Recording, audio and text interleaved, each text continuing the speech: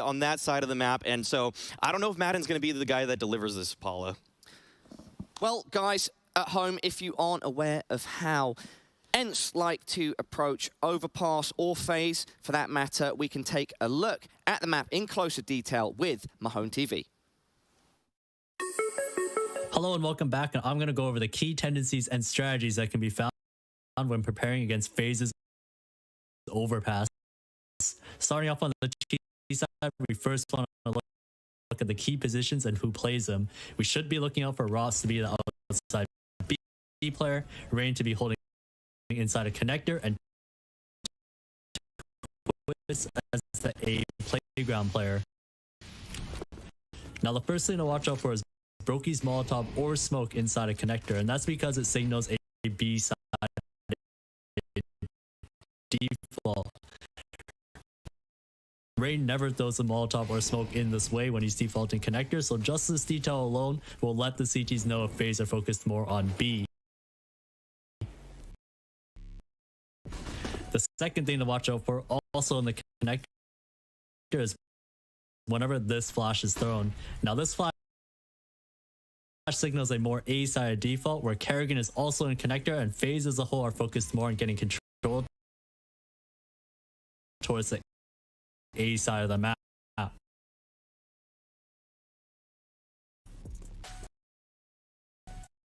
Now over on the CT side, we also want to know the basic positions of players on the map.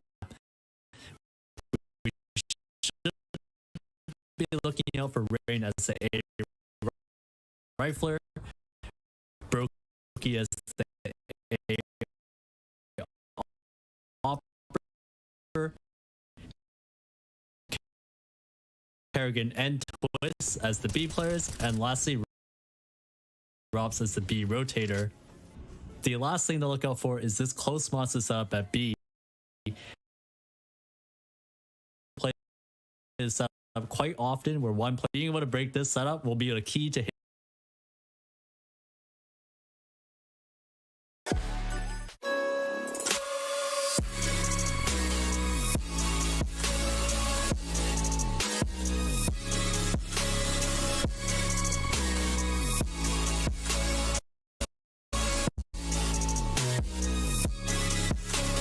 You love it, you wear it. What's your style? Get your merch at shop.eslgaming.com.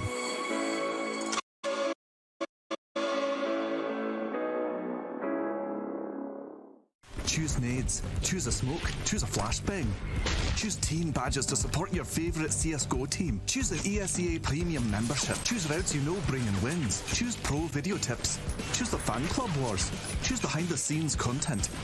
Choose good grades. Choose guns you know you can shoot right. Choose bingo.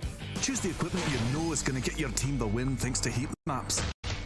Choose the CSGO Hub Premium, the complete package to help you and your squad achieve all your CSGO goals.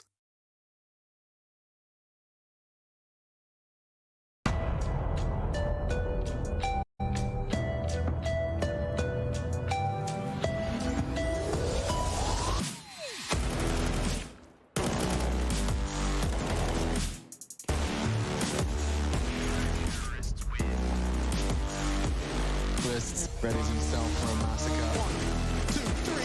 Twist is teaching it. That's all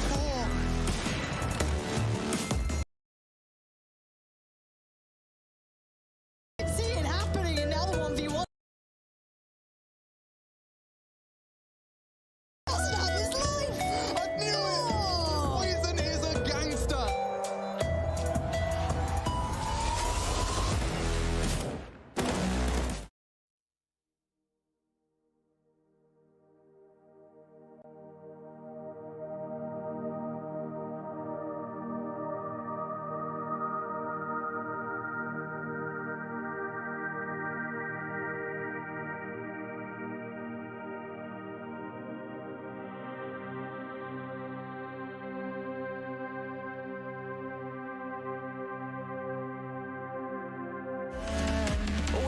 to your omission. We are many of one. We're coming home with a mission to tear you down from your undeserved throne. We can take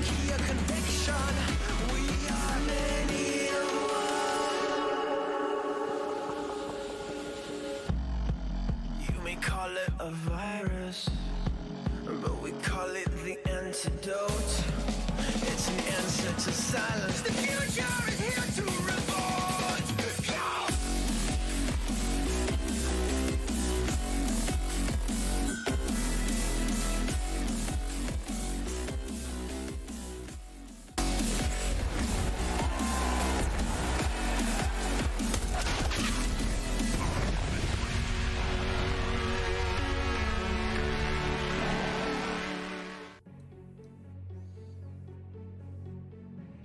Oh, the music is tense. The people on camera all look focused, and that probably means we're on our way to a third map here. FaZe unable to field a CT round back on Dust 2, and now hoping they can leave that in the past as they get ready to head into Overpass. For ence, the time to strike, it's right now, as they were able to make Nuke close and then take Dust 2 for themselves. I feel like if there was ever going to be a time to upset FaZe within the group, it would be in the opening game. I thought the same with Sprout taking on Vitality, so this is a fantastic opportunity for Snappy and his squad that could over there in ence. Now, let's take a look at Rops, who's decided, I'll take some Julies, and you know what? I'll take them down to Connector. 30 bullets of doom about to come their way. Do we believe in the Rockstool Beretta? No is the appropriate answer. He swung and dealt with by the Glock. Now a man down, and Connector, pretty pivotal position to have lost. Rain flowing around in party is at least good to keep them out of mid for the time being. Yeah, this is nice now. So Rain can actually pivot back and disappear. So the 1x bet onto the top of the screen, it's much even, or much more even than it has been throughout the series here. So ence have clawed back some respect as far as the odds go. But Rain is such a nuisance over towards A. Back over in Katowice, Dinko and I had the pleasure of casting just a masterclass of Rain up close and personal, and he's going to continue to attempt to do that here. Jumping, jostling, and looking for any information that he can find as Madden, Snappy, Spinks, and Hades want to bear down on his position. Spinks with a couple of flashbangs here. Kara going to be the first man to rotate over. Oh, that's an unfortunate dink, and mate, yeah, you know, Rain tries to run out of there, tries to set up to play retake in a 4-on-4, ends up getting shot in the back from long, so now there is a bit of pressure to take these fights. You need to win some of them, and Broke, even though he is good for the second. Shouldn't have been ready for Hades there, but he still flicks back and gets him. Now for Twists, 1v2, not easy, but... Yeah, not getting a move on either, right? He's worried about players close. There's a smoke here that he can scoop up. That is nice. He can drop that on the bomb, but a 10-second defuse in front of two of them? Yeah. I don't think so. No, this should be all well and good. Hunts down the kills, right? It's kind of the only option you have there. When you see that no one's in the site, no one's facing you, that really only leaves one place for those two players to be, and that's playing around the bomb over in toilets. So Twist attempts to deal with the first. You know, maybe if he gets it to the 1v1, there was like some trickery he could have done with the smoke. But all in all, pretty dire straits once you've lost the A bomb site that convincingly.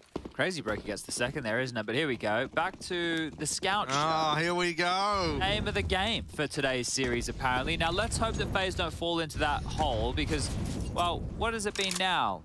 10 consecutive rounds? Oh, sorry, 9 consecutive rounds that they have conceded here on the CT side. It was 8 over there on Dust 2 that they weren't able to find a single one as ence tallied up T round after T round, and well, they've grabbed the pistol here, and if they get the conversion off the back of this, it might even be a couple of more. Brokey and Carrigan combined down to 19 points. Carrigan on 16 HP is what I was saying, and Brokey's dead. So just 4 more to work through here, and look, I know the individuals are good on FaZe, but when they're going out on their lonesome and they're getting pipped off one at a time, it just looks flat. It just looks... Lol. Yeah.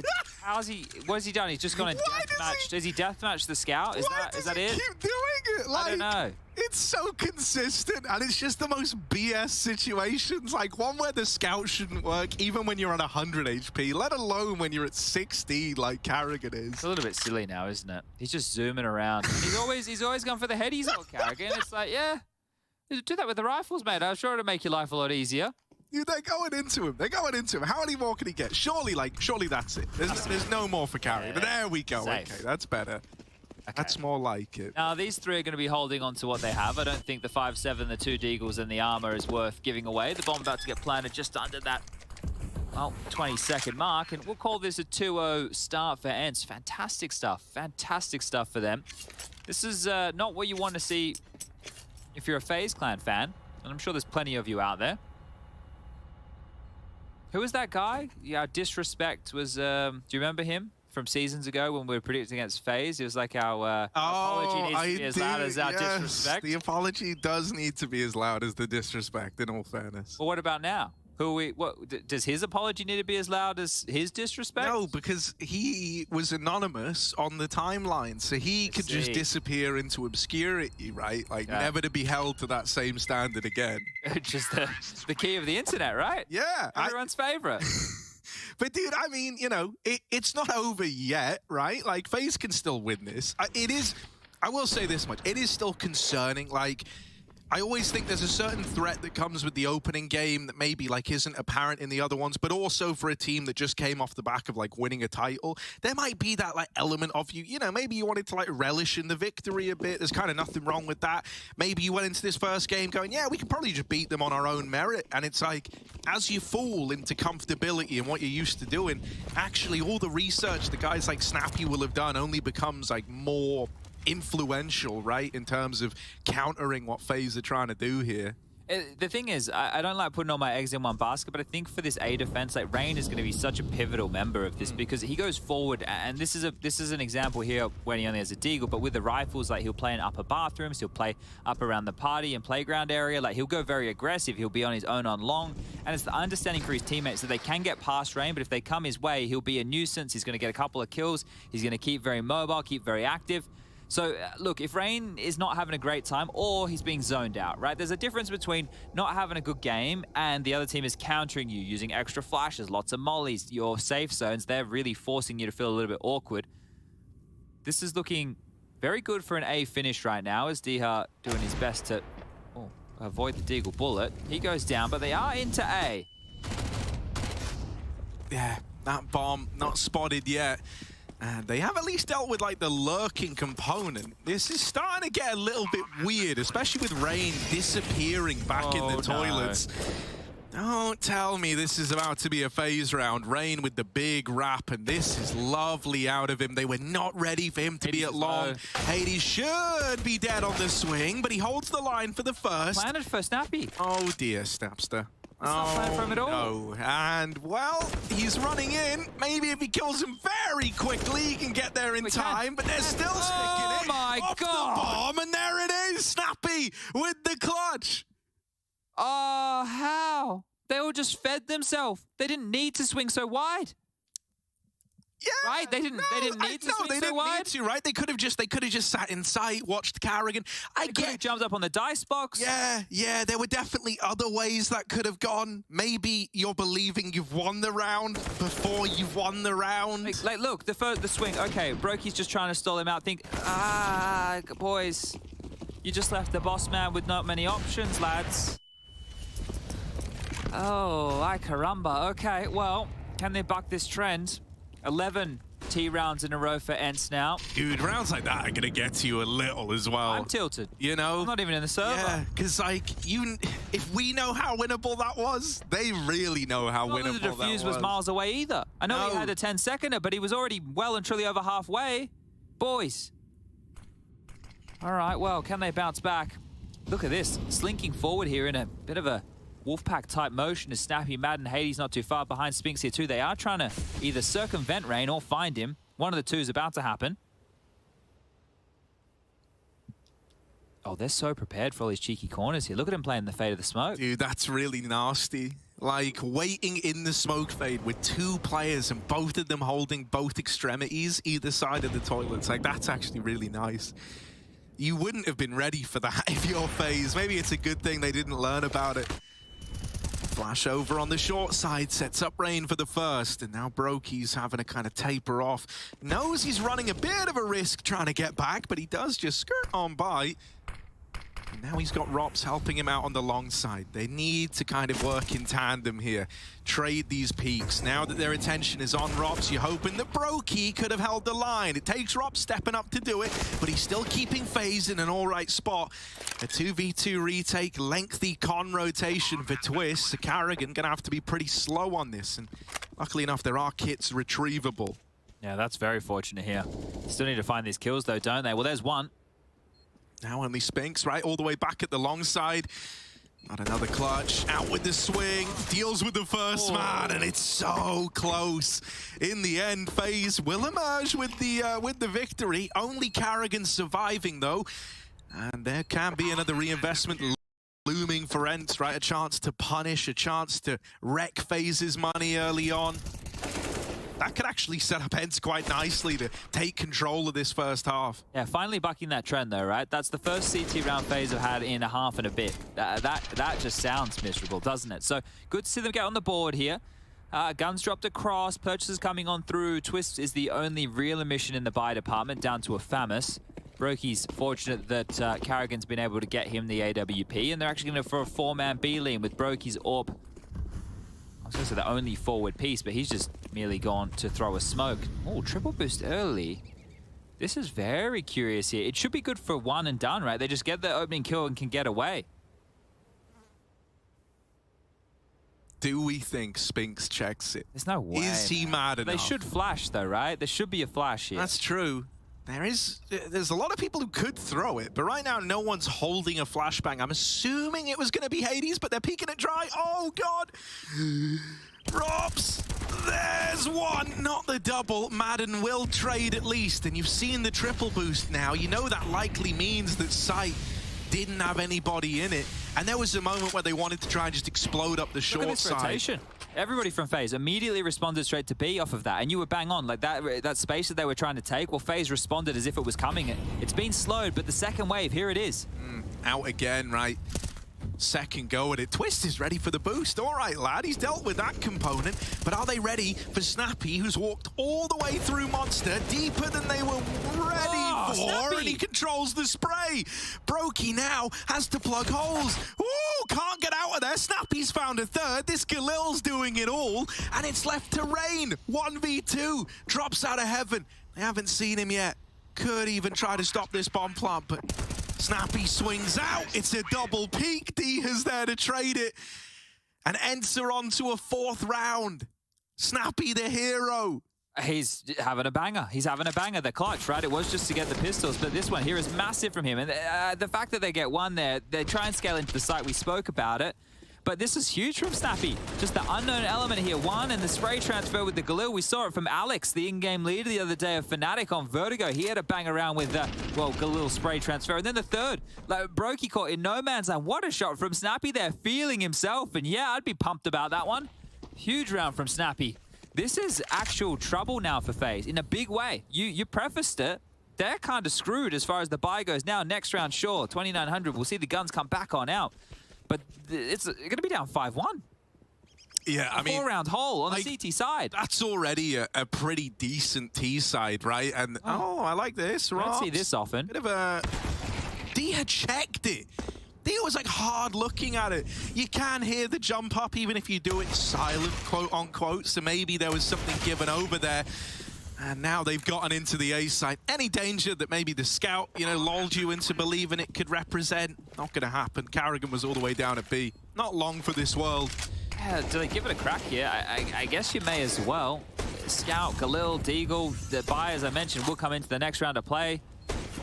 Rops is not considering it whatsoever. He's just tucked tail back over towards T-spawn, so maybe it is just the save, or Twist and Carrigan seeing if they can walk away with anything better than they're currently equipped, but ence are handling this, and convincingly handling this. When Snappy is pulling off rounds like that, that's when you know that FaZe are really having a rough go of things, because Snappy's feeling himself, right? He has a very good understanding of how to whittle down these weaknesses. Nice shot there from Twist on the way out the door. Bomb will go off. He'll detonate with the bomb.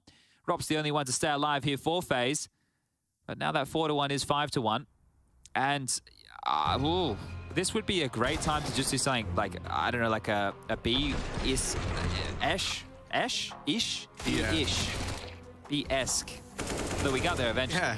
I haven't eaten yet today, Harry. I'm running a bit low on energy. They got halloumi over in the canteen. Yeah, it's coming I'd next. get in on that, it's coming man. next. I want to get some food in me.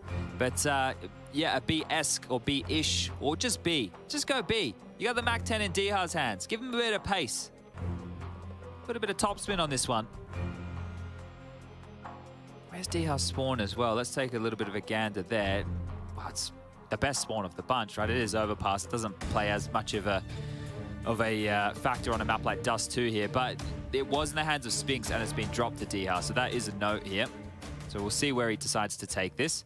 But this would be a perfect and a bit of a classic snappy pace change if they do throw something quick their way. Down towards Connector. Okay, that ain't bad. Can shred through the lack of head armor here. But they are just default spreading, so it was a pace change, but just a little bit more standard across the board here. Here comes Brokey. Yeah, Brokey needs to win this, man. Just for like the kind of mental of the head-to-head. Like, there's no worse feeling than taking the most important, you know, big ticket item down into the connector and then getting Mac 10 rushed. That's the thing as well, that the movement that Diha is going to employ here is going to be a little bit different to if he had an AK. So Brokey might get a rude shock. Bit of a shock to the system, as it were. They are gathering back towards B now, so they've done enough in terms of their default spread. Here he comes. Oh, all right. Well, looks it slow. Okay, that's good for Brokey, though. Able to get out of there as well, and now they're sat comfortably in a 5-on-4. Wouldn't mind seeing Rops make a move here, especially as Rain is cleared out long. You know they're not con either, and so very, very quickly you start to piece together where they are based on where they aren't. Carrigan holding for this short swing, and Spinks is going to open up. Still only one man in the B site itself, and that rotation just getting here in the nick of time. Rops down into the water, is getting wrapped. Snappy bests him in the head-to-head, and Brokey wants to trade this. He wants to trade it, and so he will. Springing into action, Brokey's had enough. Up and over, looking for Hades. Oh, missed shot! USP's gonna close. But it's not comfortable. Again, it's such a close round. Finally, FaZe are able to hold on to something. But considering how that all started, the info that they had, kind of amazed that you're even getting it to that closer margin. Yeah, I agree with that sentiment in a big way. The 2 rounds that FaZe have won now, only one player survived in both of them, and that player has made sure to retain the AWP both times. So at least that is a consolation here, but as far as the game goes right now, ence are doing a great job of turning the screws. They will have to do it again on a lighter scenario. Spinks into a Mac 10 and a Tech 9 for that of Madden. AWP for Hades and AKs for the other 2. So both teams with a bit of a broken buy in this one. Carrigan onto an MP9. And Brokey's going back down to connector again. Is he going to be a bit more sassy about things? Wider swing. Deep Molotov to clear off towards the toolbox side. He's going to back on out. And Carrigan is feeling himself here. You can see him starting to get aggressive. Is he going to clear his corners? Carrigan pushing into sewer. We'll have to clear this. It's SMG versus SMG, and, well, the Mac 10 reigns supreme today. They're allowing Rops to be that third element at A. Like Carrigan, when it was Olof in the team, I think Carrigan was doing more of the rotating roles, but if you know that or if you feel it's going to be an A play and they're going to try and isolate Rain, putting Rops over there to B with Rain, it is a great decision, but it makes this B bomb site much more susceptible. Now it's Twist's turn to defend. They are going back towards B, right? You know Carrigan's a B defender, so it makes a lot of sense here. If they do a good execute, Brokey's ult might even be negated here. Yeah, that's one of the big scary parts, right? Is that very, very quickly this can become a Twist sight hold where he has to do it all. Luckily enough, Brokey's sight lines are still open. And he's still given a chance to play into this with the AWP. Having to take some uncomfortable angles, though, to make it work. And they do get that bomb into the site. Double con rotate for these 2 A players. Brokey's already going heaven bound, and now that you've lost Rops, or Rain rather, on that peak, you are saving. You're not going for this one, FaZe Clan. Yeah, definitely so, right? Definitely so. This is... I feel like like if you can't string consecutive CT-sided rounds together here, even if it's against a lower buy like that, they're in so much trouble. Carrigan gave up the opening there. Tradability was not in play. Twist was overwhelmed by 3 players at once. They used their smokes to isolate any line of sight that Brokey could have, removing him from the play. They walk away with, you know, the rifles that they walked in with, but remember they had a couple of lighter buys. Remember, there was a Tech 9, there was a Mac 10, and they are somehow able to convert this one. So Really, really good stuff from ence. Yeah, call me impressed. Dude, I mean, Snappy's always someone where, like, in the games where he himself is looking really good, I feel like that only reflects positively in, like, the cooling department, right? Because he still doesn't become, like, hyper selfish. It's just, like, he's able to be in kind of... Some of these may be more info-prone, like, swing positions as well. I don't remember what game it was exactly, but I do remember Snappy dropping, like, 30 on a nuke that one time. And, Mirage as well. Yeah, you know, he does just occasionally have these moments, and he gets really hard to deal with. You know, on the flip side, if you want to look at IGLs, Carrigan had a very, very rough time on Dust 2, and hasn't really picked up here. Oh, Brokey. It was a nice try, right? He dropped the bomb, but should be... He's got Hades for free here. Oh, Hades spotted him. Oh, the little jump jiggle. Hades didn't believe it. Never believes Madden. Man's like, don't worry, mate, I'm all the way up. Hades says, nah. Wait, Carrigan here could cut this off. If Carrigan takes down Diha here, if he doesn't over-push the Markwex... The flank on flank on flank. They're coming down lower into B. They weren't ready for Ops there.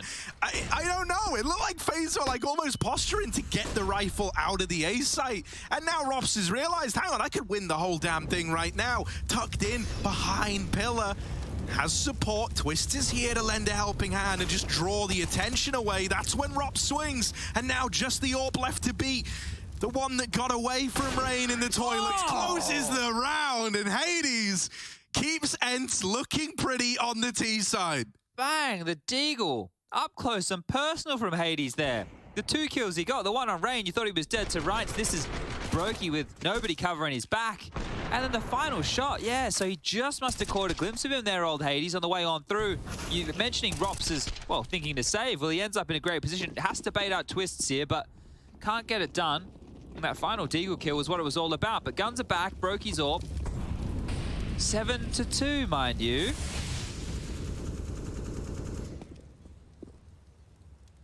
You've got to be sweating right now if you're FaZe. Like, sure, you can still walk away by winning out the half, but it needs to start now. I'm taking a quick look at the kill distribution. 10 for Rops, 8 for Brokey. The next closest is 5 on Rain. 4 for Carrigan, and Twist, well, he's found himself on this B bomb site. Sometimes on his lonesome, getting overwhelmed, he's only got 3. So I wouldn't say there's any wrongdoing of his own, Twist. He's not like he's giving away the opening kills. He's the guy getting isolated, right? And that's where the context of stats is really important. All you armchair analysts at home will just look at the numbers. Well, it's the context of how those numbers happen. Snappy with 13, 7 for Hades, 6 for Spinks, and 5 apiece for Madden and Diha. There's Brokey finding one. He's being very active with his AWP still. So many 3-man leans towards A, though. Rops has found himself over towards A. It feels like more often than he's found himself at B. Yeah, I mean, they had employed a quad B play early on the CT side, right? And I guess on the back of not seeing anything, they've kind of lent back into this triple A side lean. But this right now runs the risk of having that B side become a problem again later in the round. It's just, you know, do ence do the appropriate kind of dance before they make this site hit happen? Or do they just commit to A on the numbers alone? The fact that they've got 3 here. It looks like it is the A commitment. So at least, you know, FaZe hold their ground. If they stick to their gut feeling, they're going to be in the right place. That's a double over in the toilets. Hades with the AWP. Ooh, isn't able to get that trade. And that's a lovely little sequence out of Rain there, right? Just turning on a dime, up close at toilets, nails 3. And delivers around to FaZe. Okay, well, it has to start now because so far the rounds have not been consecutive. It's like ence have let you win one just to punish you after. So avoid the punishment. That's the first round as well that they've won where they've managed, well, multiple bodies staying alive. So this is a good change for FaZe. It was odd saying that, but flash forward, enabled. And able to close this one down. Money, wow, it's up against the ropes for ence. There's 1 AK in play, 3 Tech 9s, and a Mac 10. So if they can make it work like this, dear, you're going to have to ask some questions about what's going on at FaZe. There's no way that they should be walking away with a round like this. Setting up towards B. 3 players ready to receive. Carrigan, Twist, and Brokey playing the pillar. They have multiple smokes, 4 of which they can smoke mid-site, heaven. They can do the smokes over towards graffiti. Or they could just walk in. That works too. Oh, the timing on that flash pull. He's not been punished for it. And in fact, Brokey still delivers. Okay, you know, I'm not worried for Brokey. It's all well and good. As long as he's in the right place, I feel like phase rounds can come in, and he demonstrates that nicely. You know, I think it is nice to have a Brokey, right? Someone who kind of, in terms of emotions, this guy's like never super hyped, but also never really in his own head as a result. Like he very much doesn't give in to the emotional side of Counter-Strike. And while everyone else on FaZe occasionally in some of these rounds have been going for like very respectful approaches, you know, we don't really have any of that like mid-aggression. We don't have Rain taking party anymore. The one consistency in terms of players dueling first has been Brokey trying to find impact with the AWP, right? They kept all 5 alive as well, right? And here he goes again. So this is one of the times, Harry, where let's say we were playing together. I would say to you boys to not do this, but it seems to be working. So this is all right. They're going to just farm up some Glock kills. Brokey's P250 comes out, and we'll finish things off with the big green. So there's the confidence. It's still raining through and spamming the body. Brokey's letting him know he ain't happy with how things have been trending. And he looks like he's a keyboard on stand man. Are you a keyboard on stand man? No, you're not. You have a very... your setup is very wide. Yeah, I mean, because I use like the yoga mat mouse pad, you know, like the really big one, and that kind of helps keep things level. I like to keep it all very horizontal or flat.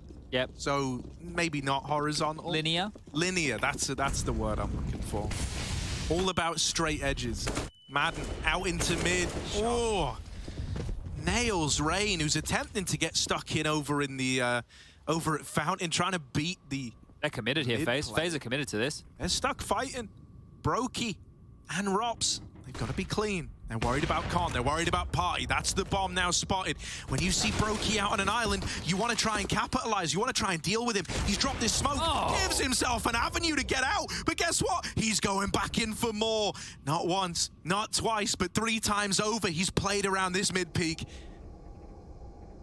He is scratching his head. Where has Brokey gotten to? They don't know. The AWP was here the whole damn time. And Brokey, has he done enough? Has he set FaZe up to win this round? It's a 2-on-2. All thanks to his heroics. They're not ready for the toilets push. Twist hit that timing to get in between Hades. And I mean, it should be come across. He could be in the A site. You're not really believing it if you're Carrigan. And so that kills free. It's a 1v1. In spite of all that AWP work done in mid, it could still be an ence round. Oh, tiny angle. The zoom's going to help him. 30 seconds. Time is becoming a bit of a problem. He's got the bomb. Making footsteps. Twist knows. Hades aware he could be close, but isn't able to win the fight. And so in the end, Twists and Brokey do deliver a 6th round to FaZe. Hard fought there and awkward, made awkward by the creek, right? How often are you going to see a player being able to grab a line like that without the AWP? So Hades gives it a crack. He gives it a good attempt right there, but broken towards the tail end of the game. Max loss bonus in the next. It's a chance for FaZe to tie things up, and I didn't think I'd be saying that a few rounds earlier. So we were having a discussion last night about who would you say has been the best player of 2022 so far? Ooh. Simple hasn't been on form. Nico hasn't been on form. Zywoo hasn't been on form. Like, they've had good games, definitely. There's no doubt about that. But like the consistency and the high level, consistently, it hasn't been there. And Brokey was one of the names that quite truly rose towards the top of the list. Yeah, which is kind of wild to think about. Like, everyone's always known Brokey as like a very, very solid AWPer, someone who can win you clutches. But I don't think anyone was looking at it going, yeah, like he's like best in the year so far. But that is kind of where he's finding himself. For me, it's either him or maybe Hunter. Okay. Someone else. I'm kind of, because I think, you know, we've seen him have step-up moments. Admittedly, some quiet ones in there as well. Not the same for Brokey. So I wouldn't put him above Brokey, if I'm honest, but yeah, maybe like top 3. I want to make sure I get out ahead of this as well. People are like, well, what are you talking about? You know, it's like to the superstar level of the Simples, of the Zywoos, of the Nikos, right? Nico definitely has had a bit of a red patch recently, right? Like there's been some games where he just hasn't been able to get a lot out of himself, whether that's his own fault or not, right? Obviously the Alexi B situation. We all know the scenario around Simple. And Zywoo had a pretty quiet Katowice, right? And that's the language barrier. But Brokey won the biggest MVP of the year so far. Hello, Madden. Hello, baby. He might have just hit this timing. Brokey might be pretty good, but you can't beat that. Just shot in the back of the head, and a route opened into this A bomb site. Rain, with every bone in his body, would love to be able to offer up some more resistance, would want to come through this. The only downside is he gets hit. He literally headers the nade. And Diha, hearing it, seeing it, knowing he was there, is good to deliver this round. It should be ence locking in the half twists. You know, he's had a bit of a rough go at things down towards that B site, often left alone. At the end of round 15 is no exception. 8-7, the ence squad lead the charge, albeit barely. Can Brokey offer up heroics to save FaZe's bacon, or are ence going to run away with this one?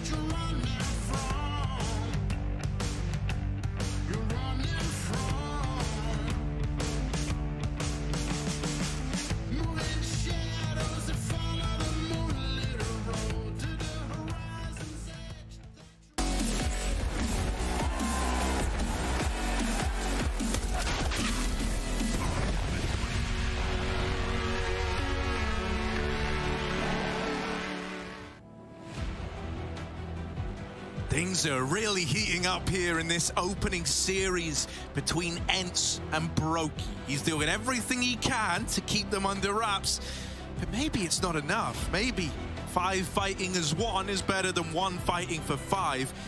I'm kind of overdoing it with the Brokey praise, but man, so many of these rounds really did come down to him having some big multi-kill sequence with the AWP. Yeah, we can back it up, right? He has 9 kills more than the next closest teammate in the server right now. Multi-kills, he's had 6 of which, and he's 5-1 in terms of opening duels. So sure, it has been the Brokey show in a big way. He's the one that helped propel FaZe to a respectable first half, or the closest thing to.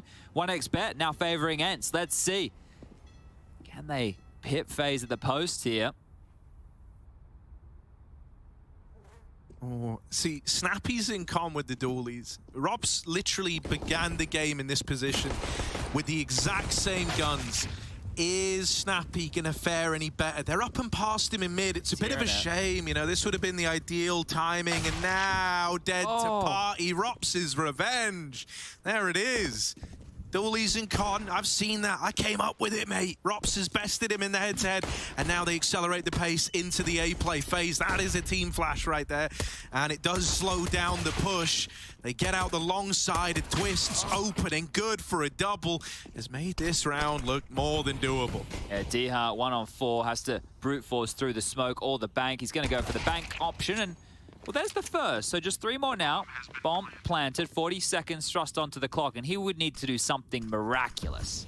This would have to be, like, I don't know, just a feat of engineering for him to even come up with a way to isolate these fights, to just not get triple swung. It's going to take something miraculous. And, you know, Diha can give us miracles, sure, but this shouldn't be one of them. Oh my God. Cheeky. Very cheeky. He was close, right? He had the read. Unfortunately, Carrigan's also literate as hell and runs him down. There's Brokey alongside him to seal the deal on the pistol. And FaZe now maybe wiping a little bit of sweat off. It's like, okay, there's the start we needed. It's entertaining what they're giving us, right? You know, we're all starting to believe now in the ence underdog story, coming up against FaZe, just winning the IEM Katowice trophy. ence on the dark horse conversation time and time again, and now ence, well, in a position to get it done. Have picked up a scout of their own, Hades. We've seen some great scout work today, my friend. Zywoo and Carrigan are probably leading the charge in that regard. Let's see what Hades can do. Flashed off the line, is already corralled back, has Spinks alongside for the ride. Diha, Snappy, and Madden currently reside over towards the B-bomb site.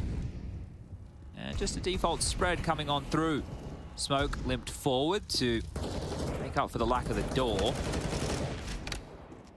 I mean, dude, the blowing off the door meta is so strong, isn't it? Like, the fact that you're even having to pull a smoke out of tees there to get them up connector is... Which is temporary. Yeah, super valuable. Wild. And it's like, also, now they've just willingly gone, we don't know what's happening at short. Like, you can take it. And that's exactly what Snappy's done. Oh. Fortunate Rob's got past there. You can see Snappy wasn't holding the deep line. Oh, he's been spammed on through. I think they know where you are, Snappy. Oh dear, yeah, they run him down. He was on a timer in a very big way. Once you hear the shots connecting, you know you're kind of screwed there. You've also got this this deep CT smoke lobbed over for FaZe, going to give them a lot of real estate in towards B. That's quite something quite simple, actually, what Carrigan just did for a lot of people at home to maybe consider doing, right? If you know that you're running into the B side and you have a good... If you kill aggressive players, sewers or whatever, and it's likely to rotation, you saw here, he just stopped the sandbag, he jumped to make sure he was lining the molly up correctly, and then just lobbed one over the roof to land over towards CT so they can't just scrim out as he takes the fight. It's really simple. It doesn't need to be a set piece of utility, just understanding what's around you, right? Using the buildings, understanding all the good stuff that Counter-Strike has to offer. They've taken the lead. Would you bloody believe it? I mean, dude, considering how this started, like... Yeah. You know, because I think, well, at least this applies to me, I'm still under this, like, disillusion that, you know, ence, oh, it's only a matter of time till they get it all back in the bag. Like, I am very much romanced by that. I think it was it a 7-2 start for them? Yeah. 7-2 and they ended, right, 8-7. So that tells you how good FaZe did to come back into things. But a 7-2 scoreline with a pistol conversion, not letting them string consecutive gun rounds together, that was a really, really good start. You just have to hope that they don't feel they let a bit of air out of the balloon, because you know that it's a really good first half on a map like Overpass. Actually, it's a great first half on a map like Overpass. You just need to do the mandatory things now to get it done. And that's why I don't hate the fact they just saved there. It's like, okay, give ourselves as many rounds as possible to be threatening. The pressure's on FaZe. They're on the T side. They're the ones that now have to start dictating the tone, which is, well, quite the opposite of what's happening right now. Twist runs in. There's one. And done. Okay, well, Oh, okay. Rain at least checks con for the double setup. I like that. You know, it would have been very easy to just assume that after you've dealt with that first point, man, it's all well and good. And he's here to close the round. 3 for Rain, delivers, puts double digits on the board for FaZe.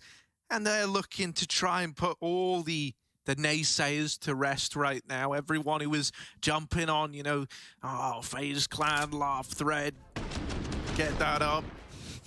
Right, this one's for them.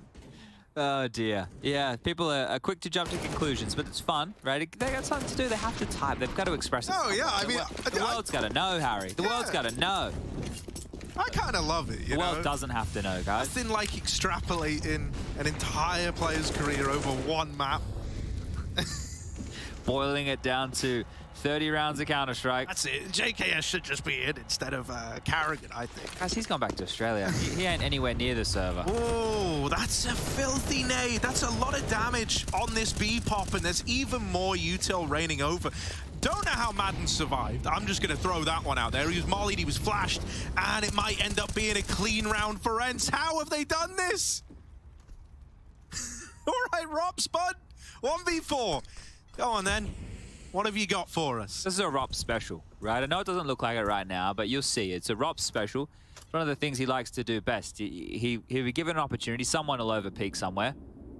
The most likely situation, guys, is ROPS is probably just going to save the AK-47, but let's try and believe. I don't know what that was, but it's a message delivered to you from the gods. But yeah, Rops is hoping an unforced error comes his way. I felt you trying to bring it into existence, right? Yeah, you have to believe a little bit, or what's the point? Hello? Oh, that was nice. And he got the AWP out. All right. You know, props for the P250 flick to the short side. That was, I think it's pretty obvious, not an easy shot to hit. I think that's safe to say. Also, how did this happen? Yeah, he's blind as well here, right? And he was just spamming away. So I think all the utility in response towards Monster just kept them at bay, because it was just an arsenal of weaponry getting dumped down there as they were getting pushed. But both teams have been able to manufacture a good-looking buy. Brokey with the AWP, but Hades without. That is the biggest difference right here, right now. They've gone for the extinguish. There's a nice little smoke out of spawn there over towards the door, and that's good. I first remember seeing that back in like Godsent with Pronax, and they would do this even with Schneider too. They would do a set smoke that would land at the door like this for the tees, because that's when having 2 players in the connector was part of the CT meta, doing that boost a lot. You do that smoke, you'd be able to go quite quickly. You'd be able to do quite a nice B split, I believe it was. That's taking you back down memory lane. It's good how we see all the executes coming back in and different pieces of utility used over time, but still just maintaining the slightest of leads are FaZe, combing out across the map. Twists, Brokey working on long control. You see the flashes over the top. They're just going to peer out. No run boost. Able to do it with the util. Spinks in upper bathrooms. It's going to get a little bit more difficult for him, and that's why Hades is starting to join him now.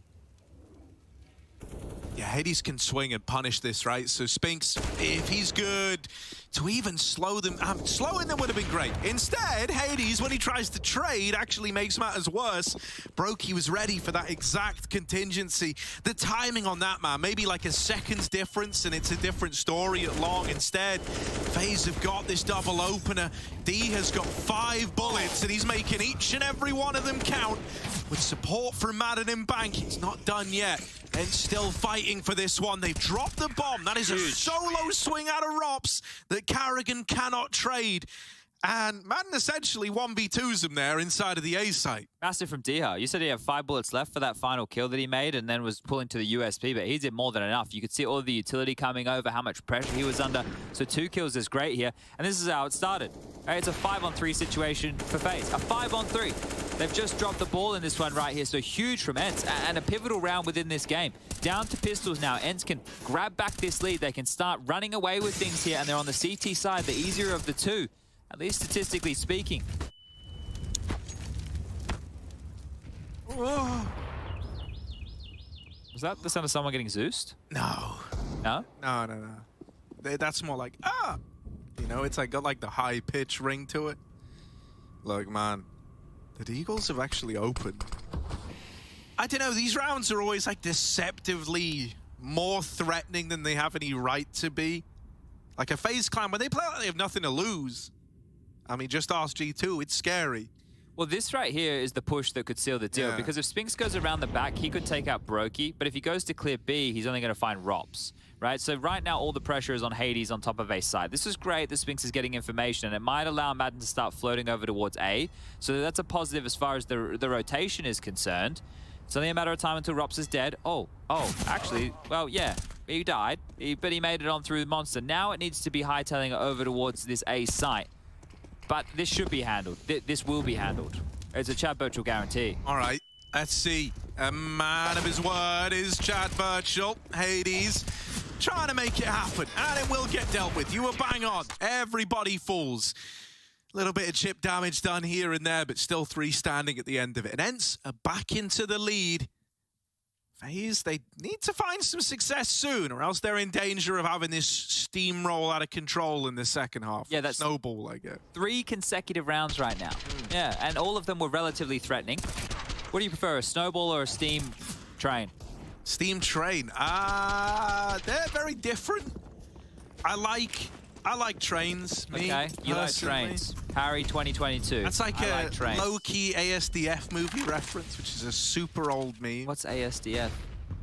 It was just like these little animations that were okay. funny years ago when when I was a child.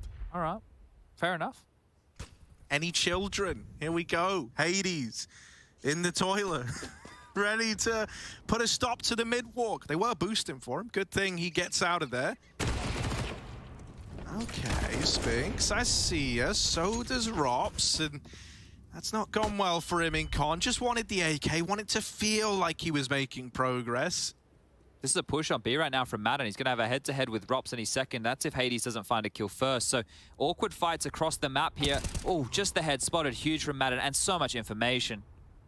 It also just forces FaZe's hand. Like, you know, you've lost the B control now. You don't really have any other choice but to follow through at A. It's the only map control you've got. So Carrigan's going to lead the charge. He's got the rest of the boys in behind him.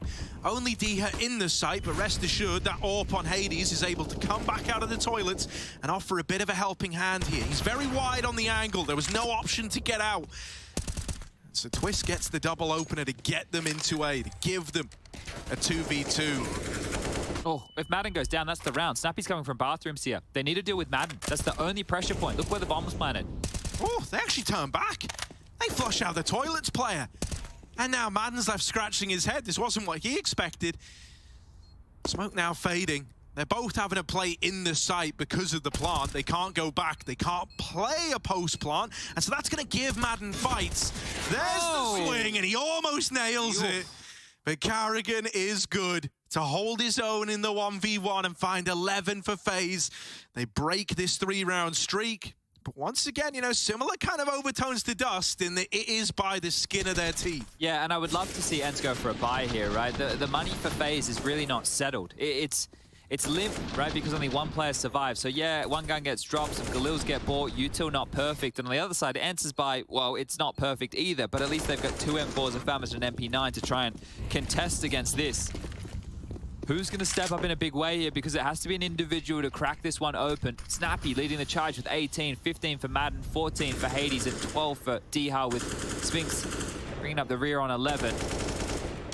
And that was an important one-on-one for Carrigan to win out there. He only has 6 kills, but that's an impact round that he's just won. And if they're able to pick this one up, it maybe has the impact to spur FaZe forward to a victory. But this is it, right? This group, every game is important. It's a hard group. I would consider this the group of death. A loss to ence, or a loss to FaZe if you're an ence fan, that could be troublesome as far as getting a top 3 placing in Group B goes.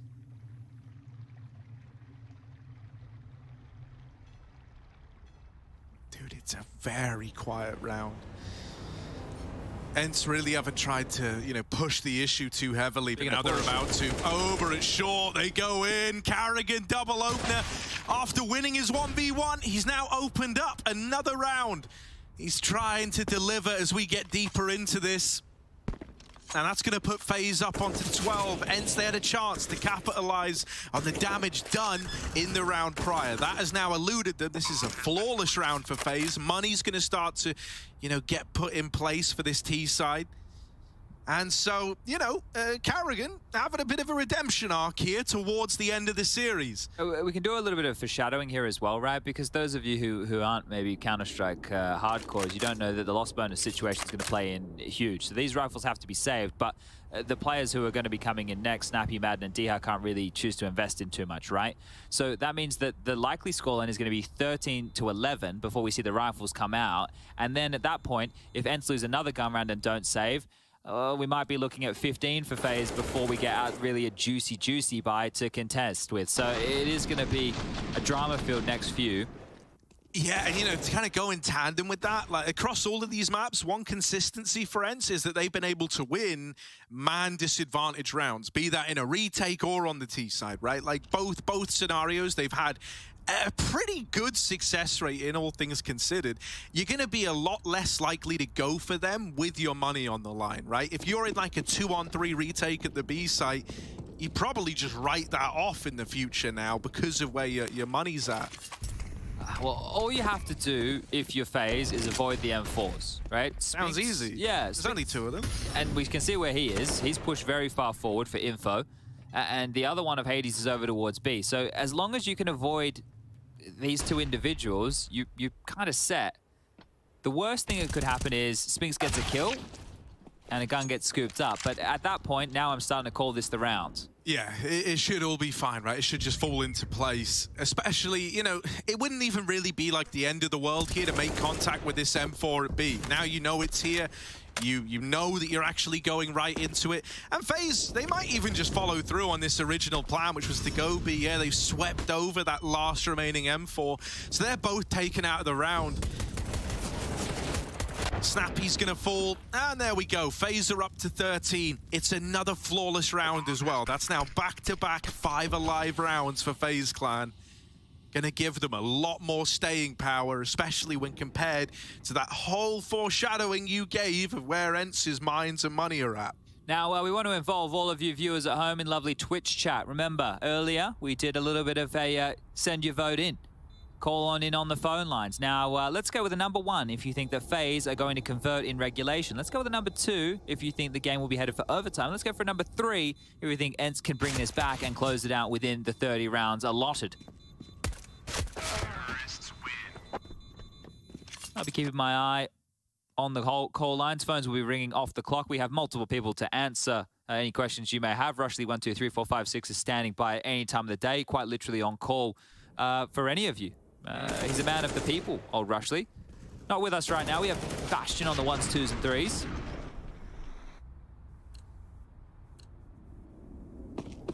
But here we go. This is it.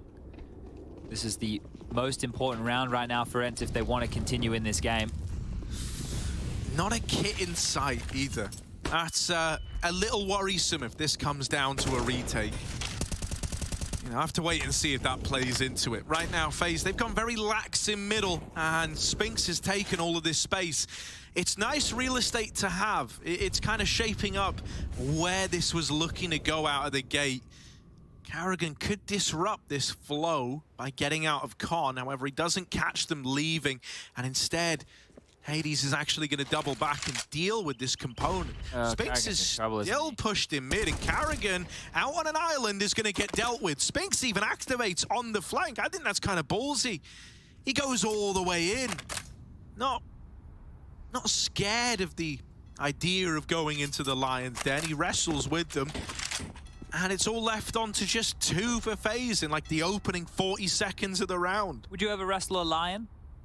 Not a lion. I do think they win on just raw power and like claws, teeth. Yeah, they're kind of bred for that. What would you wrestle? Honey badger?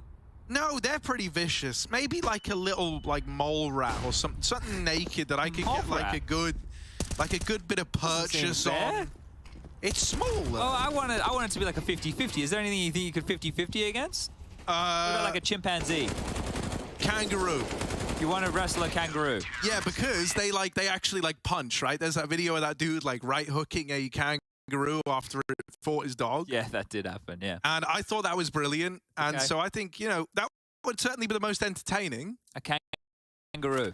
Because a bear as well, you got to bear this in mind. Hey. Well,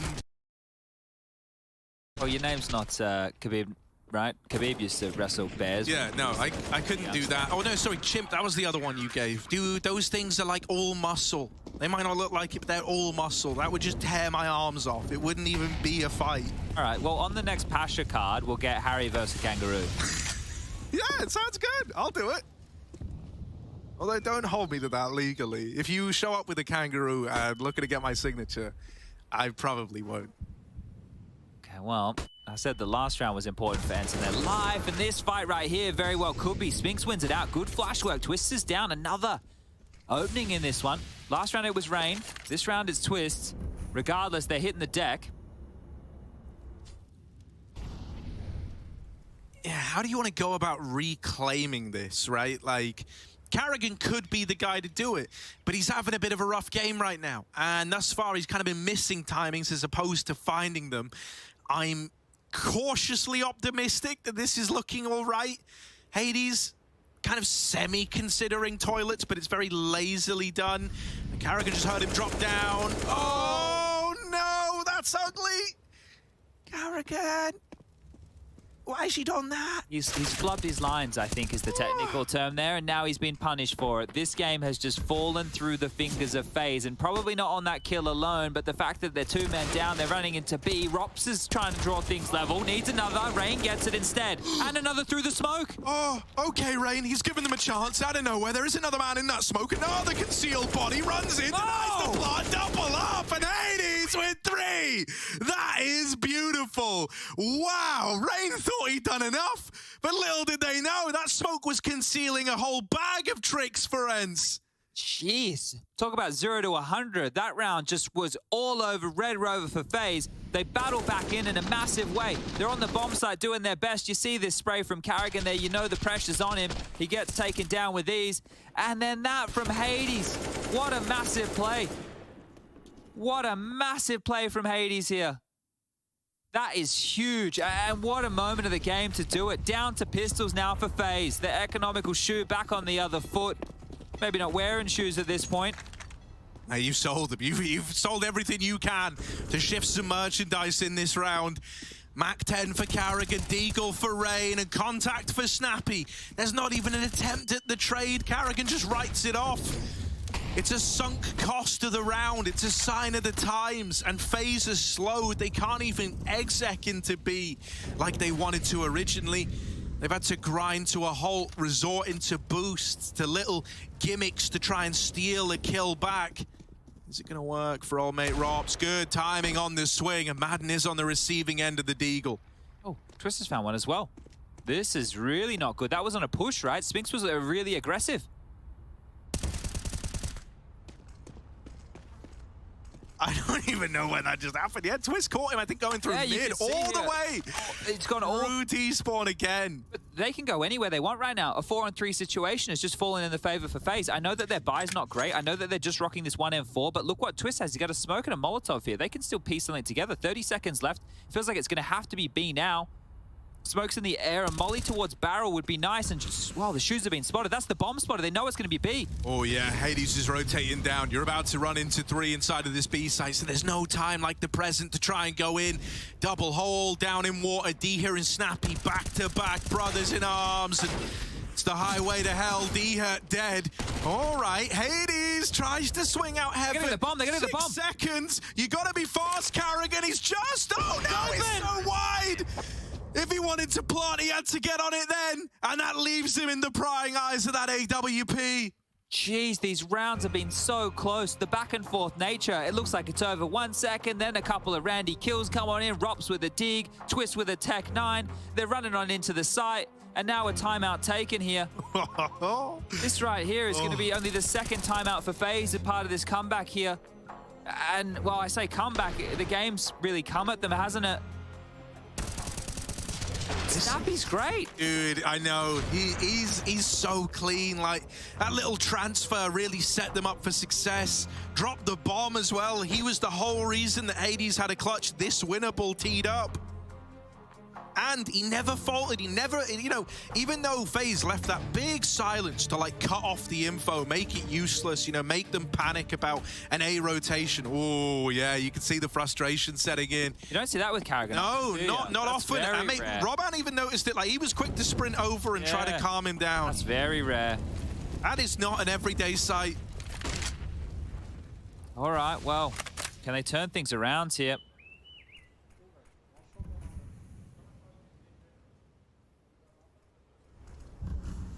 Hear a little bit from the players now. Hopefully you at home can hear the same.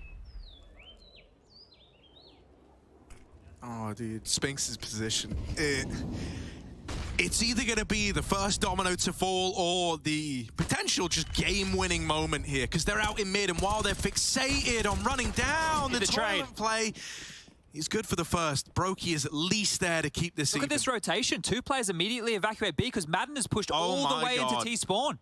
Madden knows, all-seeing eye, and now Hades, he's aware of what's about to get dealt to him. He knows that they're not outside of B, so they are going to be coming A. He needs to get posted with the orb. Dia might need a helping hand in the toilets. Oh, that's a flick, but only one. Snappy holds the line. They're ducking down Con. Remember this flank, it's coming now. Madden's coming now. They're still going to be locked into this. If they commit towards A, Madden will be behind them. They ran back for a second, but they've recommitted. They've all in this one. Into Snappy. Into the play that ence are ready for because of this flank, which is getting ever closer, ever more present, is this wrap from Madden. Snappy deals with Carrigan. It's only Rops in the clutch. Now, normally, you wouldn't put one of these rounds past him.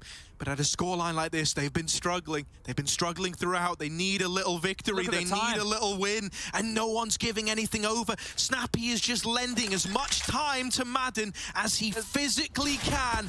Tap on the bomb, and there's the swing that seals the deal. Surely there just isn't time. And so it's 15 for ence as Rops crumbles under the pressure of the 1v2. He just couldn't draw him out. Snappy wasn't giving him anything at all. Snappy has had an absolute blinder of a game. 24 kills for him. The impact, you felt it. You felt it throughout. The T side, remember the Galil spray, the transfer he had, the punishment, the calling on that T half. And now just one more round right now for ence. Down to pistols, down to Mac 10s, Galils. The buy is crushed for FaZe. ence can do this. They can get it done. A 3-map affair. Go in the distance right here. ence no slouch, the dark horse, showing up in a big way. Yeah, man, I mean, considering ence, you know, there's a reason why we say they are the dark horse. They are this team that are seemingly capable of besting anyone. You know, like they can beat top opposition. Maybe they're not up there in the discussion all the time, but they're capable. A victory over FaZe to open the group. One of the kind of favorites to make it out after winning Katowice. This is no small feat for ence. And I think they know it. They have just taken back-to-back timeouts. This is the first 2 timeouts that they've taken, right? On the CT side, they've just taken 2 back-to-back, so they've given themselves 60 seconds to talk through this final round, because you'd much prefer to get it done here than have to get it done in overtime. Neither team really has a bank going, right? If FaZe win the round, they're going to get whatever guns they have left and carry that through with the win bonus. If ence lose the round, they're going to have 1,400 loss bonus and nothing into the next round of play. So what can FaZe do? What can they bring to the table here? They've been gifted that 60 seconds to have a discussion as well. They need a great call. They need a great individual maneuver here. They just don't have the weapons for the job. Brokey's AWP, that was the CT side chat. 21 kills for him. He's been stunted in this half. Only 8 kills so far in the second half for poor Brokey. I mean, their hopes and dreams now rely on a B play. Downside is Spinks has pushed long again. He's been doing this constantly. He already knows it's B, and so there's a lot of bodies to get past still. Carrigan and Twist get the opener. Madden, they need to chase him down. Hades is providing this overwatch from back at Graffiti. Oh, it's starting to fall apart. It's starting to unravel. Rops is out late from the short side, but they don't get past Madden right away. And it's left in this 1v1. Spinks all the way from long to T-spawn, another big flank. When, if ever, will the penny drop? Rops doesn't look aware, and Spinks has stolen away the series. There it is, 2-1 for ence as they best phase in their opening game of Group B. A tremendous victory, spearheaded by Snappy at the helm. Some phenomenal calling, some phenomenal outplays, and FaZe back to the drawing board. They're going to be left kicking themselves at the end of this one.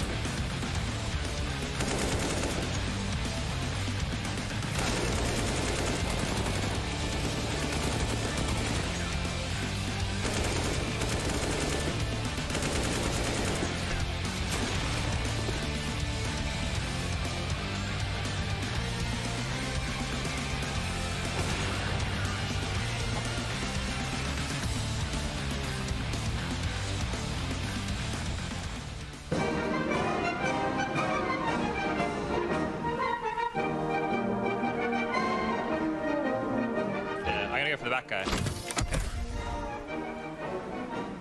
I'm on the back guy, 2. Oh, I didn't heal. I had 2 medis. There's so many little ants down there, actually. Oh, this is gonna be hard.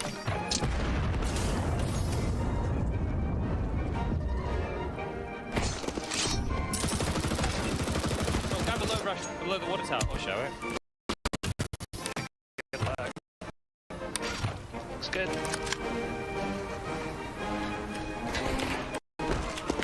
Oh. Oh my goodness.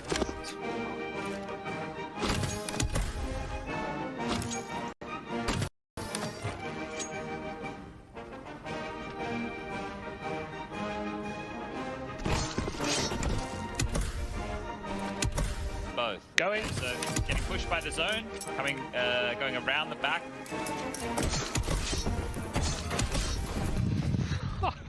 Yeah, I called that on Candy. Yeah. I'm just gonna go here at the red hut at the back. Okay. At this red hut rush. The big rock. Going. In the water one. I got the water. In between the rocks. In the smoke. In the smoke. A knife. I was just waiting. I lost 50 HP and didn't get where I needed to get. So. We'll put that one in the blooper reel, I think, right? 2 lighthouse front door.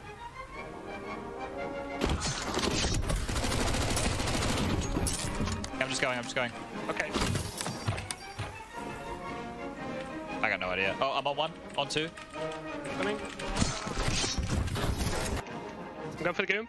Close to me. Oh. Oh dear. Oh lordy. I was in orbit. No guts, no glory, not a part of my story. I'm going hard for that trophy. That's why they all been on me. No guts, no glory. There's no need to go begin. I don't comprehend and I do not pretend, cause when I'm coming is to win. No guts, no glory, not a part of my story. I'm going hard for that trophy. That's why they all been on me. No guts, no glory. There's no need to go begin. I don't comprehend and I do not pretend, cause when I'm coming is to win.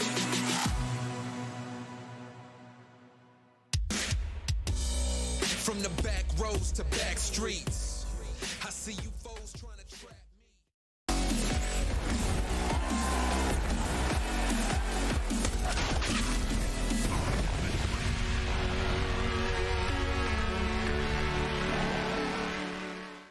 Bridge. Bomb is water. Maybe he took it now.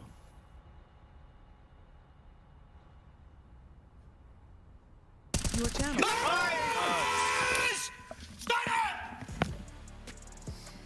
An understandably emotional ence lineup after taking that series 2-1 over FaZe. We've got off to a crazy start here at the beginning of Group B at ESL Pro League Season 15, and I guess it's only right as, you know, afternoon turns to evening as we approach night, and this becomes the night shift. That's a huge upset, guys. That is a massive upset, right? You're looking at this Group B. It's a, we say it's kind of the group of death, so to speak. A lot of big heavy hitters here, but if you look at it just from the teams playing here, you look at Vitality, you look at Outsiders, you look at FaZe. These are the three favorites to make it out of the group. Suddenly, things look very interesting. That was a grimy affair. That was a very, very stressful 3 maps to Counter-Strike. But ence, they prove us all wrong. That was a thrilling game. That was a thrilling game. I thought this was pretty cut and dry. I think we prefaced it before the whole series started that FaZe was going to be the heavy favorites coming in, but ence surprised us with this one. And man, did you know that there were 9 clutches in that game? That is insane. The amount of back and forth rounds, the amount of rounds that came down to the wire, and the fact that ence won 5 of them, I mean, that was a lot of the story for me.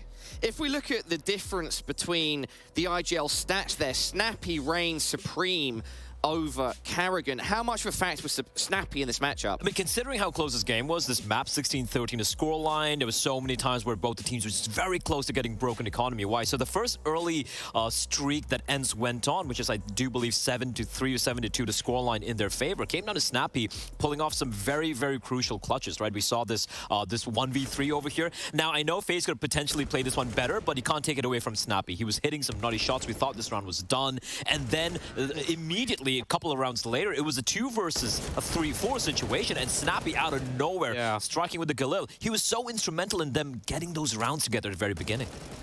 Yeah, some great moments for the in-game leader. I mean, Snappy seems to have this kind of, I don't know, every couple months, I just see like a series from him like this, where it's just like, whoa, like, why can't he do this all the time? Obviously, he's got a lot on his plate. He's the in-game leader, but it's really sick to see him step up in this way, because that's definitely the extra little punch that ence needed in this game. Tactically speaking, they were actually holding their own against FaZe, but you always are going to favor the firepower of a squad like FaZe Clan. But today, Snappy, unlikely hero.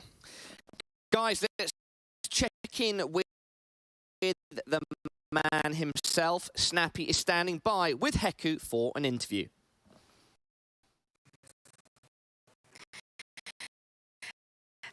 Hi everybody, ence just won against FaZe with a score of 2-1. Snappy, I mean, this is like really impressive. You just won against the winners of Katowice. When it comes to Dust 2, a map that you played only once now, like in 3 months, do you think like they kind of like lacked information on what to expect from TOT side?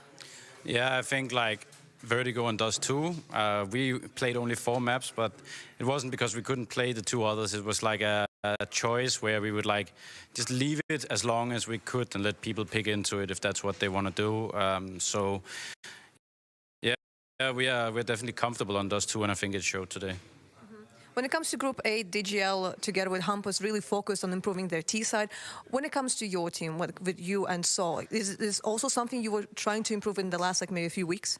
Nah, I think like our main focus has been to get Madden as comfortable as possible. Obviously, like on Dust 2 and on Nuke, he plays his old positions. But on a map like Overpass, he has to slot in a new one on CT. So our main focus is actually like, we have to kind of do everything over again, and because some of us also moved positions, especially me, in order to facilitate Madden as good as we could. So I think our main objective is just getting him more and more comfortable, because I think that's a big key to unlocking our potential. Well, today you won against FaZe, one of the favorites of Group B. Tomorrow you're facing Vitality, another really strong team. Should they be afraid after what they just saw? Yeah, I think everyone is afraid of us. We were coming in as the 5th seed in the group, and I think everyone don't want to face us as a 5th seed. Like, I think this is the hardest group in EPL. We have 5 teams here who could potentially get to top 3, and I think we showed that today. Awesome. Thank you very much. Thank you. Snappy saying everybody should be afraid of him and ence. Let's turn our attention to close this segment out to FaZe, and with regards to what they did wrong, we had a specific round that you guys thought highlighted it very well, which was round number 20. Yes, Paula. This is a round that kind of shows what I would say is that kind of post-championship relaxation for FaZe, where, you know, they kind of rest on their laurels a little bit, don't maybe cut some corners. They do some things still very well, but if we get into this one, we'll be able to see just how a huge advantage in this round. This was a 5 versus 3, still somehow doesn't go the way of FaZe, and D-Hop, sure, he does a great job on the bomb site. This is an excellent hold from him, but FaZe is kind of slow to try to convert it. The way that they approach the bomb site in general just seemed like it was a little bit disconnected. Just the solo swing from Rops, the solo fight from Kerrigan, all of that coming together gave ence a round that they really had no business winning. Yeah, I mean, it was basically 2v3 in that bomb site, right? Because 2v5 in the bomb site. Yeah. The third play was so far away from rotation. Yeah. So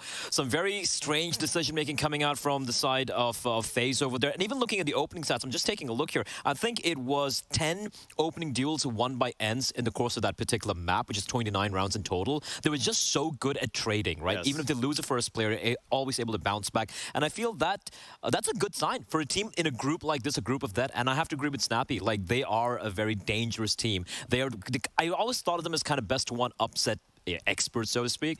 But right now, they're making a case that they can be a team to make it out of the groups. Maui, any closing thoughts from yourself before we head to a break? Just that the group stage is still going on. There's still a lot of games to be played here.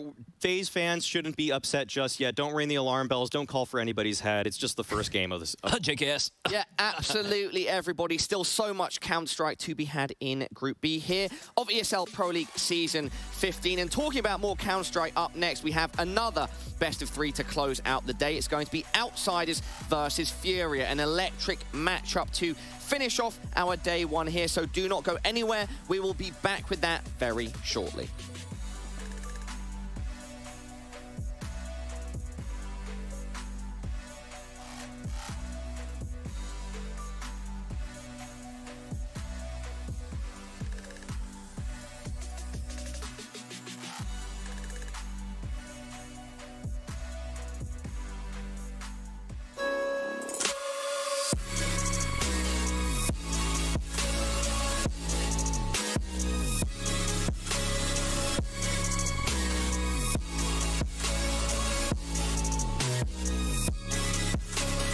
Love it, you wear it. What's your style? Get your merch at shop.eslgaming.com.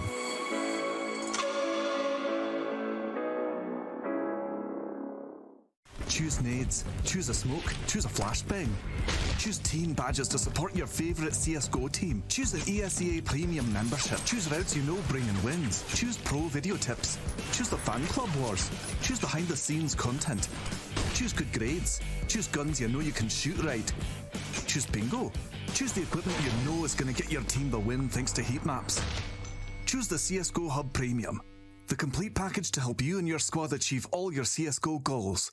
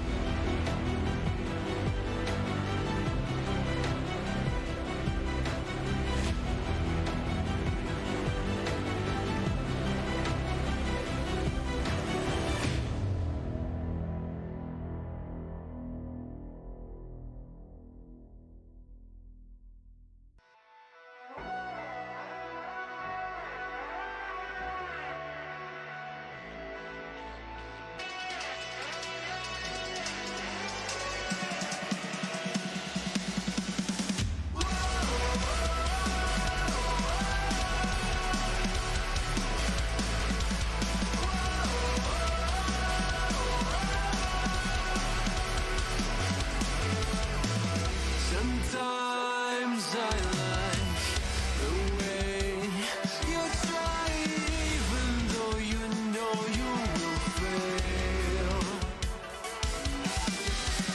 Sometimes I give you hope before I take it all away from you. Just I'll never let you win. I feel you caving. Just I'll never let you win. I feel you caving.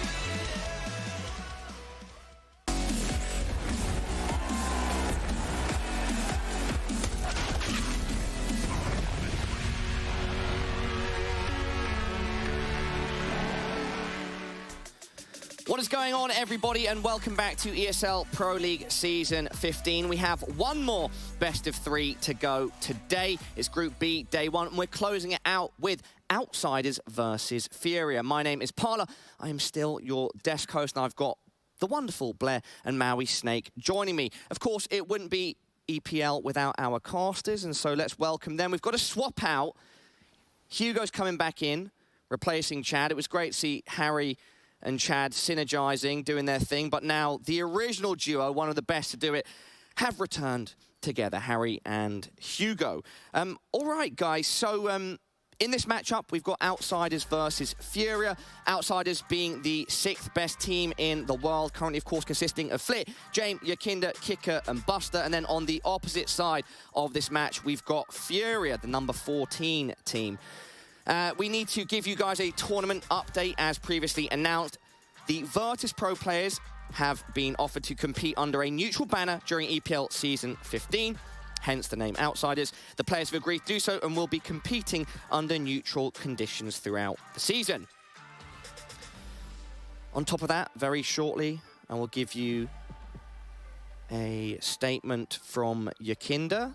I think that's ready to go soon. But yeah, let's all be understanding and sensitive with how we approach this. It's going to be an awesome matchup. Now, if I'm not mistaken, Yakinda is ready, and he's going to talk to us about the challenges facing them at EPL.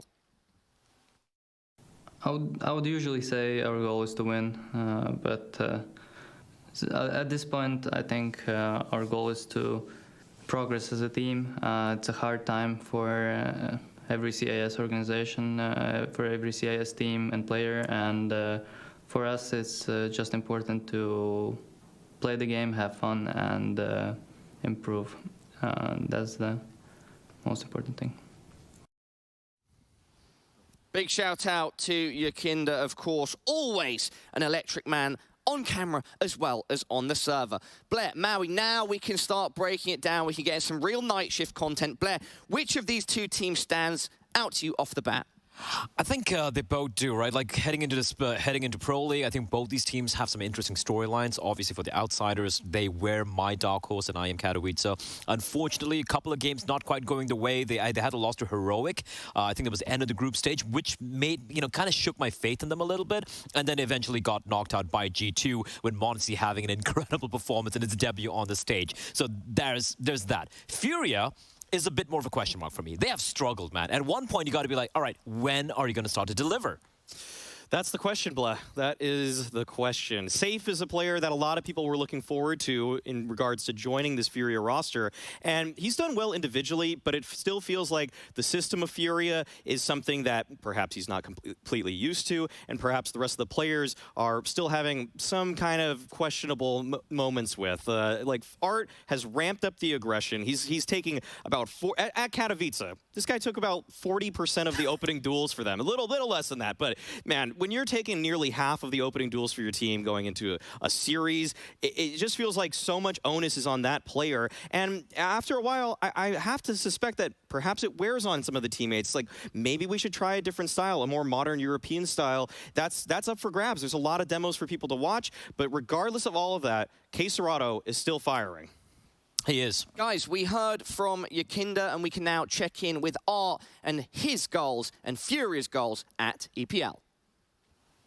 I was not so happy about the performance in the last tournaments, so I think that was just like a slow start for us. It always happens for us in the start of the year, and we kind of get rolling afterwards.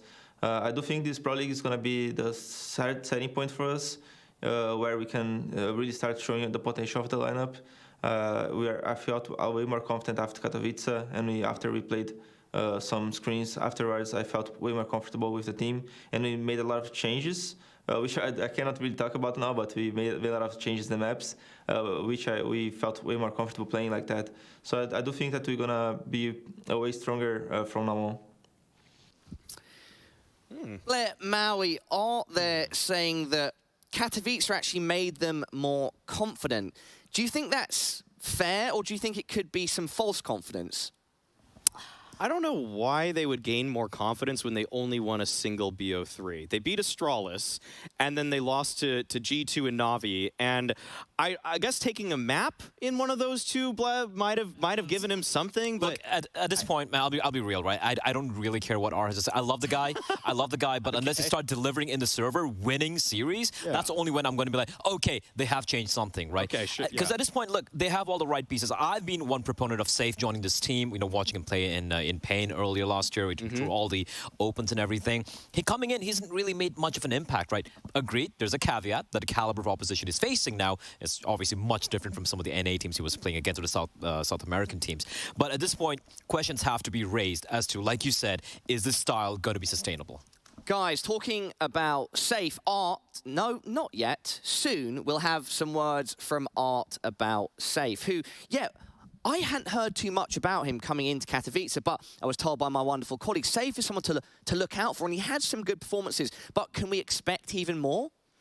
Yes, Paulo. There's flaws in Safe's game right now that if he looks back at the demos, he can improve them. I looked at a few of his before this segment, and I really think that sometimes he just kind of doesn't expect people to be trading. It's almost like he gets one kill, then pulls the knife out, and then not thinking that, oh man, they're going to be right next to each other. Like those little lapses, definitely you could get away with that when you're playing South American, North American competition. But when you're in the big leagues now, you got to be ready for that second guy to swing. It's why people like Brokey are so explosive, because as soon as that op cocks back and they're ready for another shot, they're hitting it every single time. And Safe is fully capable doing that mechanically, but he needs to just be ready for it. Yeah, now you've heard Maui's opinion on Safe. We can get Art's also.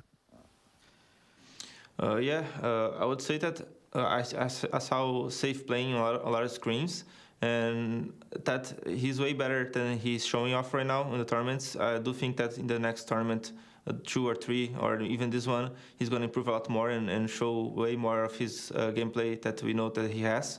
So I'm very confident that on this tournament or maybe the next ones, he's going to be way better than he is already.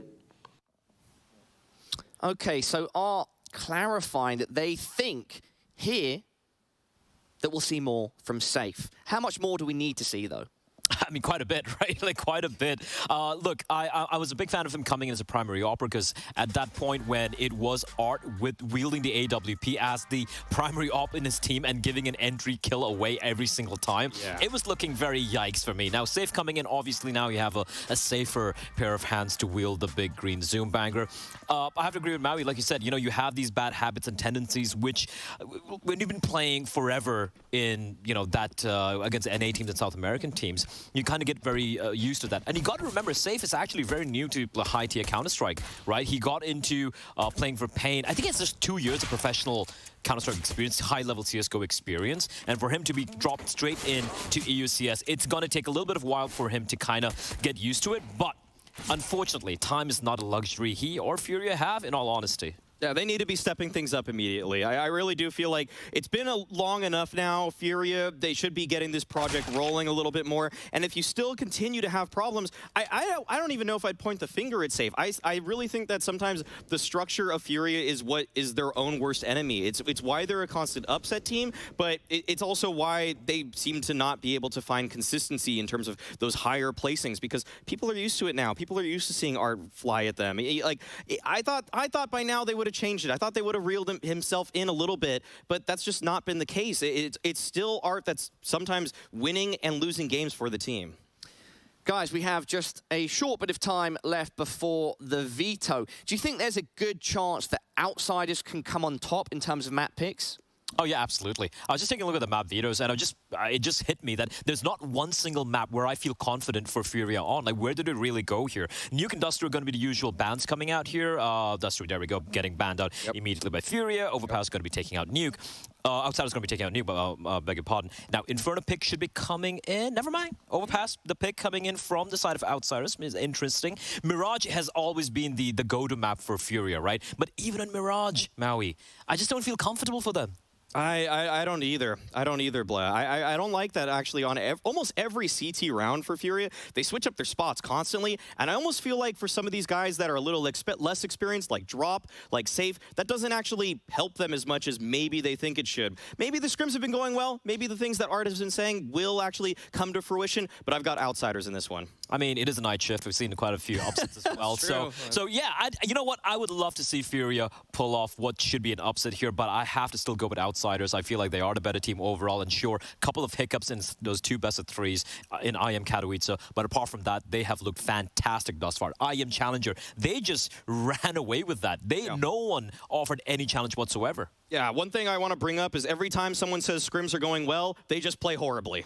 And that's exactly what Art just told us. I honestly think that's some sort of CS and team overall curse where if a professional player is saying scrims going well, that your expectations can just plummet because of that. Immediately. It has no... In fact, it's almost when you do have the bad scrims, when the team morale is weirdly low, sometimes we've seen teams just come out of absolutely nowhere. Gambit Major, for example. I mean, that was insane back in the day. And like every time this stuff happens, it feels like okay.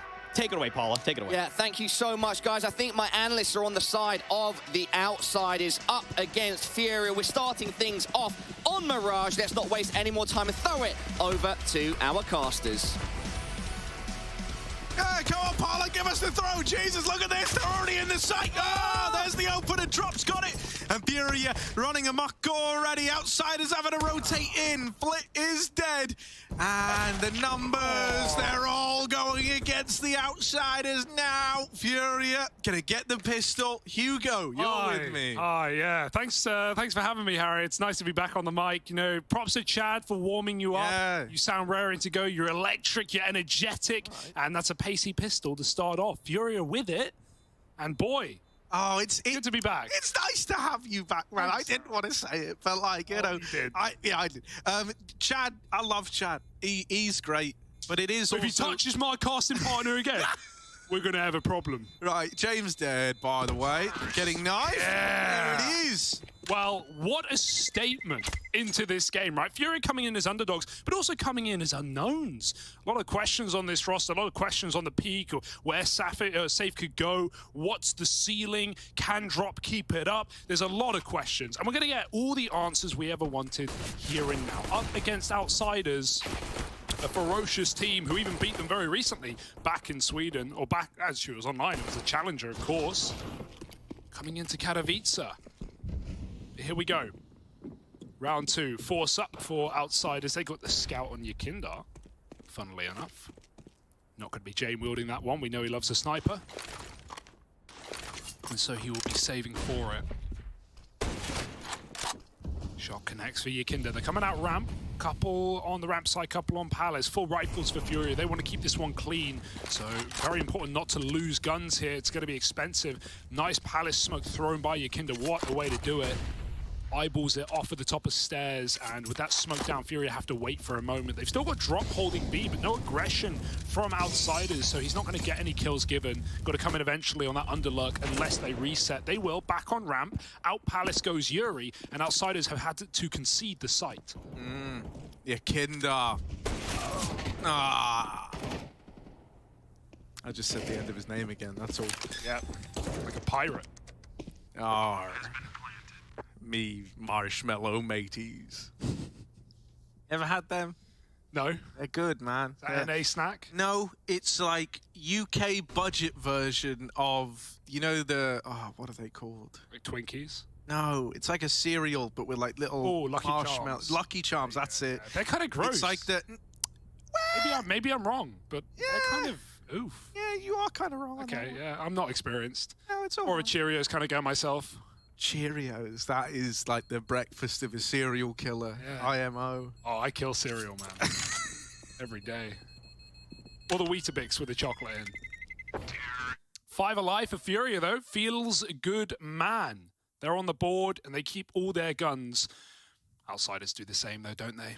Couple of pistols and armor kept forward for another eco round before we get that big buy. I'm excited to see where Mirage goes, right? It's more that CT side for FURIA that is under question right now, because we know how good your Kinder can be at getting those openers on this map, coming up through con, the A splits that outsiders get away with. For FURIA, it's what Maui brought up on the desk. It's a spot. Are they switching them up? How many orbs do we have? All these questions and more will be in the second half. So FURIA, let's see if they can get a bit of a buffer, a bit of breathing room on their beginning. Art, oh, he wants to go right through. You know he does, but FURIA have no problem with their patience. Let drop work middle. On that lurk early alone. Once again, and outsiders lean B. I mean, this smoke, while it may slow FURIA down, it won't change the objective. It won't push them back into that B bomb site. Your Kinder's going to get it out.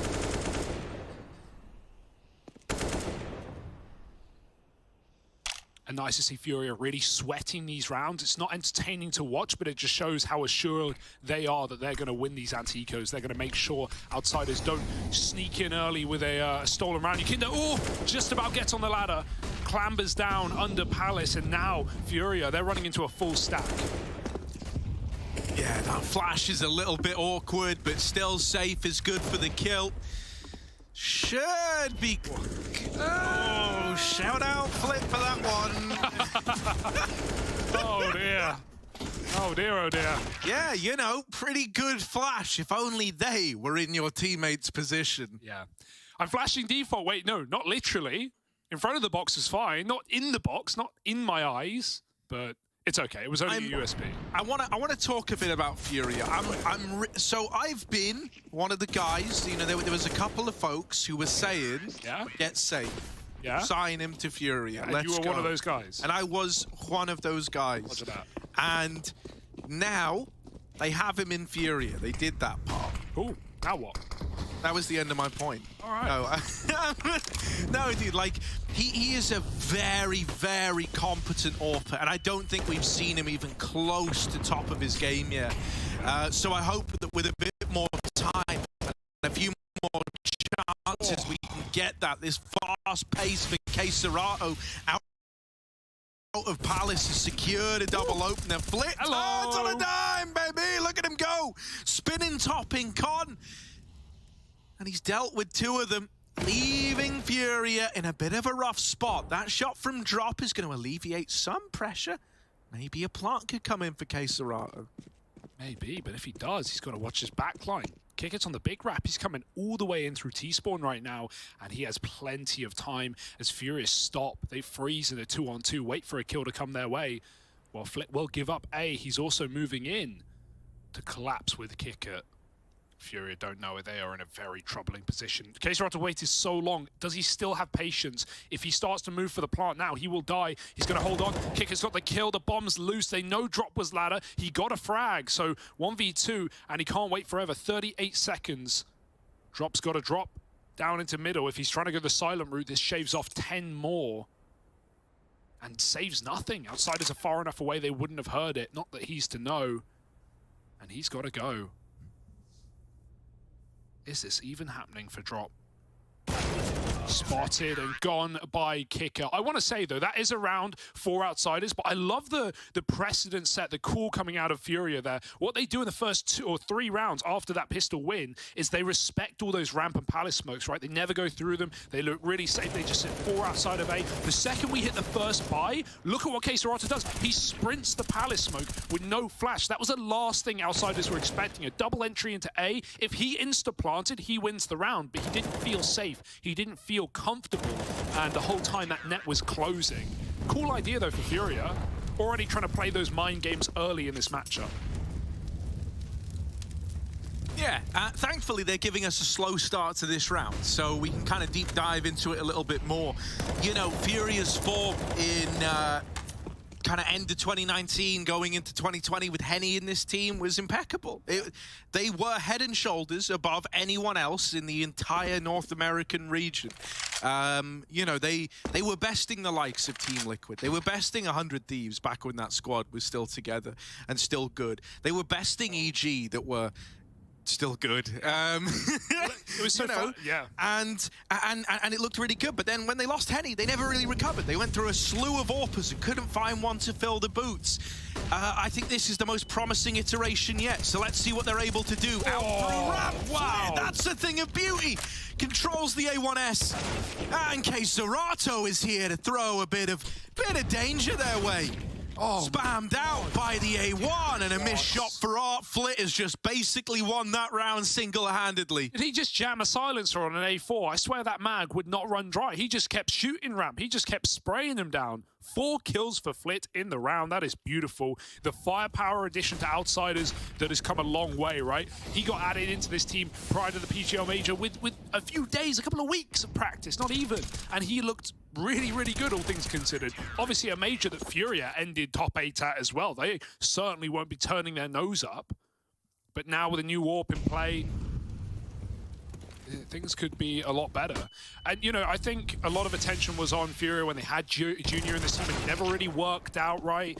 Part of that we always put down to the language issues. But now that we don't have that caveat for FURIA, I'm super excited to see if an upcoming AWPer like Safe can, you know, it's hard to fill the boots of Henny, but can make FURIA look as potent, as explosive yet again.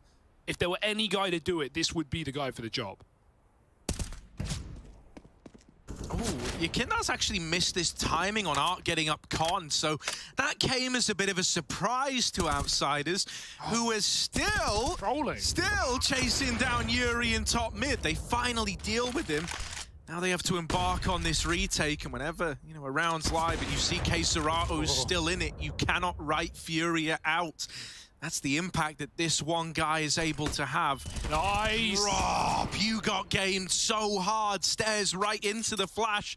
Luckily enough, Art's there to pick up the pieces, and he's even wrapping con. Oh, K-Serato's low, but he still wins that fight. And he's actually looking to swing from double. There's Art to close it in the window. And FURIA pull up with a 4th. Masterminds. That was a one-gun buy. That was K-Serato on a Hero AK and a bunch of pistols. And look what they do to him. Look at how they do it to him. That flash play from Yakinda was sick, but even though your drop gets full blinded, he shoots at the murder hole. He read the play. It just wasn't enough to stop it. Still, FURIA win the round. 3 kills from the in-game leader, K-Serato with the openers, and that's just perfection for FURIA. Winning rounds they should never be getting away with. Outsiders getting crumbled a little bit. Flit boosted with the A1S. They know about you now. They know about you. Uh-oh, the alarm bells are ringing. Oh dear. How do we get out of this one? What are we gonna do? How do we live? Can we go back to society now? Flit will hold on, doing whatever he can to keep the hopes alive down in the tunnels. Yeah. Mobbed up, it was only a matter of time for the double lower plate. Yuri, how are you here? He's missed the timing. Well, it shouldn't matter. I think he's fine. For a second, that looked a bit scary, but yeah, even though Art wanted to hunt those kills, as soon as he dies, they just lock him in, right? Shut the gate on Outsiders, molly into under and drop. Comes in with a couple. Nice to see them giving a lot of room to drop in some of these rounds, right? Often solo lurking in the start of this map on those anti-ecos, working middle, selling fakes, and just keeping your eyes in the wrong places. Leaning far more towards B on this T side. FURIA lock out the round, and Jame, well, check your wristwatch, you know the time. Back to CT Spawn with you. 5-2 for FURIA. Things are flowing as they should. But we've got another rebuy for Outsiders, and Buster's going to get that AWP in the hands of his captain.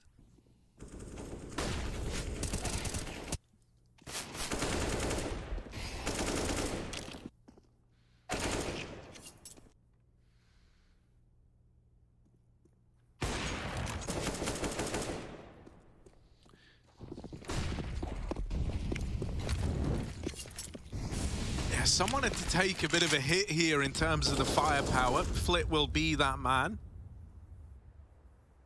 The Sanji effect never left. Flit, you are Sanji now, my friend. You just don't realize it yet. Been dropping that AWP over, well, It's interesting, isn't it? How, despite things change, they somehow always stay the same. Smoke into the top of COD. Deny info in middle. And FURIA have taken this pretty quickly to open up this round. Buster's waiting with bated breath over in ladder room, but he might get tested soon. Art's here, ready to pressure him at a moment's notice. And when Art sees smoke, the rest of us, we lose vision. This guy sees a window of opportunity, though, and is going to try and slip the net through the short side. Oh, Buster turns back, but isn't ready for the close swing. They deal with the ramp play at least. Yuri's been melted out of position, and Jane will dispatch of Art on this late lurk up the short side. So now their hands are kind of tied. They need to commit to the A play. And unfortunately, this is where outsiders have everybody on the team. The bomb's going all the way back through spawn on safe. And drop. Oh, dear. Whoa. Flicks back in time. All right. Kicker had the drop on him. Kicker had every reason to win that. And somehow Drop keeps it going. Finally dealt with, but he's given you enough room to get the plant at B. He's bought so much time. Safe needs to plant, but he can't afford to wait forever. He's only got 14 seconds, and Molly goes down. He just has to stick it. It's not really for the catwalk. They can defuse Safe. They're double wrapping apps, and meanwhile, Keserato, this bomb is not for him. Thank goodness he has a Molotov. They don't have a smoke to stop it, nor a kit. If anything, FURIA might be favored in this round. Safe just needs to hit one shot, but they're coming in right behind, and he unscopes as a market player moves in. Slips the net. James spots him as a tag. Safe, still in the bomb site, will finally die to the backstab through market. And Keserato, if he can get that molly in now, he might be able to win the round. Quick shot taken to Yukinda, getting behind cover. Jane with the AWP, he's been seen, and Keserato's won it to the clock alone. That is a round for FURIA, and even though you get the kill, Jane, you're not getting the gold. It's 6-2. I don't know how that happens for FURIA. The gap found into B was excellent, right? They spotted the double ramp setup. They saw James triple AWPing as well. Drop held long enough in window to deny that B rotation. But that plant was super weird. That was the one thing that could have let FURIA down. It was just in the middle of nowhere. Not for sure, not really for market. Thank goodness Keserato comes in with a clutch. Little 1v3. I've got to say, though, the initial eye test of FURIA is looking good, right? They're evoking, you know, kind of vibes of the FURIA of old, back when they were in their prime, back when they were in their peak. And it's gotten a little tidier, you know, it's gotten a little smarter. They're still finding gaps. They still have phenomenal individuals, guys like Keserato, who can, you know, go just kind of balls to the wall and wreck around single-handedly. But there's also like kind of that element of, you know, growth and intelligence behind it. It's actually very beautiful. I'm liking what we're getting out of FURIA early on. Especially against a team like Outsiders, who we know love those gamble stacks on CT. We know love to make reads and rotate and like leave sites open and play retake there. Like, it's super gambly, but it works a lot of the time. FURIA are a team who are not afraid to send Solo Man into a bomb site and just cause problems. Look at these smoke walks they're getting away with now. Again, Buster's mental timing is put off. And FURIA find a 5-on-4. They're all here ready to go. Outsiders might be throwing rotates at the problem, but will that be enough? A rotation going to give it Safe another AWP shot. Kicker in the middle of the bomb site buying time. A good escape, but only for now. Keserato's bomb has been dropped in Kicker. He is on a clock. They're chasing him from both sides. He needs an instant headshot and he won't find it. Safe swaps off the AWP. I like that, but there's a quick flank. Oh, he didn't take it! He didn't take it! He had a kill! He tried to play trigger discipline, tried to get everything he could out of that wrap, which was in a very, very quick timing, like a very good timing on it. Saying they're ready for it. The Drop, like, never buys into it for a second, does he? 7 on the board for FURIA. Already a good T-side under their belt. And I mean, with no money left for Outsiders other than this saved AWP, it should be about to get even sweeter. This is a super impressive game out of FURIA right now. They are looking locked and loaded, as you say. And, dude, I have high expectations now after just 7 rounds of gameplay. It's early in the day, but this whole group is spicy as all hell, Harry. I feel like we were all kind of disappointed at some of the level in Group A. Obviously, with the caveats of stand-ins, you know, a heavy underdog team, some of the better teams not having full rosters or in-game leaders. It's going to affect the performance of players. It's going to make teams look worse. Here in Group B, there's no caveat. There's no problem. Even Sprout, the bottom team of the group, in theory, took Vitality to overtime today. So this could be a super fun week of Counter-Strike. We've got for you 5 days of action. and every team taking everyone else on.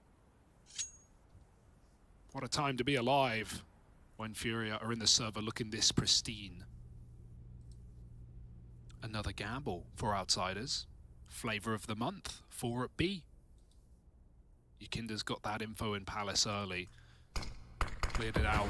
Top con smoke. FURIA are just on a full mid default. They're not picking a site yet. They're not in a hurry. See what kills are given. But outsiders are no stranger to conceding everything and tucking back in their little hidey holes. FURIA might walk right into the palm of their hand. How will these pistols fare? Well, this is what you want if you're outsiders. You wanted the B play. Safe's going to deal with the first. Already, you might start to reconsider. You're letting the orb just pick them off. And now, one corner left to check. Keisarato's going to do it. And Yakinda is plunged into a very painful situation. Just has to sit here and wait.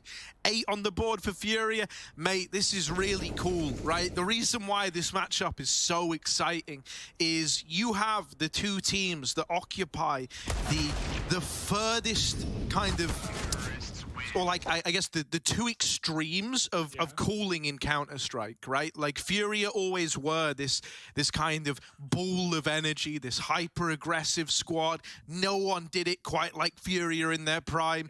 And then, you know, on the flip side, in Outsiders, you've got like this very patient, playing by the numbers, everything's a percentage, everything's a risk, you know, management concept. It is like polar opposite. And in recent memory, you know, going past like prime FURIA, they would often win that with like the 2019-2020 iteration. Past that, when we kind of went through the tumultuous period of cycling players in and out, Outsiders won it every single time. Every single time. Past 2020. So, you know, it is actually one that's got a decent bit of history behind it, and it really is the two teams that occupy like polar opposite styles. That's a really good point. And I mean, right now, FURIA are looking really good. Like, I wasn't expecting this. I thought they would do well. I thought they'd do surprisingly well here, but I wasn't ready for 8-2 up, just dominating Mirage. Yeah, and it was the CT side I was most interested about, but this one is making me change my tone. How will this rifle round do for outsiders? They've got this con player, Flit. He's been good for multis on the A site. He gets snuffed out early. Buster's still 0-8, waiting for him to frag on short right now. Yakinda gets spotted poking his head in Palace and will actually bound out with a frag. Jane follows up. Suddenly there's hope. Suddenly there's reason to believe for outsiders. Yuri, of course, is in the window, but they're ready for it. FURIA have had full control on that position in so many of these rounds. Yakinda is not giving it up. Back on top, though, that molly stops him from retreating under Balkan safe. He had a phenomenal previous round, but this is not looking easy. 1v4. Going to try and reset, but they are already top mid. They are there before him. And so Buster might be ready for his first on the board. Can he hit the shot? Yes. Hey. 3 up now for outsiders. Got to build off it, though, or this could still be a one-sided half. Oh, and a little pause called in. Chance to mull this one over.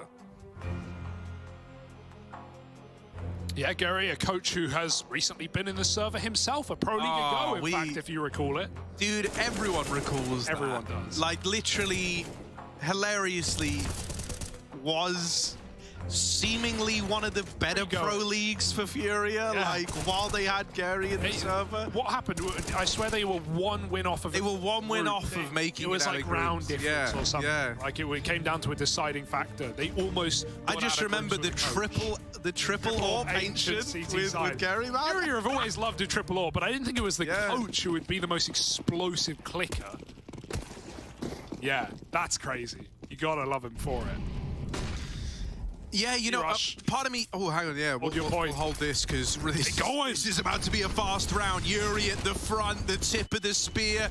Oh, down low. Oh, that's a nice flick out of James. All right, go on. Oh, it's Buster, rather, yeah. Go on, another for Buster. Oh, not quite number 4. Safe. Having to just swing. Having to get out of there. Having to run away. Smoke's in his face. So now waiting on the other side of the window. Oh dear. Oh dearie me, FURIA. This one grinds to an awkward halt. And the sad thing about this is, like, with so much time left, Safe can't really go anywhere right now. And even when he does try to save, you just have to sit here for a minute and 20 seconds and, like, relish in just how dominant that was against you. You know, no one wants to say a word either because he's trying to save. And so you're just letting everyone sit there with nothing but their own thoughts to keep them company. Dude, terrifying, isn't it? My own thoughts. If I don't keep talking constantly, I'm gonna have a panic attack. Oh, dude, yeah, I always need something happening. Some sort of just numbing agent. I have a cream that might help. Oh, nice. Why'd you have a numbing cream? That's very peculiar.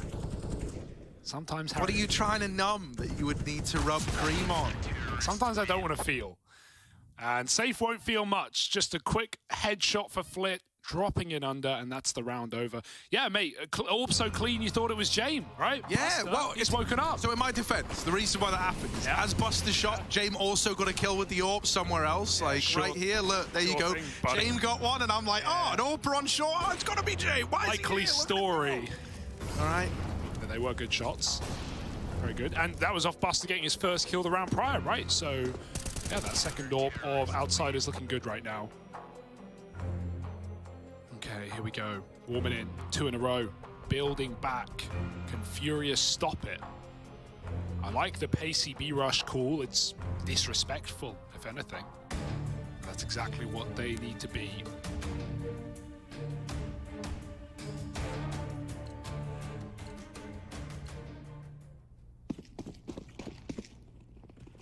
Warp this time for Safe. He's just back to the P2 Fitty.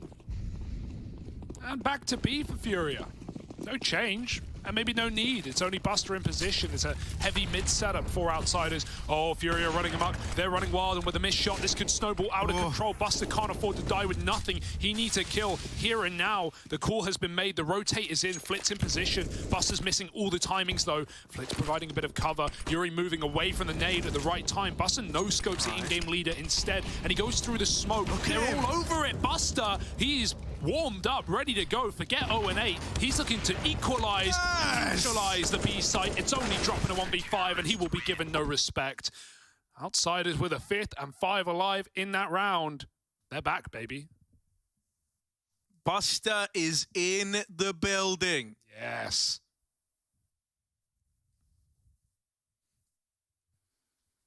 You got any good, like, Buster play on words for us? Just say them now in a casual environment. Yeah, and then, get them out. And then they won't work in the moment. If I told you, you can't use them. What are your poker cards? Trust me, I won't tell anyone. Well, I will raise you. Right through the volley. That was a nice try.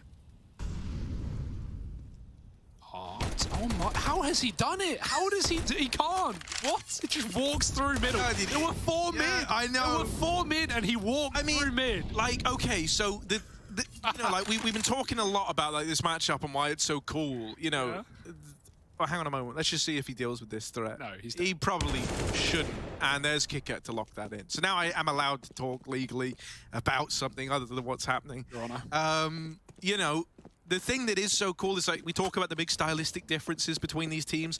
Obviously, that comes from the players at the helm, right? And it's like, while we all know James, this incredible, you know, accounts manager, great at saving, really, really good at, like, he can be 1v4 in a save in this position that Drop is right now, and he would find the gap to get out. Art is that, but for opening rounds instead of, you know, saving them, right? What a comparison. Art very much is like the kind of anti-hero to Jame, or maybe the other way around. I don't know how you want to spin that, but, you know, like very much kind of the evil twin of this guy who embodies everything that Jame can do, but in the other direction. Yeah, I can see you've been spending some time with Chad. I can see it in your words, Harry. Why is that? I don't know. You're just coming in very analytical today. Well, you know, mate, it's because I'm switched on. Yeah. Whenever I do an Aussie accent, I nearly say a bad word. So here we go. Maybe hold off. It's just a nice little slow one here for FURIA. Yeah, it's about time, right? They've done, you know, back-to-back B rushes on gun rounds. They took an eco, and now, you know, you go, all right, guys, let's try again. We were 8-2. Let's not throw this. They still won the half, but it could be so much more. Not with Yakinda in this grimy angle.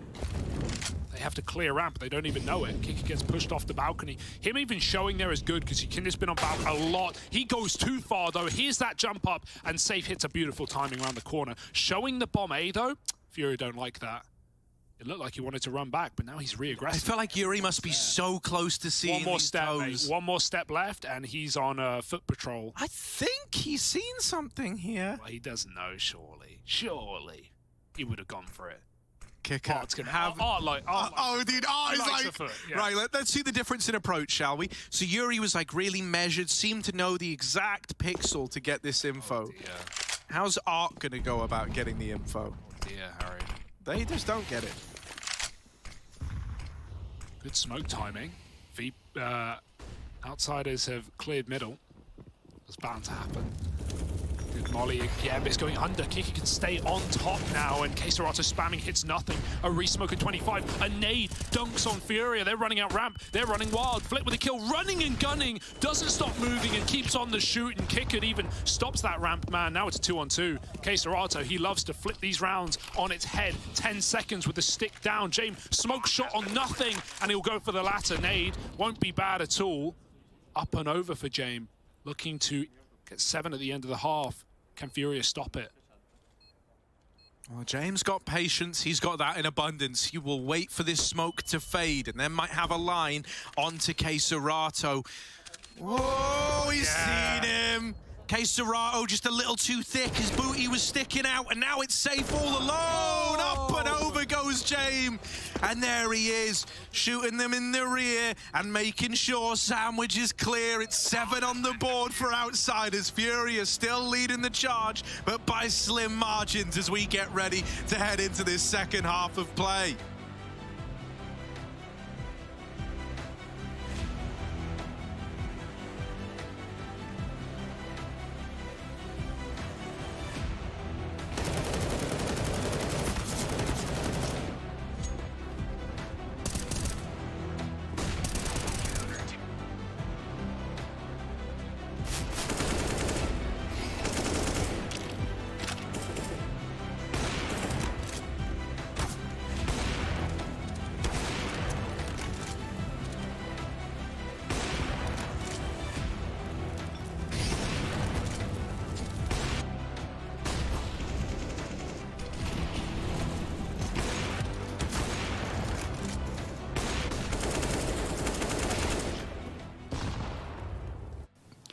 So when Fleet joined, obviously everybody knew in the community, in our team, in our organization that it's an upgrade. It's a firepower upgrade. We knew that he's stronger individually than Sanji was at that moment, and when he joined, obviously we had a pretty good run at the major that gave us understanding that everything is good, but we just need to work, we just need to improve, we just need to teach him, adapt new roles, because in the major we were playing with him on Sanji roles. After major we started adapting different roles to different players. The game completely changed, and Fleet added a lot of new aggression that we were probably lacking at some point, and some really insane mechanical skill, multi-kills, clutches, everything that he added improved our game. But at the same time, we wanted him to play in our system. He was a different player than we would him like to be, because he came from a team that like Force, who is playing I would call it a little bit like buggy style, run around, kill everyone, fast-paced Counter-Strike, and we're playing a more systematic Counter-Strike, and it was not that easy at the start to enable him into our game, and so he started adapting slowly after I'm Winter. We had a 3-week bootcamp before ESL Challenger. We won Challenger, then we had Katowice, and already now we see the improvement from him individually, and we see the improvement from us as a team overall.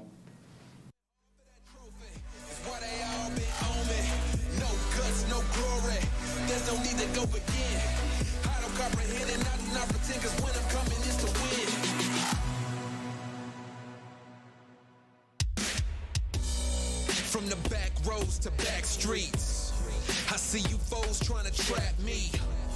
but I don't run like a track meet. Even though I'm #1 like an athlete. And the way I maneuver around you and through you, I'm coming and I'm bound to pursue you. I'm everything that you knew of, plus more. What's in store is I'm about to get to you. Sleepless nights.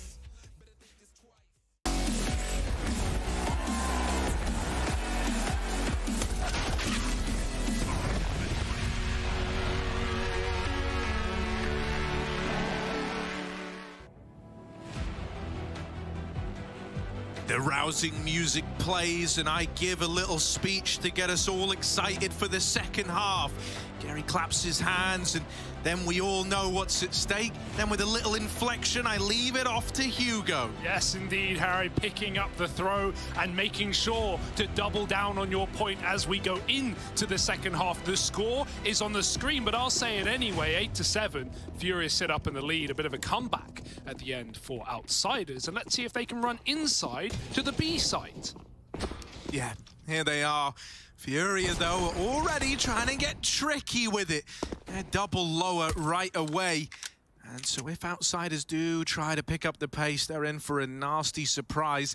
This is going to be like the ultimate stylistic clash, though, right? Because if you thought like T-side, FURIA could be the ones to set the pace. Now you kind of have to play at the pace that Outsiders set. And that's going to be one that's a little different to what you were bringing in the first half. FURIA only have one man at A, and that's safe. It's a retake setup at the A site. He's got a kit and a smoke back here in CT. One kill and then getting out would be lovely. Unfortunately, it's no kills, but he at least gets out. Whoa, the spam's a bit scary. Precarious, but the bomb can get planted now for the CT spawn, and that's a nice start for Yuri over the top, looking for Yakinda. He won't face heavy. There's a ramp flank that's been gushed. Art is just living. He knows staying alive is everything. Wasting Kickert's time, and Art is picking them apart on the bomb site as we speak. Art will die. He had to, and a 2-on-5 ensues as James hunts down another in spawn. There's a way, there's a world, there's a will, but there's not an in-game leader in sight. It's going to be up to Kicker, 1v3. They're sticking it, no kit, but he can't kill the first. Yuri with a carry round alongside Keserato. 5 between the two. And we've got FURIA starting strong yet again. Yeah, looking to pick up where they left off here. 9-7, locked in. You know, what a VP. No, it didn't happen. On Outsiders. Didn't happen. How are they going to respond to this, right? It's when the name's not on the screen, it's harder. It is harder. It's years of conditioning. It is years. But we'll work on it. You've had a long day. You had that ence brawl, three-mapper. ence are looking really good at I wanted to say that. I'm so glad they won that game. Obviously, it sucks for FaZe, like coming in slow, but no doubt they'll pick it up. But for ence, like they took, remember that game at Kato where they took Na'Vi, the whole enchilada to 3 maps, the distance overtime, and they couldn't close it, and they really should have closed it. It was like, they had a lead. I can't remember, maybe 14-7, maybe I'm overextending that, but they had a big lead, and they dropped the ball there. Really nice to see them bringing in the heat into this group, and they won't be alone. FURIA are already proving that there's more that meets the eye. Oh, I like that they forced up. Not something, you know, I always find it kind of surprising, but like it's not uncommon to see Outsiders force in these situations. It just kind of feels like anti their whole idea, which is to play so by the numbers. Well, over in mid, James already been dealt with. One of the guns removed. Not the ideal start. No, well, here's the thing you just said in the pistol. Oh, Outsiders, well, now they get to set the pace. FURIA have to play for it. That's, to me, that's the question, right? It's like, do FURIA lead? Because Outsiders make you play into their T sides. Do FURIA want to respect that? Or do they want to, you know, take the risk of trying to upset it and trying to get in the face and trying to be aggressive? Well, there is already a sign of the times. A push up top mid for Yuri, and they keep the pressure on middle. A late take from Outsiders. And FURIA, they disengage. 5-on-4 is fine for them. There's no hurry.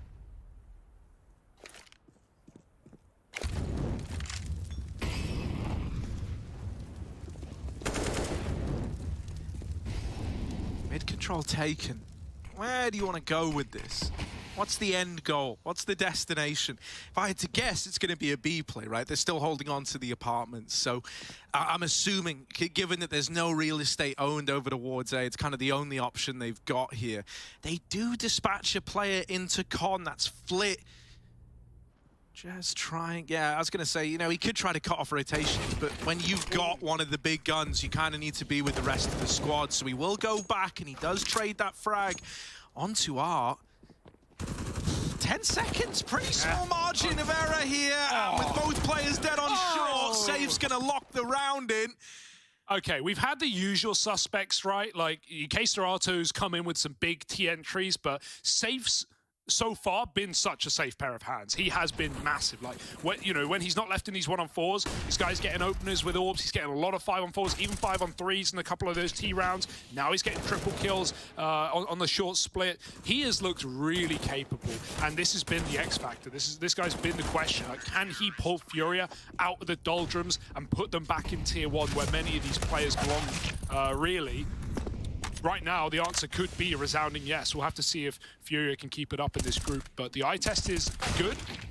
And, back to Specsavers for K-Serato. Bullet between them, and luckily the rifle can clean up. I mean, man, here's what I'll say. K-Serato is still in that form where he is like a top 20 player. Yeah. Like, in my eyes, he can still be in that conversation in a very big way, right? And you don't want that to be with no results, with like no trophies in the cabinet, no runs at tournaments, right? And that's kind of always been like one of the saddest points once this FURIA squad started to encounter problems, you know? And, you know, now that you've got Safe in there with him, now that Drop is actually looking like a pretty malleable player, one that they're developing into the exact sort of player they need because of his relative inexperience when compared to everyone else, it's actually like a nice little recipe for FURIA. And what it means is, you know, if you get good mileage out of Safe, if you have one of these games where like Art can sometimes pop, sometimes it's Yuri doing it, and then K-Serato just keeps giving us what he always gives us, which is these consistent, like, good performances, you know, FURIA can become very, very threatening.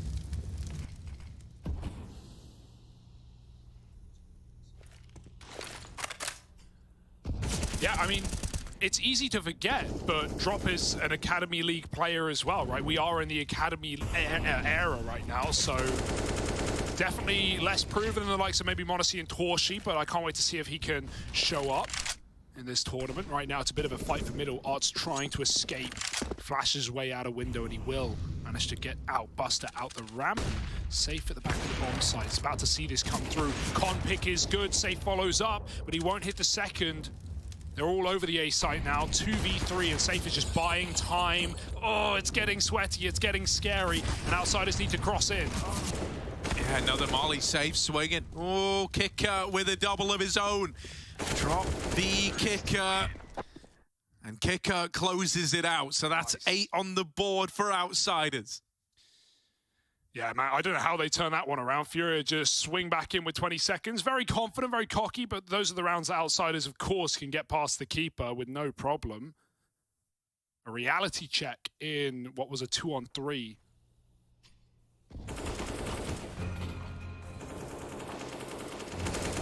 Rather 2v4, I think. Couple of dangerously close shots for Safe. Would have loved connections there, would have just stifled the round, but they throw themselves into Kicker's clutches. And so he shall. 1v3 to put 8 on the board for outsiders. Their first T round is taken early.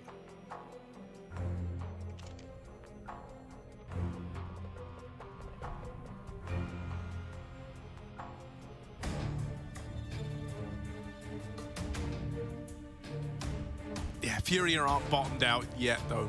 Right, they're coming into this still with a pretty decent buy. Art takes a bit of a hit. But, you know, giving this guy an MP9, that's like a license to go and try and find timings, really. You know, he's very mobile anyway, but the MP9 makes him that much faster.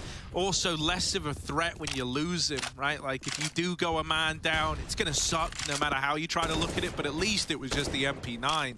And so he's going to try and play like this kind of info role, right? Pushes the extremities in mid, does Yuri, and Art's first man rotating in to help out at the B site. It's clean.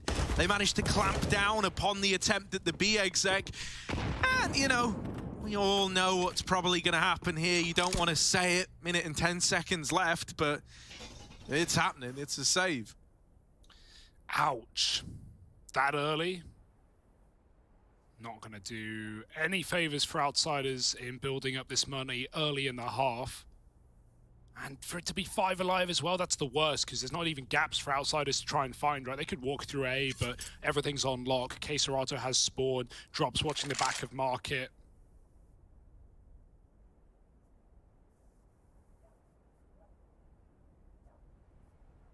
And so they'll wait, they'll hope, they'll pray that FURIA give them a reason to go back in for that round, but none such will be given. And that is 12 for FURIA.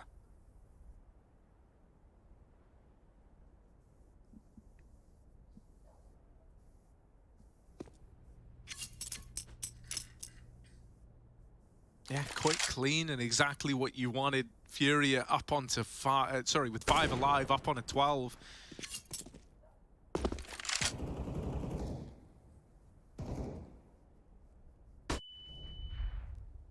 This save isn't super impactful either. You know, it's not like you're going to be able to buy around this. These guns, I don't know, man. Like, saving T-side's always a little bit awkward, right? Like, it's going to throw the money into kind of disbalance between the two players that survived and the ones that come into this new round with the loss bonus.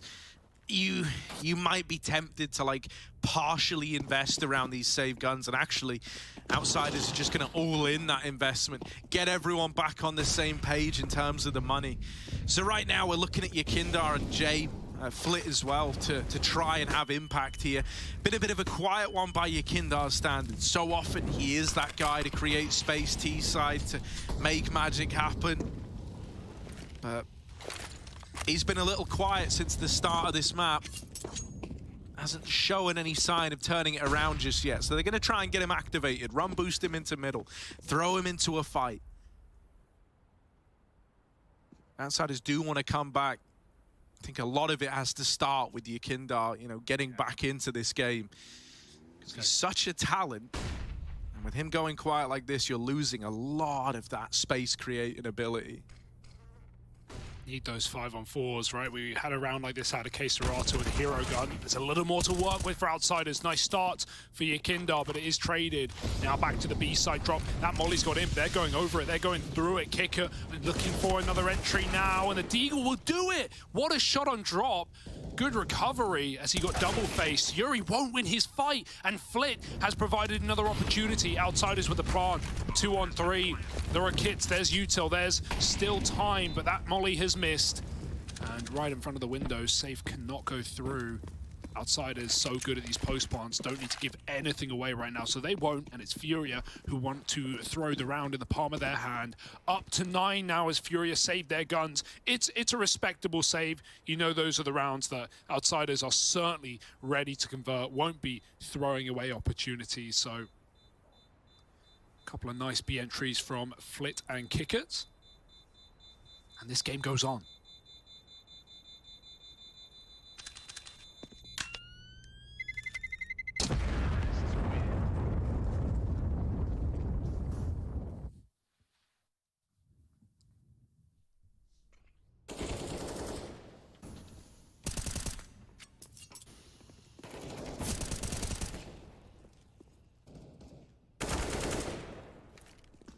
Yeah, shame for Yuri, man. Does all he can in that one, right? Good for the mid kill, also playing that rotation over, but not able to stop outsiders just spilling into the B site now.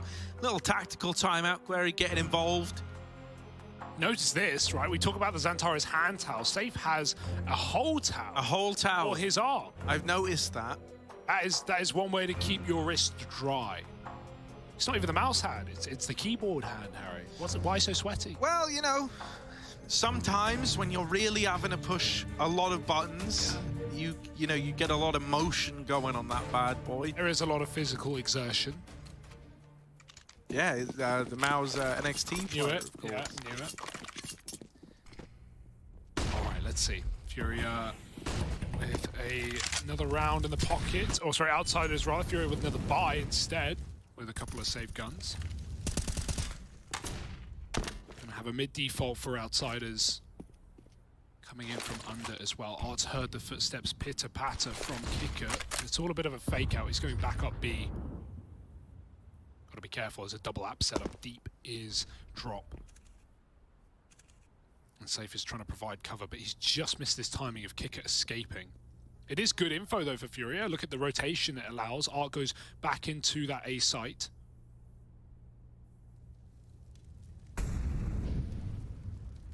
Now the re-smokes start coming in. Kicker throws window and the mid players can activate too. Coming through connector. Yuri's in a very important role in this round to stop this split aspect while his team don't overface on the bomb site.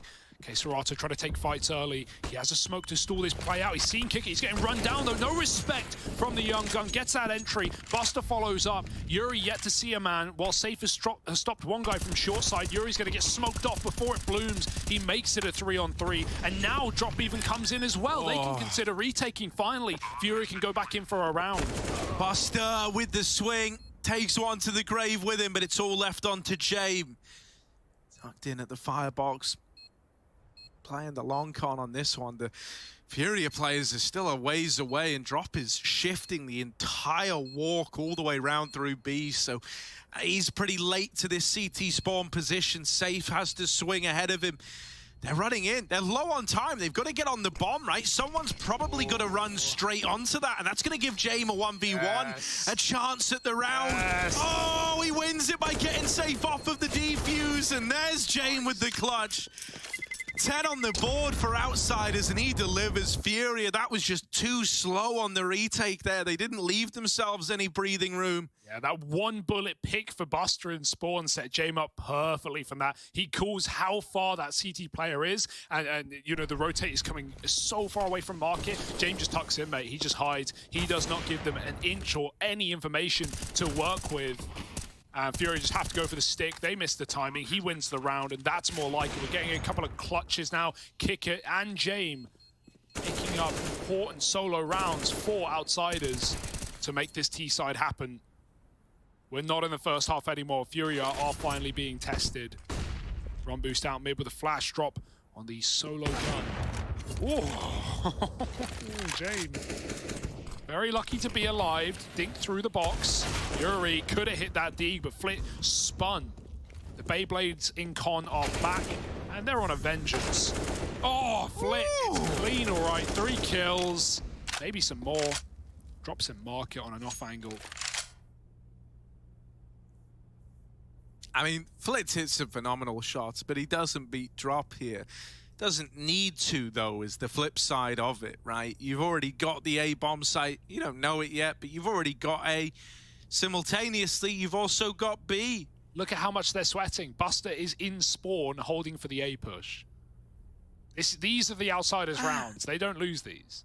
Yeah, you know, there is like a tiny element of me that maybe gets worried with how much room they're given. Eventually, they're gonna move. It shouldn't matter, because like, hey, Siraj is gonna die, right? There we go. It works. It works. And now the bomb coming through middle. Stealth could go either which site, but it's gonna go towards A before faking that they're going B, of course, in the 5v1. It really doesn't get grimier than this. It's grimy, but again, it gets results. You know, grimy gets results. That's the saying. The harder you try, the more you tilt your opponent. Flit is on for the ace, and I kind of hope a part of him just wants to full send and hunt. Yeah. You know, Kinder, though. Yeah, I mean, you know, I think Kinder would normally win this, but does he win it now? Flitz! Oh, he stole it, Kinder. Bad boy. That was Flitz. He had the angle. Nonetheless, it's a round for outsiders, and we're getting close to equalizers now. Furia got to pick up the pace, pick up the pieces with a rebuy. But it's all about the CT AWPing, right? In that clutch round that James wins on the A site, his Safe was hitting some nice bangers from short. I'll be excited to see where he begins, presuming he has the AWP in this buy as well. And so he shall. Cat jump again for Art. He's been all over it. Window smoke spotted. Safe is the opposite of that, fighting for connector, but he hits Jame first. Gets out early. Look, I love how proactive Safe is. Look at him now. He's deep peeking ramp. He's all over the place. He's keeping outsiders guessing, and he might be in the right spot.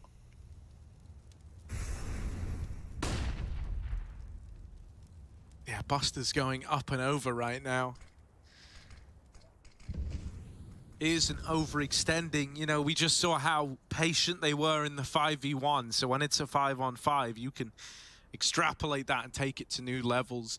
Flit starting to work. Ladder does run into this double setup, and Safe finally gets that swing over at ramp that he's been waiting for. Kicker, hello. Hello there. Yuri is very ready. Oh. The bomb's going B, but this won't work with the current positions of outsiders. I mean, well, no positions now. It's only Palace for Jame. I think it might have to be a save. Yakinda might just throw himself into B because he's got the money, right? Outsiders can rebuy, and hopefully Jame joins him. But here's the here's the problem for outsiders. If Yakinda dies, Jame ain't trading. Jame is saving. So a nice bit of space between these two, but it has to happen. Yakinda doesn't have time to wait for Jame to get set up. This is nice though. Oh, it could have been everything if Jame killed that backstab. Now it's got to be a save, and Yakinda knows it. Can he go back in time to get the AWP at the end? They're going to from the site drop with a spot. Yakinda gets dinked, but he's not going to jump back into the unknown. He goes forth into B, but with no time to plant, unless he did that instantly, it's a FURIA round. Damn, to think there was a red carpet rolled out. He could have just stuck the bomb. Dude, that's kind of wild, isn't it? Like, and I think a part of him was considering that as he leaps through the window. He's like, if I get to sight and there's 4 seconds left, I'll plant. Like, I'll give it a go. Just hesitated. Yeah. Mainly because he just saw someone lower B, right, who just flanked his teammate. So he just thought he was locked in a corner. All right, that's fine for outsiders. It's one round in a sea of wins. They've picked up 3 in a row prior to that. FURIA keep it clean, so they've got the economy on their side now. Yeah, set towards the apartments. Art here running a double AWP. This is frequently the most stationary you're going to get him, is when he's bringing out this secondary AWP. And even then, I'm hesitant to say that. Jumping the angle is Kicker, trying to get this info. Flash, hoping to displace that AWP, but it doesn't. And so Art's going to ring out with the opener. Now a man down. Outsiders need to work to reclaim lost ground, and they've at least got through the gap in middle, but not before they're spotted. This is info that FURIA are now privy to. The re-aggro.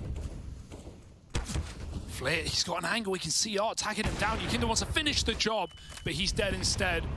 Drop on a smoke in B. If he jumps up, he might even have a one-way. Buster reads it. He didn't see him. He just guessed. And very close indeed. Art sneaks back into the angle. There's 3 on B, and all Buster needs to do is survive. There's a flank coming in, but it's not ending B. Flit's walking the A site instead. Whatever info has been given to outsiders is enough. It's perfect. He can get a knife kill right now to save. There's 2 kills on the target, but he has to take it as Safe turns. Queserato on the balcony. Flit, again, a read somehow, some way, and it's cleared by Jame. The nade does it. Stick for CT. Jame grabs the AWP that Flit dropped for him, and now there's a chance for outsiders. The spot, and he's got it! Oh my god, it's starting to come together. Outsiders weren't meant to win this, but they found every gap. Yuri's seen the head of Flit.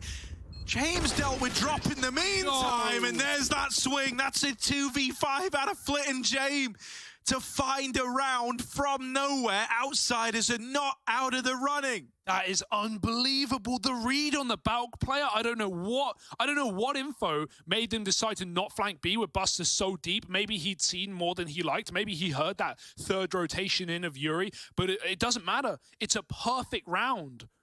The backstab on Safe, the nade kill, Jame getting that spot on Art and connector. He was never seen back the other way.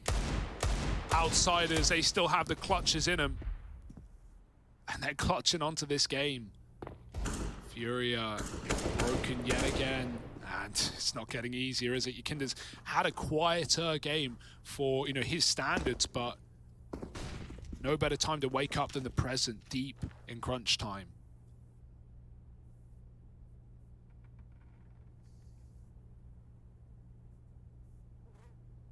And Outsiders, these sweaty rounds, they just keep on coming, right? Slowing it down, regrouping on the ramp side, Flick keeping eyes on middle, and he's got a lot of them. 3 CTs poking and prodding, trying to stop this one rifle.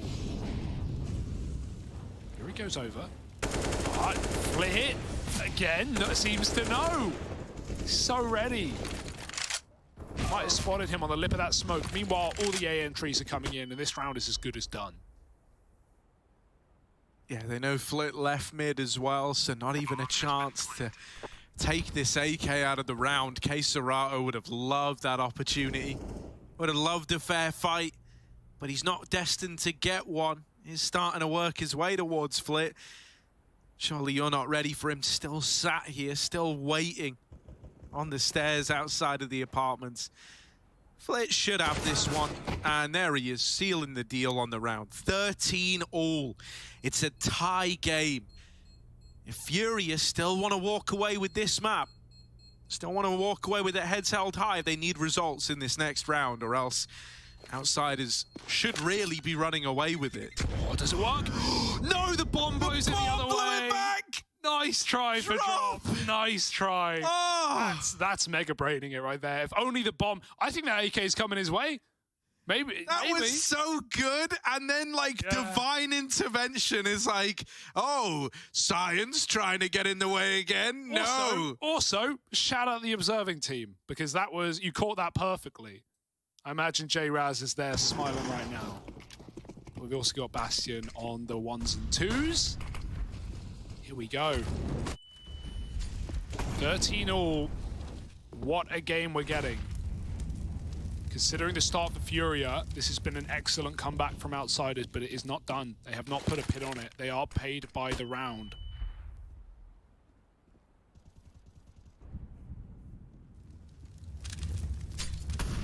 Oh, James.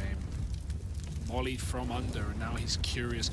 Outsiders probably going to spend some time trying to clear this position in lower. Does Kicker seem to consider it? Has it been called? Obviously, that player we know escaped through connector, but do the tease.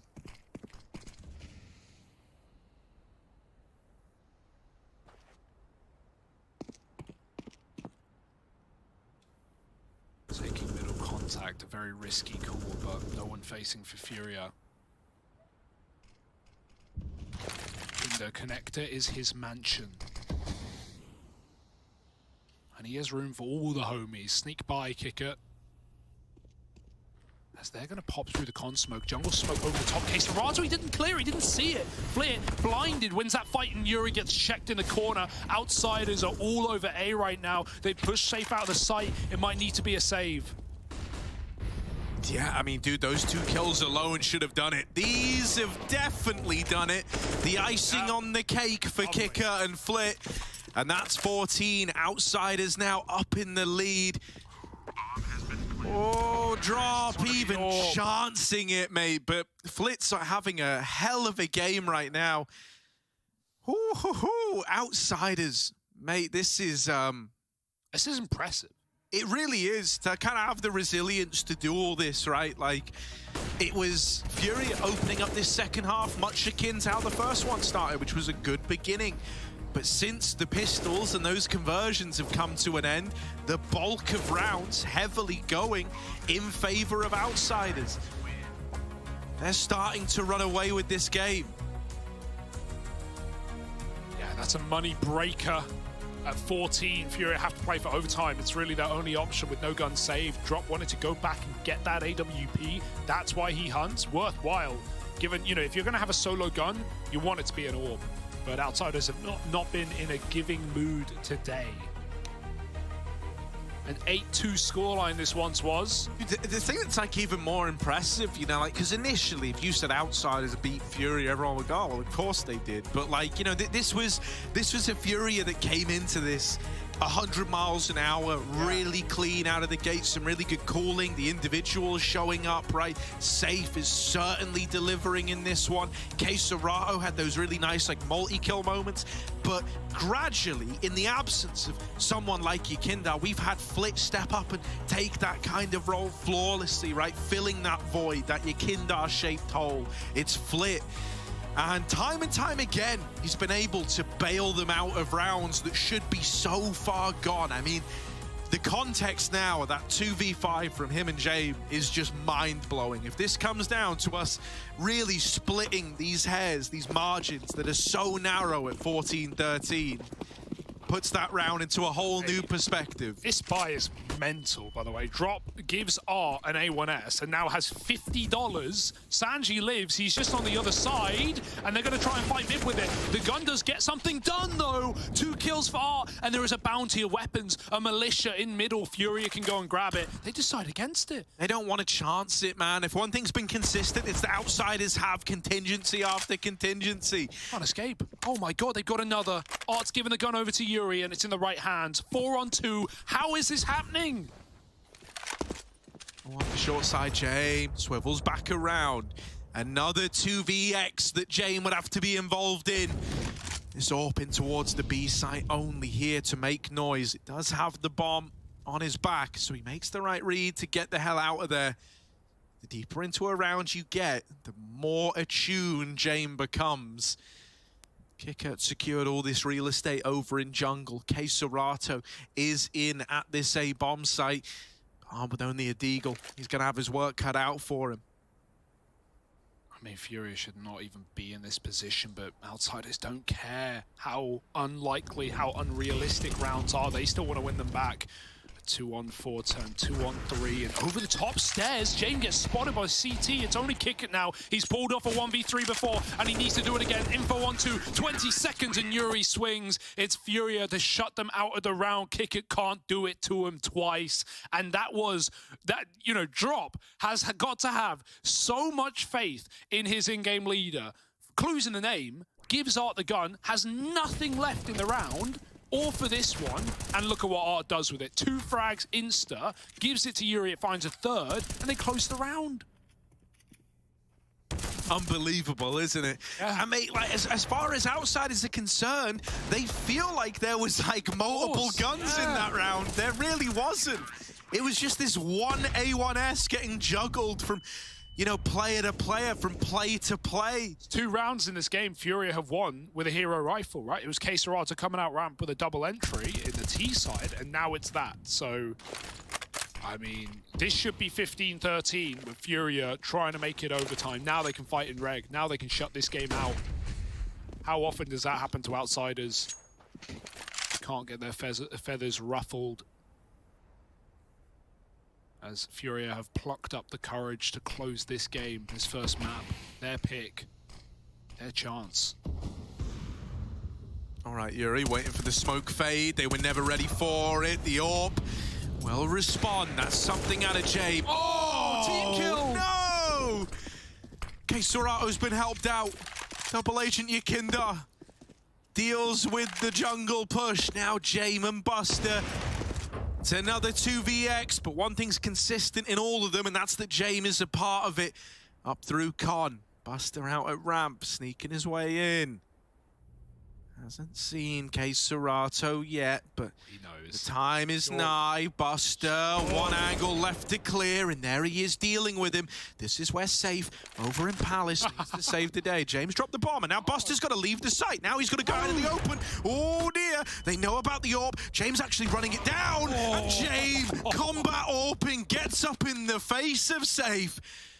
2v2, James trying to make magic happen, and there's another for the AWP. Just Drop left standing now, and he's gone. 15 goes the way of outsiders once again. In the 2vx, they are able to deliver, and this time, James isn't just in the sidecar. He's not just along for the ride. No, he's the one steering the whole damn thing. That bomb drop is so James, man. He ends up going Palace. Like, he's going that way. He still throws it into the middle of Sandwich, like, yeah, mate, go get it. It's your plant. I'll cover. And hey, it works. Don't get me wrong. But it's so James. 15 in another 2v4. This one converted. And James, he is just unstoppable right now.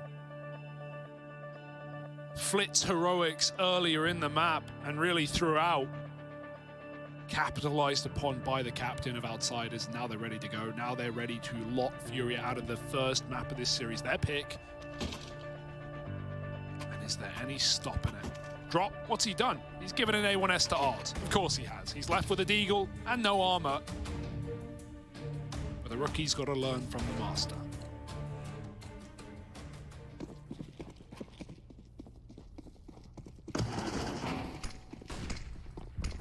Well, FURIA, it's all on this. Was it just an all-right Mirage game, or is this one that they're still looking to win? James has at least reclaimed a 4-on-4. Drop. I don't believe that he's gotten out of this with his life, but it might not matter because they're already in B. James secures it. Double opener for him as well. When have you ever said that? James has just secured the B site and whoa, buddy! Oh, the you name! dead. Oh, You dead. Not very Flit-esque, given the game he's having. Maybe there's still hope. This could get weird. Oh my god, James has fallen. The bomb only just getting into B. There's literally no one in this site. They've had it the whole time. Bust is now planting. Bomb has been planted. Man down for Outsiders, having a reposition, having to try and get set up. Yuri late lurk in the apartments, but the molly gives that up. Buster's handed over a peek. Yakindar's been quiet all map long. Now alone, 1v3. If there ever was a time, it's now. Yakindar drop left to B, and he doesn't have armor because he dropped at the start of this.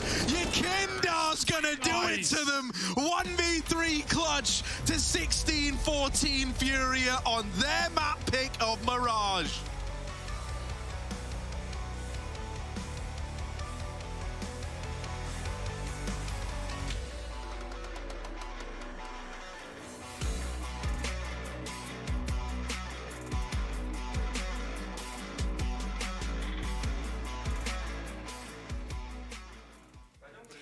Yakinder, what a clash. Like there in the end, like that was like the final nail in the coffin. I mean, right now you are playing against FURIA, a team that is from a different region. Is it like one of the reasons why it's kind of hard to prepare against them? It's not about the preparation. I think it's more about that it's the first game of the tournament. We're coming off after a break, after Katowice, and we come here to have fun, and this game was super fun, even though we almost lost it. Those clutches that we had, I think FURIA had to win this map, but our clutches were super insane. I mean, when you won the clutch, you got up and you said, like, this is why I love Counter-Strike. And, like, I mean, we love clutches like this. Next map is going to be Overpass, and you have 100% win rate on this map. Is it going to stay the same way? In the last week? Yeah, you know, I don't usually say that it's 100% until it's over. So I think we should win it, but you never know. FURIA is a great team. Okay. Thank you very much. Thank you.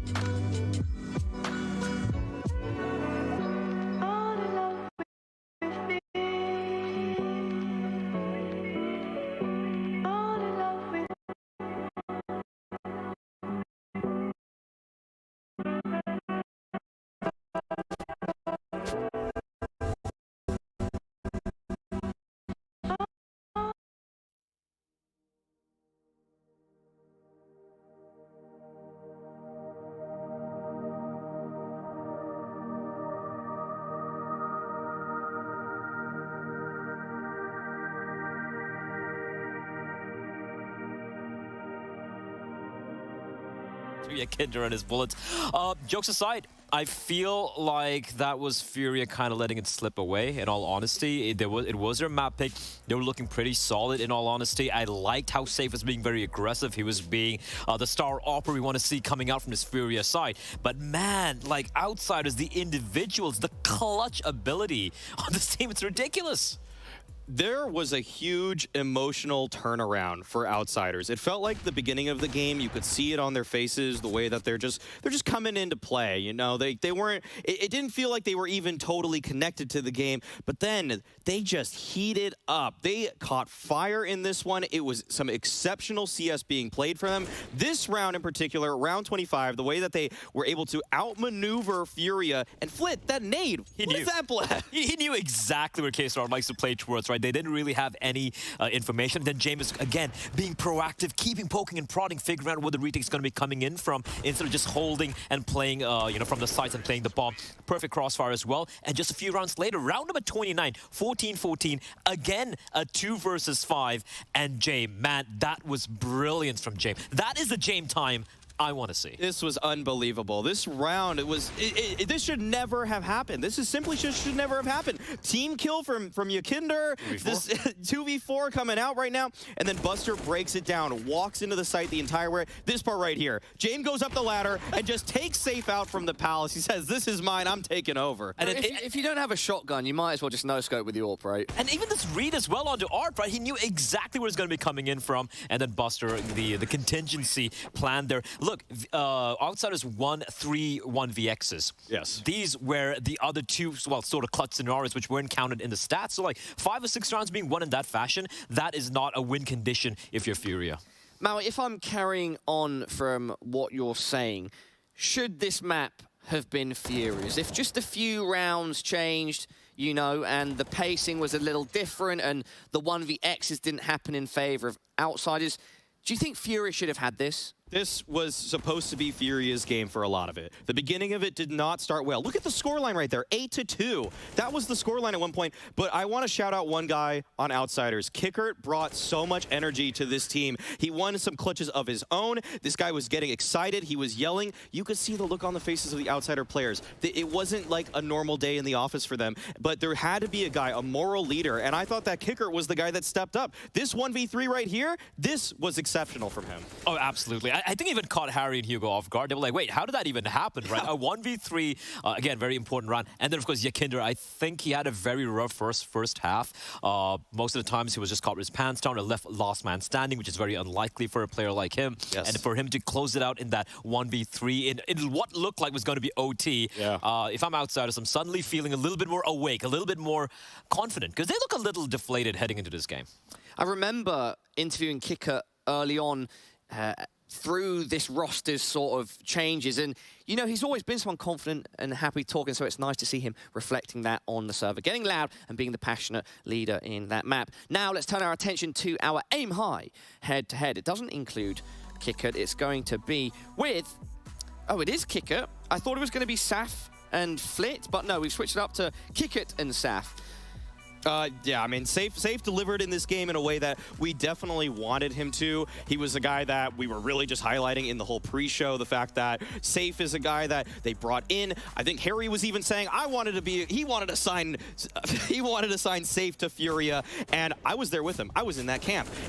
This guy has been delivering for Pain in so many different ways. He's actually an incredibly competent rifler, along with the fact that he's a good opper. Yeah, and the really cool thing for the side of for Safe is the fact that when I saw a couple of their Mirages right before, like even in Katowice, right before Katowice as well at ESL Challenger, he was playing so many static positions, right, towards Tollwood, towards the A, like an A anchor, so to speak. Yeah. Here it was a whole different ball game altogether. He was everywhere, all over the map, with the FAMAS, with the AK, with the AWP, and I want to see more from him. I know it was a losing effort, but if he can continue on this trend on other maps as well, suddenly FURIA look way more interesting. Surely Saf is going to have to continue this trend going into Overpass, which is Outsiders' pick.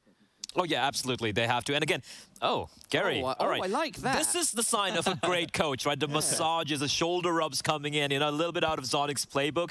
But Gary, man, I mean, you kind of forget about Gary, you know, standing behind them, being so animated, not just giving the fist bumps, but constantly taking notes, constantly being kind of the brains behind the Bronze of FURIA. Yeah, Guerrero himself is a very charismatic person, and yeah, we see him taking constantly notes throughout the matches. I wonder if those are things that they look back on straight away, or what they could be. There's got to be a combination of that, Paula, with either things that he might be noticing as weaknesses that he can talk about in the next timeout, and things that maybe are going wrong with the team to go farther into the tournament, hopefully, as they will definitely review after that sort of map. But going into Overpass, I think Outsiders closed it out here. Is it going to be a 2-0 like Maui is saying for the Outsiders, or are FURIA going to bounce back and we go to 3? I gotta say, I feel like for FURIA to have taken the series, they needed to get Mirage in the bag. Unfortunately, it didn't quite pan out. I'm going to go with Outsiders 2-0. All right, everybody at home, do not go anywhere. It's map 2 up next. It's going to be Overpass between Outsiders and FURIA.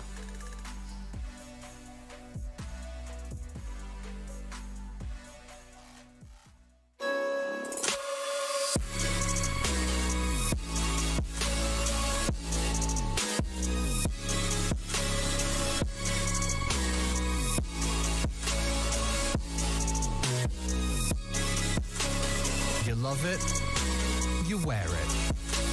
What's your style? Get your merch at shop.eslgaming.com.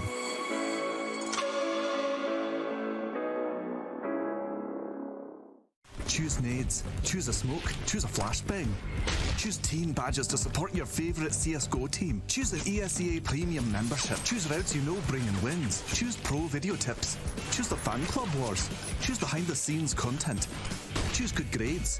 Choose guns you know you can shoot right. Choose bingo. Choose the equipment you know is going to get your team the win thanks to heat maps. Choose the CSGO Hub Premium, the complete package to help you and your squad achieve all your CSGO goals. Hey guys, NIP here. We're gonna have to play a fun game where we have to guess whether or not the name that we say is a band or a CSGO team. Yeah. It's gonna be exciting. Yeah. Let's do this. Let's do it. All right, I'm gonna start with this one here. Yeah. These nuts. These nuts. Is that a band or a CSGO team? This is a really tough one. Yeah. Yeah, I'm gonna have to go with a CSGO team. That's completely wrong. Really? That's a band. That's a band. Yep. These nuts. Yeah. They're for sure gamers though. That's oh, that's tricky. Fox Academy. Fox Academy. I mean, that gotta be a CSGO team, no? Did you find out? I don't know any other brand that's called Academy, so yeah, I'm gonna go with CSGO. Well, that was a band. A straight FURIA shady one. Nothing but thieves. It's CSGO team. Under the thieves. No. Nothing but thieves. This is bad. Nothing. Yeah. You know this one? No, of course. Nothing but thieves. No, bro. No, bro. Yeah. No, bro. No, bro. No, bro. I don't know, bro. I don't know about that, bro. A band called No, Bro. No, bro. Why would you choose that? That's more like a joke name for an open qualifier. Yeah, I'm gonna say CSGO. Yeah? Yeah. Yeah, I would have said the same, but it's actually a band. Oh my god, dude. Why, dude? Oh, I'm gonna start this amazing band. Let's think about a name. No, bro. No, bro. Yeah. Let's take that, dude. Yeah. Alright. You know, double pony. Really? Yes. It's CSGO team, CSGO team. Yeah. It's the famous one we played against. Dark Tigers. Dark Tigers, that's a Czech team. Oh yeah. Well yeah, so that is true. I knew that's the only team that I knew actually as well. Yeah, that's a. But yeah, it's a Czech it is. CSGO team. Okay, it is. That was the easy one. I wanted to give you some confidence again. I think the Vikings. Really? For reals? Yeah. You guys gonna have to do better. Yeah, we have practiced against them. Oh, yeah. Oh, I'm gonna say bad. I'm just kidding. Let me do another one. CSGO team. Lemon Dogs. Really? Is there not? Is that one there? Oh, okay. CSGO team. Yeah. X twice.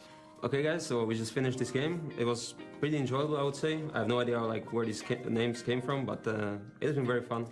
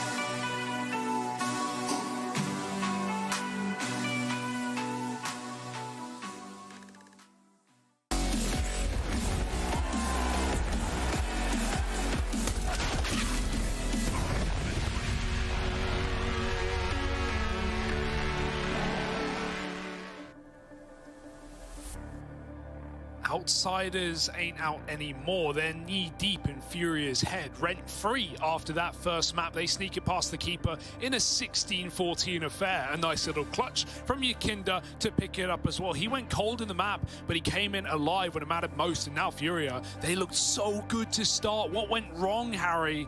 They've got to turn it around now on Overpass. It's such a good map for Outsiders. It's a safe pick. We'll see how Furia fare if it was just a flash in the pan or if they can long out a series to a third map. If we go the distance, we're going to be heading to Vertigo. But who knows if we'll make it that far. Yeah, I kind of hope we do, honestly. I would love for this to be a 3-map series, just to kind of get a good benchmark to judge this against, right? I mean, as the tournament goes on, we're going to build a clear picture anyway as to how these squads stack up. You know, is this like a Furia we can take seriously? You know, are Outsiders here to deliver? But I hope we get a nice long series here. I would love that. A little bit of Overpass, though. Furia is certainly going to have their work cut out for them. I think that much is pretty true. This is a bit of a tried and tested classic for the Outsiders. Yeah, they do love a long day in the office, though, Harry. You got to keep that much in mind when you're talking about these boys. So let's see if they can make this one interesting. It certainly was exciting, those stylistic conflicts and comparisons that you drew up in both halves of the first map. We'll see how they fare on Overpass as well. Furia, very heavy utility buy. Some of it's been dropped over, provided by Art and Safe. James got a full belt himself. And one expects Odd look really good for Outsiders, but can't always trust the numbers. We'll have to see.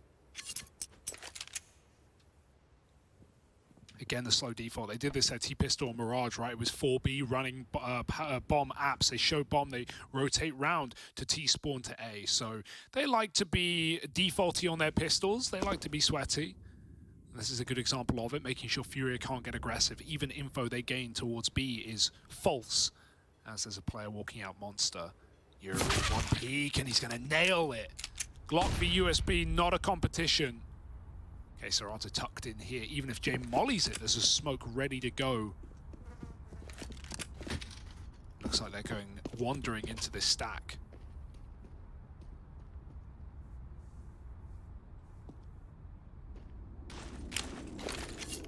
You tell on James to make it happen. Contact, though, initially, waiting for these flashes to show their head. They're not needed, not yet anyway. Now they come in to assist with the bulk of the push. Spilling out through Monster.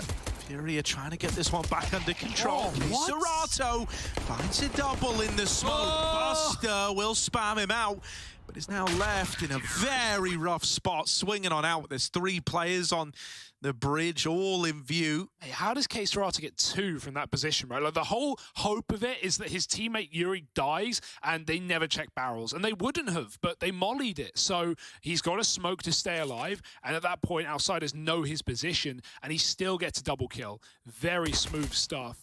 Just living in the smoke. It's enough to win a pistol round for Furia there. The 4B stack works wonders. And to keep it in for so long with no info anywhere, with B short and con cleared, with Monster, no one spotted. Some balls on Furia. James late to the party. Buster already in it.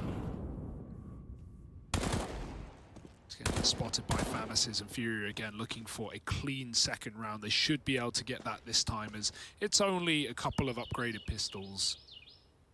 Art's not even buying. He wants that orb ASAP. Will he give it to Safe? Is yet to be seen. There's no flash for this peak either, so Furia have to be very careful with the angles they take, but that's a good timing. Yuri catches both players looking at Connector. And from this on, these kills on, it should just be a clean sweep for Furia. It should be the 2-0.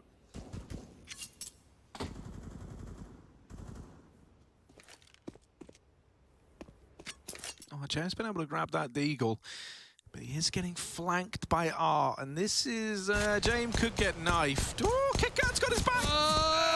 Nice. Just gets that over the line. I tell you what, if KitKat wasn't there, Art would have tried to knife almost 100%, because that's just how he rolls. Valiant attempt to milk that round for all it was worth, but in the end, FURIA do go 2-0 up, and the only man they lose, well, you know, his gun's grandfathered forward. It's all well and good. Actually, no, wait, what am I saying? Literally had a USP, so it doesn't matter. Nope. See, that's why you don't buy a second round, so you can feed, and it doesn't matter. You can get away with it, but it's still nice and easy for FURIA as it should be. Now we wait for outsiders buy. Guns are coming in. Orb is given to safe. Art is a generous leader, and I respect him for it. All popped into mid. Yuri didn't see, but close on the left side is Yakinda, and the flash didn't even need to work. Oh, Yuri was waiting for another one back from safe, and it went over, but the kill came through in time. Okay, Serato's in a smoke. Careful, outsiders might spat. And if they do, they're going to find out. Nice shot, but trade is in. However, a lot of information and the bomb scene at this B side of the map drop. Needs to use all his util to stall out and execute. But an execute with a minute on the clock. Ha! Who are we watching? Outsiders wouldn't dare. Oh, they're going to try and be a bit more floaty with it, right? Over here towards the top of mid, they look to take some control and get set up for the A play. However, Art is still floating around over here at long and gets the spot. Even the info in and of itself is so useful here to FURIA, just to give them a bit more forewarning. Now that you've dealt with Flit, Art's able to tuck himself in and start to call for some of these rotates up. 40 seconds, outsiders kind of committed here. They don't have any real estate anywhere else. They've got to keep going forward. Smoke in at the choke point. That's going to send them back. It's around the world again. Do it. 25. Oh, it's perfect. But Safe's moved in. He sees it, but he can't stop it. He was falling. Oh, it's really awkward. They still get that early rotate in time. They're still going to run down B. Even now, Outsiders are going monster with a bomb. My goodness, Jame is making quite a run of it, and they're here in time. Drop nose. He's ready to go. Killing Jame wins the round. There's no cover, and Safe stops Yakinda from swinging for the trade. It's a FURIA round, and hey, Safe may have missed that shot or not even been able to take it on short side, but the info was paramount. Look at the position it puts him in. Gets him right down into that lower site in time. Sick chase for Drop, knew what he had to do. One kill was enough to win. And FURIA keep it going, 3-0 up right now. A strong start. Really, their map should be in their pocket with the way it began. And so they're probably feeling a little bit miffed. Bloody hell, that is a ballsy swing for K Serato. He's out. Oh, he's so blind! Having to go back to the angle, and that's where he's dealt with. Are they just going to full commit? Out they come, Drop with one, but he's deeked out of the round. Art trying his best to fill this void inside of the B site. The limited pool of util has been really nice out of Outsiders, every single one, with a lot of intent, and oh god, that's the bomb. No. They know he's behind them. And they're going to try and split from both sides, but this is not an easy retake for Outsiders. Look at the wrap for Kicker. I love the play. It's so Outsider-esque. Around the world, he's got to walk eventually, though, if he doesn't want to be heard. And he picks his time rightly. However, in Yuri's head, when will he begin to consider? Now is the answer. He has 3 spots to watch. Yuri tucks in, and Kicker starts to move.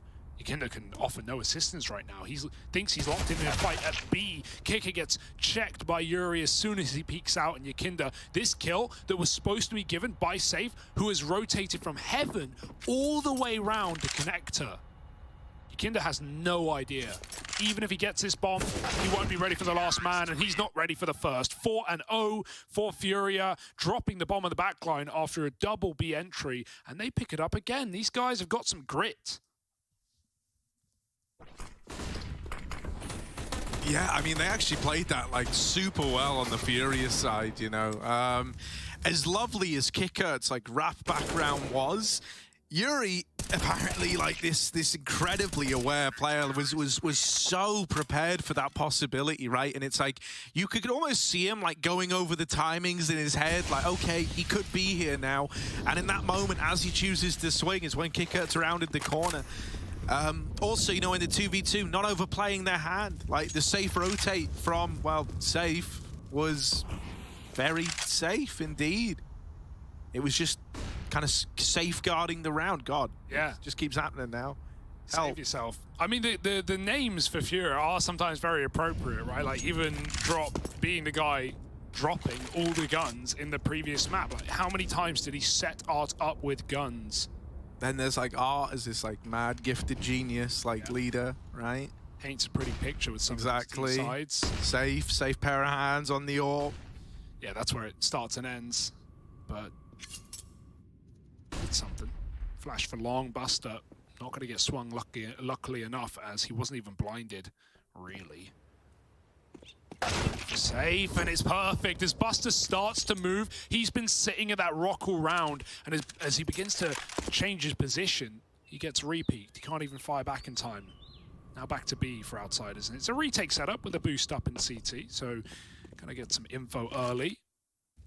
And FURIA, they have a couple of nades to ice things out in a retake, but that's a lovely shot from Kicker, right out Monster, and he swung Jail's side. Drop doesn't even realize, and he gets taken down. 4-on-3, beautiful entries from Kicker, and James finishes what he started in con with the AWP.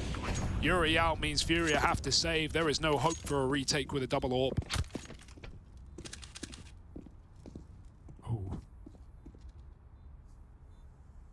Well, Outsiders finally piece around together. And when they do it pretty cleanly at that.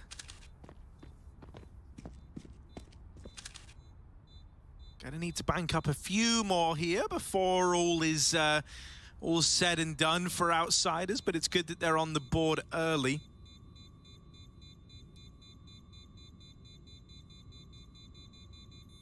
Do have a pretty gnarly CT side under their belt though, right? That's something that they're going to get to flex a little for us later. Considering this starts with Safe getting that pick into the 5-on-4, you managed to get through the rest of it, keeping 4 alive, and in no small part thanks to Kickert's entry work down there on B. All right, out of all the returns to form, that was a really nice way to piece together your first round.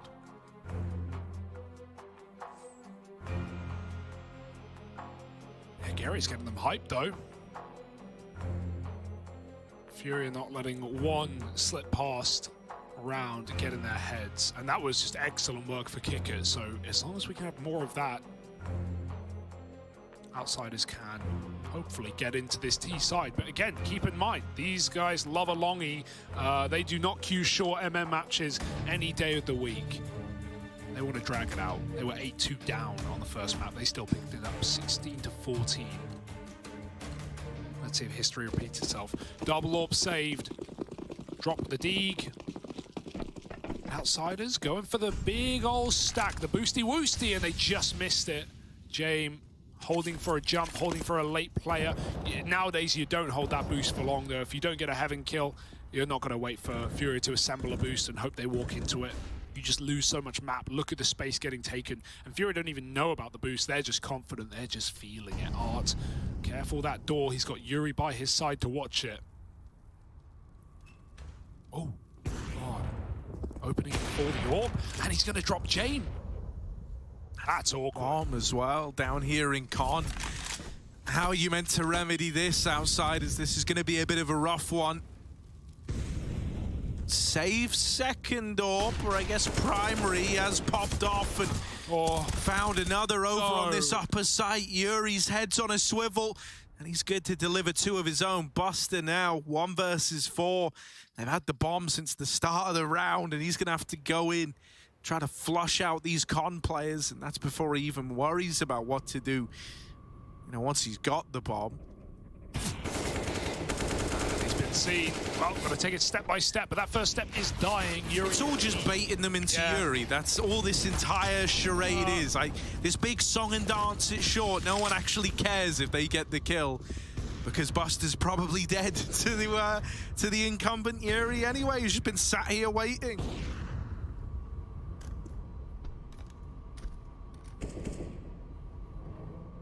well, it's going to be the same. But Yuri knows he's got him trapped, so he might walk and try and get this kill at the end. Maybe even after time. Buster, oh, he's seen.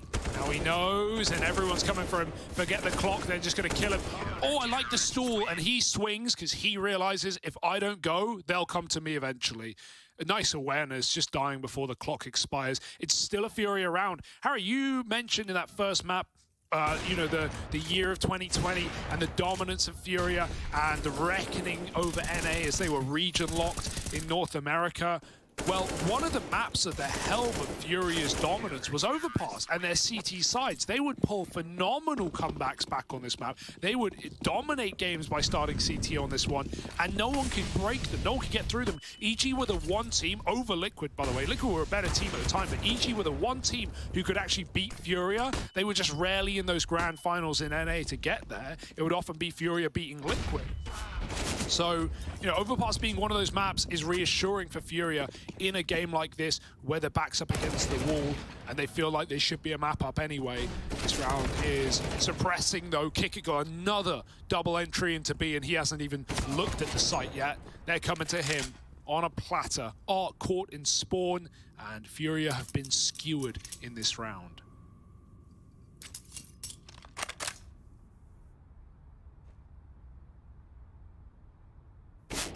Oh, okay. Yeah, all right, fair enough. Okay, that's nice. And it's actually secured him a line to go and get the AWP now, right? Save that out of the round.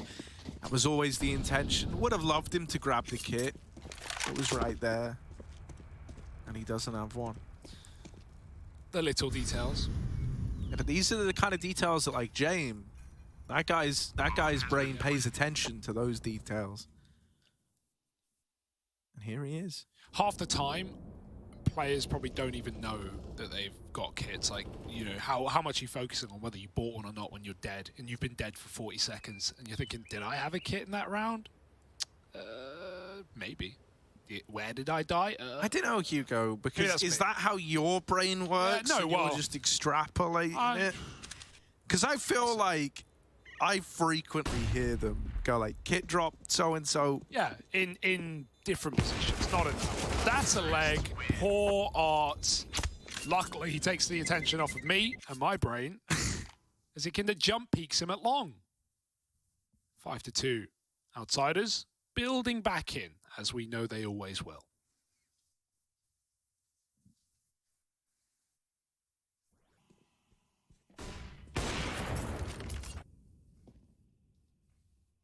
Yeah, lovely bit of revenge from James to open up the round, right? It was him falling in con that led to everything falling apart in the round prior to last. Well, this time he's good for the kill.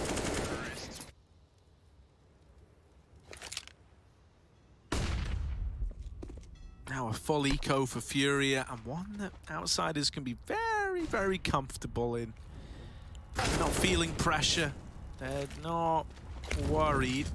That's not a nice opening, but the fact that it wasn't the kill should all be fine. Kicker actually could just have two on a platter.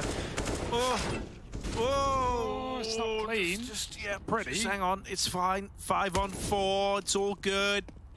It's fine. Oh, it's okay. You kinder. Oh, he's dinked as well. Every single peak is a dink from these USPs.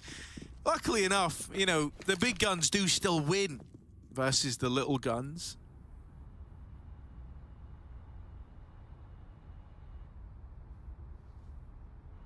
This decision to slow down could get weird, right? No. Your Kinder should have it all locked in. And to be fair, even if he dies, Flit then has it all locked in. We're fine. I'm not considering anything in this round. It's clean, it's easy, it's Yuri and a 1v4.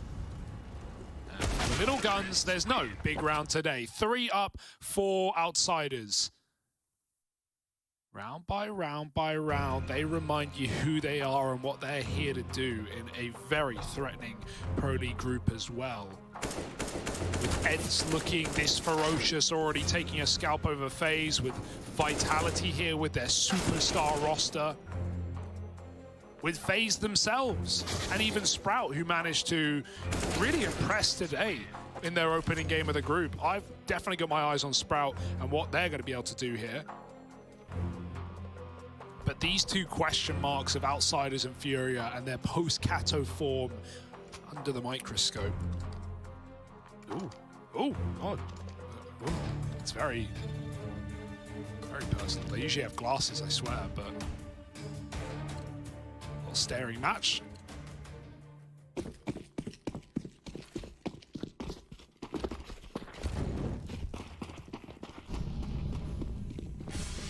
How do FURIA want to deal with this? With all these rounds in a row, they've been waiting for the full buy. Now they've got a chance to do it. Safe has been double flashed out of mid, but he still scopes up and hopes they don't peek in party.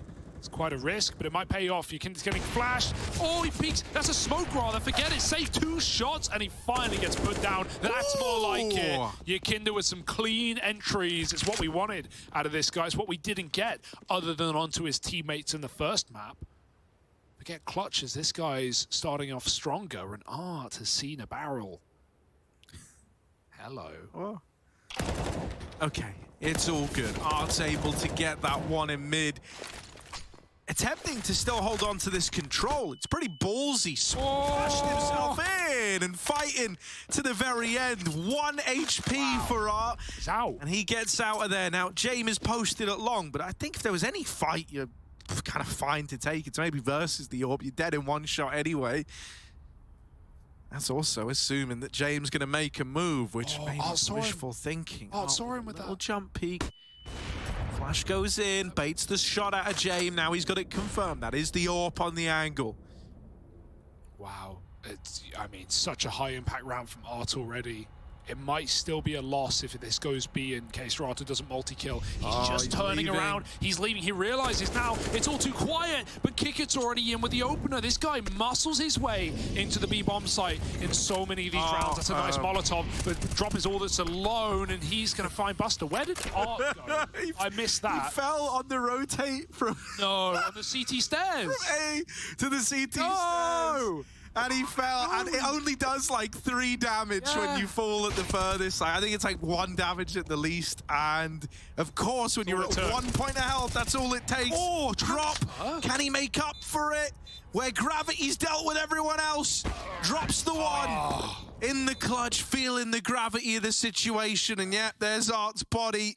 Oh, dear. It's not lovely, you gotta say. This whole game, like, the whole first map had everything. It was a complete calamity. I missed that one.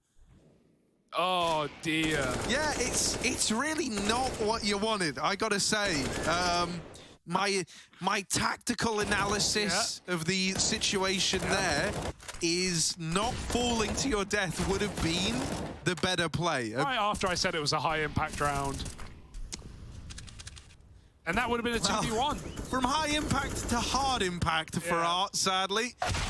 Ooh, and he's out. He rage bought. There's no other way of putting it. He rage bought right there. He pushed mid and died. And I would be mad too. Dear. What a game. I would hate to play against Outsiders on this map specifically. Look at what they're doing in some of these rounds, for crying out loud. Second long player is around the corner. Case Rato fully flashed and Yakinda. It's never been so easy to entry with flashes like these. Entries are free. Good timing for Drop, but again, USP. Ooh. Ooh. Pretty clean, right? Pretty clean, but that's kind of the end of it.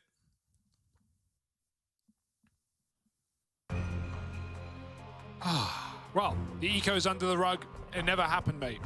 What buy? Guns should be there for FURIA sooner rather than later.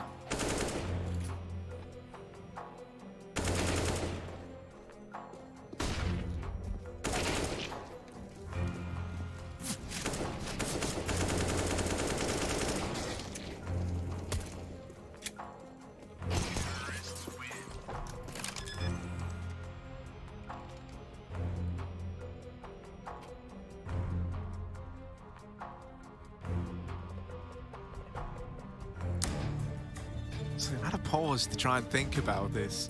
Because they can feel, you know, in the ebb and flow of the game, you're not having that, like, high flying, high fragging, nothing's going wrong. Hey, we dropped the bomb in con, boys. Look at them. They can't do anything. Like, the mood's changed a lot, and probably not helped by a very unfortunate ending to the round prior to last. Ooh. They're the kind of openers you beg for if you're Serato. Kicker attempting the smoke run over in Monster, and from bad to worse, your Kindar's on the receiving end of the orb.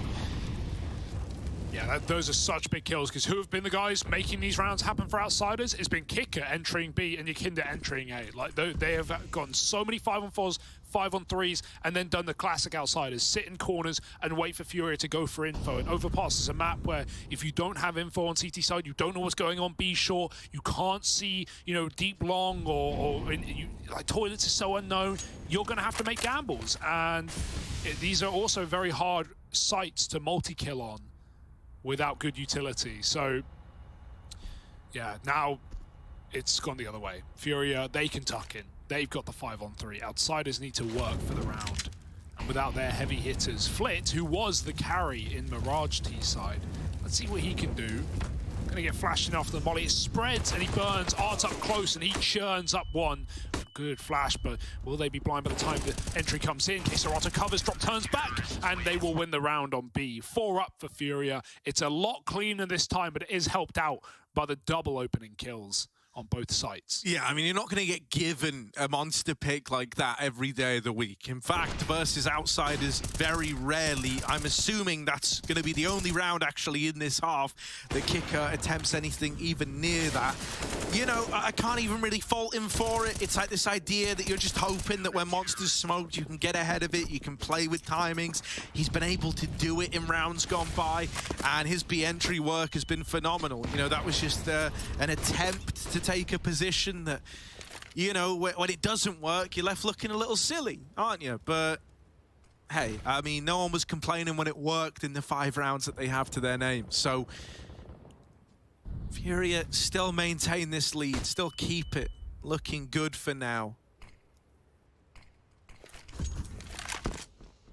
Yukindar walking mid. James scoping up and over. Isn't going to get given the short peek he was hoping for. How many boosts have you got? There's one for long. Spot that. No one's there. No one's boosted with the orb. All right, now we feel a little safer in taking this long control. That's what Buster's going to go do.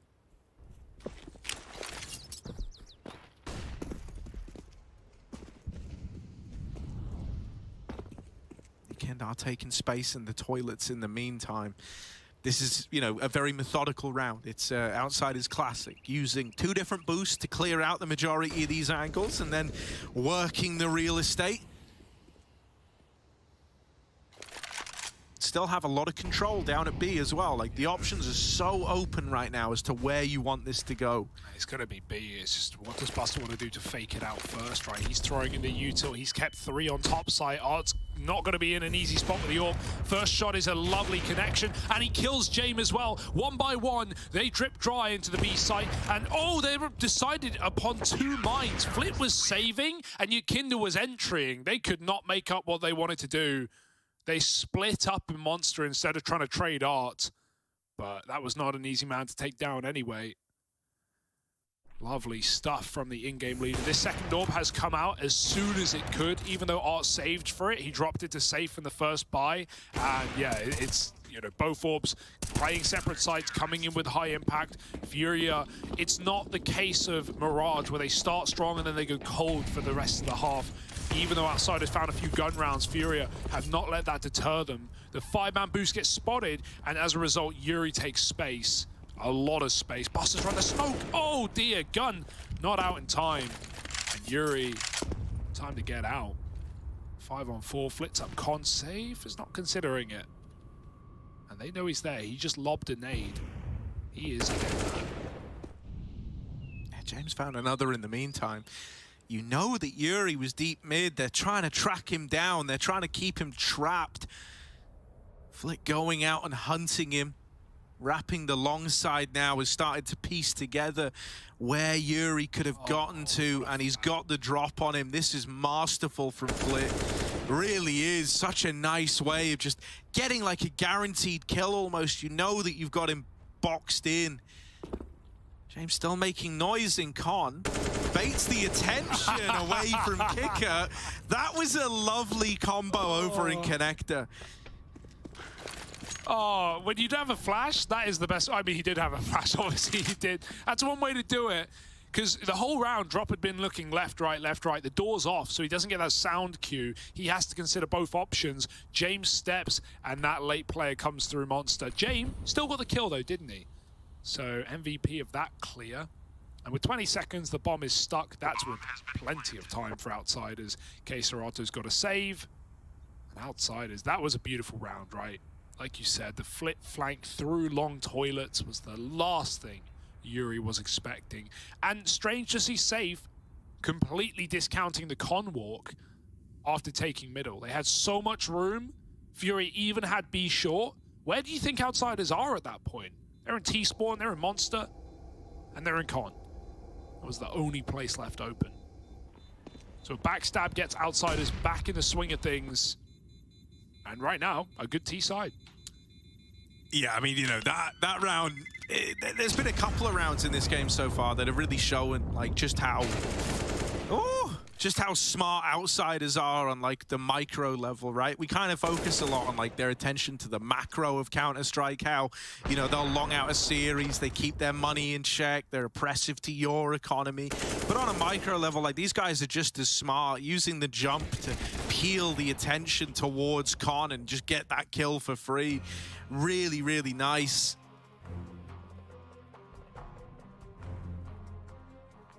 Now a little timeout. FURIA calling it in. You know, in spite of them being up in the lead for the bulk of this game, pretty much all of it, they've never had that alleviation of the pressure. They're always feeling like Outsiders are right there, right behind them, ready to leapfrog them at the final hurdle. And I mean, it could still happen. Like, you're really not out of the woods yet. Yeah. Where, you know, Outsiders managed to take down FURIA on this map last Challenger, it was, you know, 67 they beat them. So already FURIA are doing good on making this game more competitive than last time, but yeah, there's plenty more in store for Outsiders. Oh, drop. Trades Kicker. Kicker's been getting a lot more confident. I kind of like it, just running through Monster with opening kills and Flits. He caught Yuri with a messy spray off the FAMAS. Kicker was more of a late activation in B in the first few rounds, but yeah, 5-on-4 is nice. It's just unfortunate he gets traded. Still, they hold an advantage. Right side is Buster. Does Safe? No, he doesn't look like it. He's going to come in. Hopefully he clears this, but oh dear. Buster, easy frag, and drop alone as he rotates back up. Even though Outsiders are walking into him, it's only one man. What could he possibly do? Oh. It's very labored, and they're able to isolate him. CL at 7-7 now. Outsiders about to win this first half out, and that's over on the T side. You know, things are going to get even harder. Sorry, come that second half. And you're seeing near the end of the half, Outsiders getting more confident. They're running quicker rounds. They're not exactly doing rushes, but you know, they're just taking middle so easily, and with barely any util as well. It's like one front toilet smoke, one flash over mid to get your Kinder involved, walking up connector, splitting it together. This is just a really smooth, really clean, not, you know, started complicated, but now it's just iced out for Outsiders. They've not had to be too crazy. Good flash, and it's free as could be. Art and B short is dead, and Outsiders, they could pop B right now. Many other teams would. But of course, they want to hold a little bit first and see if FURIA get interested. Double up, short side, they re-swing. Yeah. Kicker's now dead. Flit was hoping that that was the route to success. As he swings out, he had a double teed up. That's where Keisarato comes in with the goods and has his teammates' backs. Leaves it all on 3 players still standing for the Outsiders squad, and they don't want to go back. They don't want to change their mind here. If you leave B, well, not only do you have to spend all this time clearing angles again, going back up to A, but you also give over all of these weapons, and suddenly it's a much harder round. So you kind of just want to keep brute forcing. They attempt the boost again. Yeah, that was really wishful thinking. Now just Jame and Buster. And with 35 seconds, what are they going to do? Hey, this was their round, and they really dropped the ball with those dry monster walks without any utility, without any teammates trading, and then they reboost back in. Very strange stuff.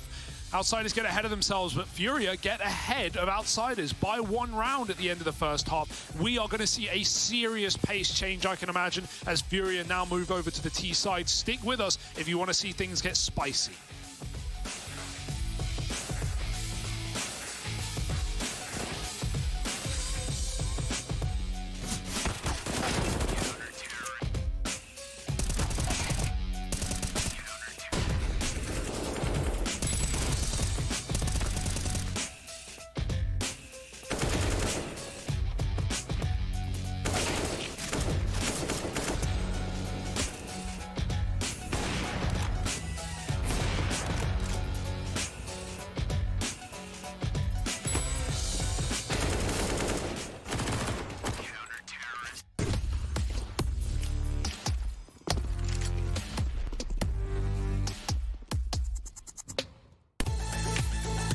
Hey Future Pros, welcome back to Overpass. Today we have a quick little pop flash for you to learn. It is a CT flash for inside connector. To do the flash, drop into this corner. Aim at the intersection of these lines. Then underhand throw the flash. This should give you an easy kill to anyone creeping up connector.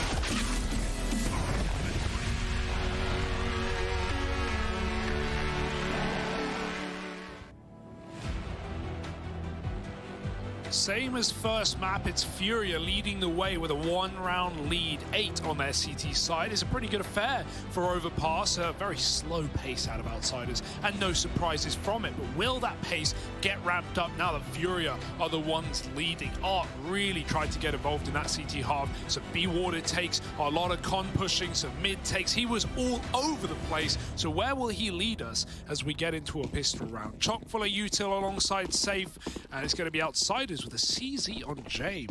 Spicing it up. Let's see what it does. 4 out mid, 1 B. We Serato tucked with no utility. Don't be surprised if this does end lower.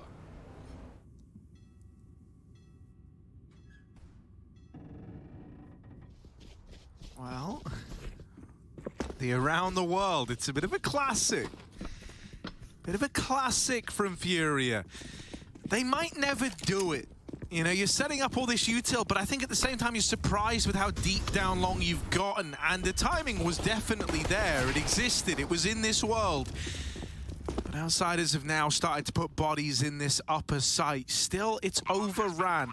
And while this is happening, Serato is late lurking through B with a CT plant down. This is set up for Serato to be the man winning the round if his teammates fall. And they are falling, all right. They're falling like flies. But guess what? He's right here. A wolf in sheep's clothing. Serato, this could be the round. Oh my God! 3 from the wrap. And just James left to beat.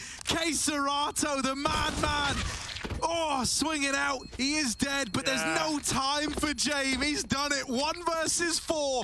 They set it up for him, and he knocks it out of the park. That is unbelievable. Absolutely unbelievable. It's a perfect round, but even then, FURIA all die in an instant. I thought surely 4 was just too many targets, but he lines up every headshot with the Glock from behind. Not easy to do, but no man like Serato to do it. What an insurance policy for FURIA.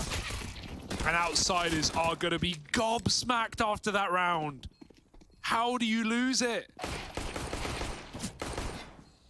Oh, the lineup into the escape and no kit for outsiders. Again, we talk about this team playing gambles on CT. They went 5B, literally 5B, and they had no kit. Had it coming to them. Oh my God, what? The pistols are doing it, Hugo. Saves him with 1 at least, but this is outsiders with 1 hell of a reply. How has this happened? Oh my God, James CZ, it didn't show up in the pistol round. It got the kill, but now it's coming with the goods. They've left B. Outsiders have rotated up A, and there's only 1 man here spotting for info. That's fine. If Buster gets a kill, that could be pretty, but he's not peeking far. Yuri chases, and he gets headshot. 2 on 3 now in the bomb site. FURIA need to stick the plant. Safe holding CT. 2 on 2. The turnaround for FURIA, maybe. Maybe. James sneaking out the con side. This CT player still stuck here, still stuck in a fight he doesn't know he's having yet. Oh. Made it out, James made it in, but is dealt with at the first hurdle, and there 1v1 for Flit. What can you expect him to do? Flashes go out, but his fate's decided. Flit is running for the hills. It's that lack of kit that hurts him there. Good damage, all things considered, right? But, you know, when you kind of look at what that round was, what it could have been, oh, it could have been so much more. Again, it's a gamble. It's a gamble, Harry. It's a dice roll. It's a, we've killed 3B. Let's rotate back up, and let's hope FURIA overcomplicate it. They don't. They just recommit late into a 2 on 4 on the B bomb site. They hunt the kills in lower. Beautiful shots from James now that we see him. And it's a nice round out of FURIA, but one that outsiders feel like they could have won. They could have closed. Coulda, shoulda, woulda. FURIA now with 2 snuck past outsiders. The pistol flank and then the force. And now look, a rebuy. Outsiders go back in for more. They were happy with 4 kills and an AK saved. And I like this investment for outsiders. The issue is, if you lose it, you're digging yourself quite the hole.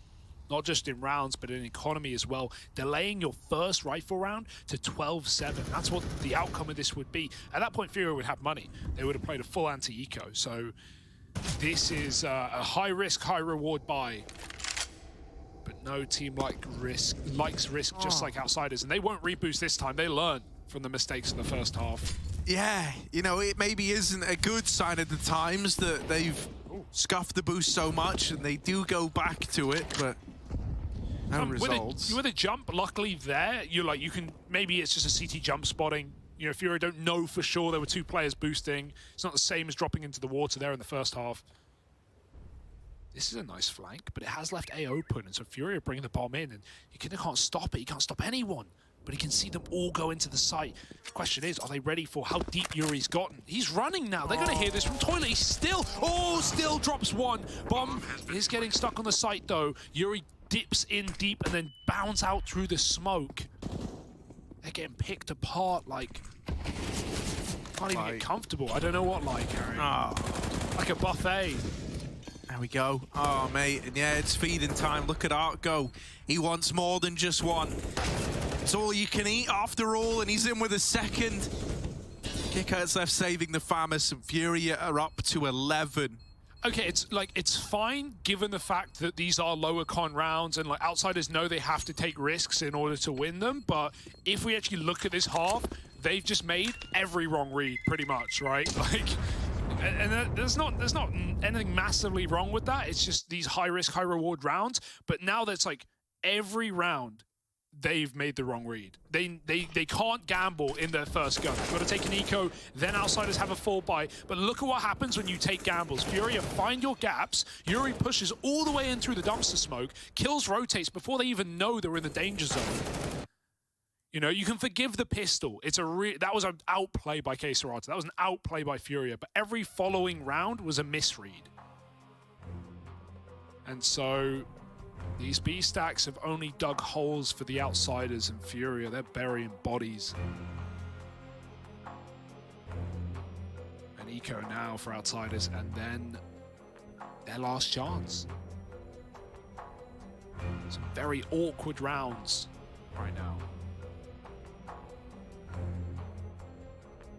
But I'm glad to see Furia exploiting them. Too often do you see gaps that CTs leave, and Ts just obviously don't know. They don't have the info we have. Furia are not letting those gaps go left alone, rather.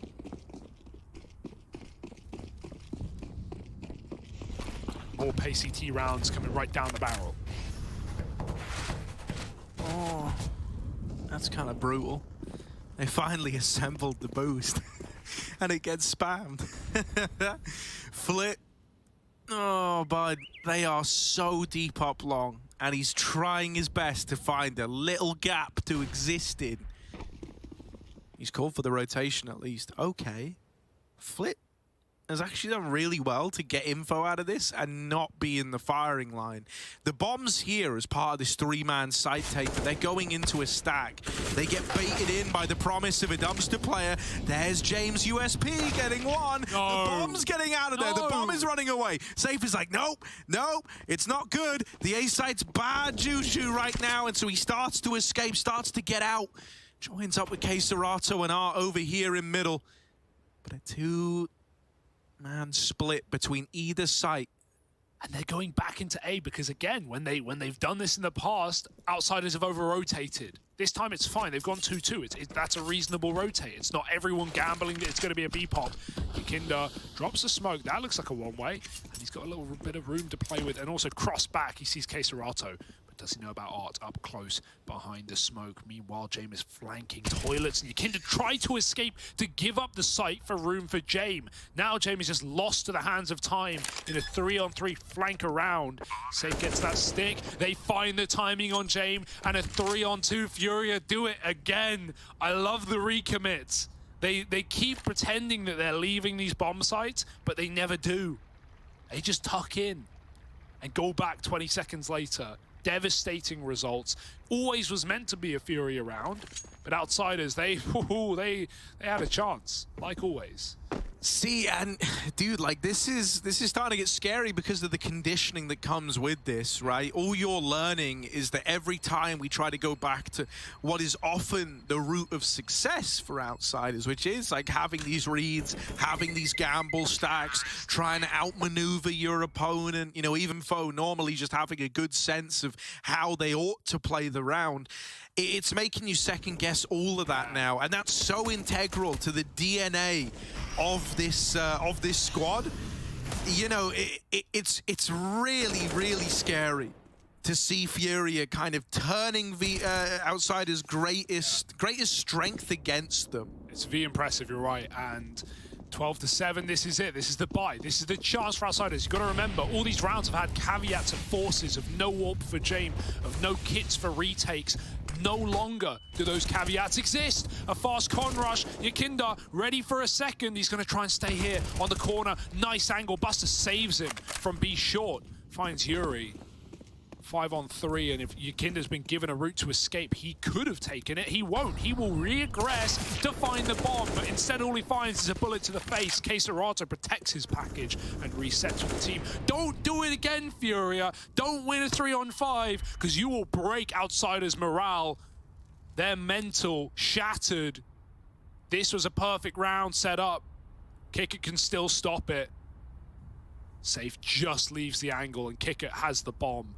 He doesn't know it yet, but he has the bomb. However, with Queserato checking everything, they're going to clear him from Monster! Oh my god. I'm tilted. I'm tilted for Outsiders.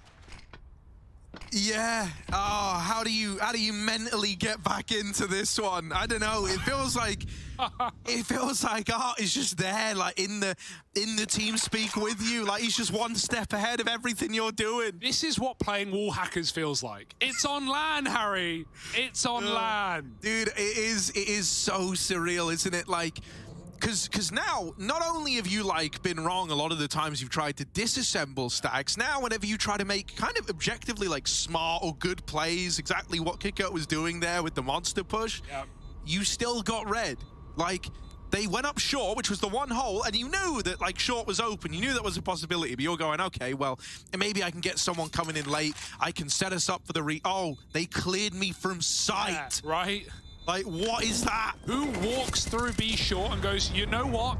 I'm a check Monster. And not just like look at the tunnel, like look at the cubby. No, I'm a clear T spawn from B.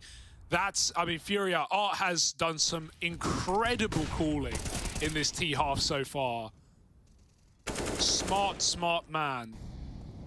And Furia all the better for it. Also, I feel for Yakinda here, even though it looks silly to like make that play in a 5-on-3, he's just had 2 con kills. He's not expecting a third man there. Why would you? So that was a swing kill for Queserato to even make that round a possibility, because they would have lost the bomb off that, and Outsiders really would have closed it.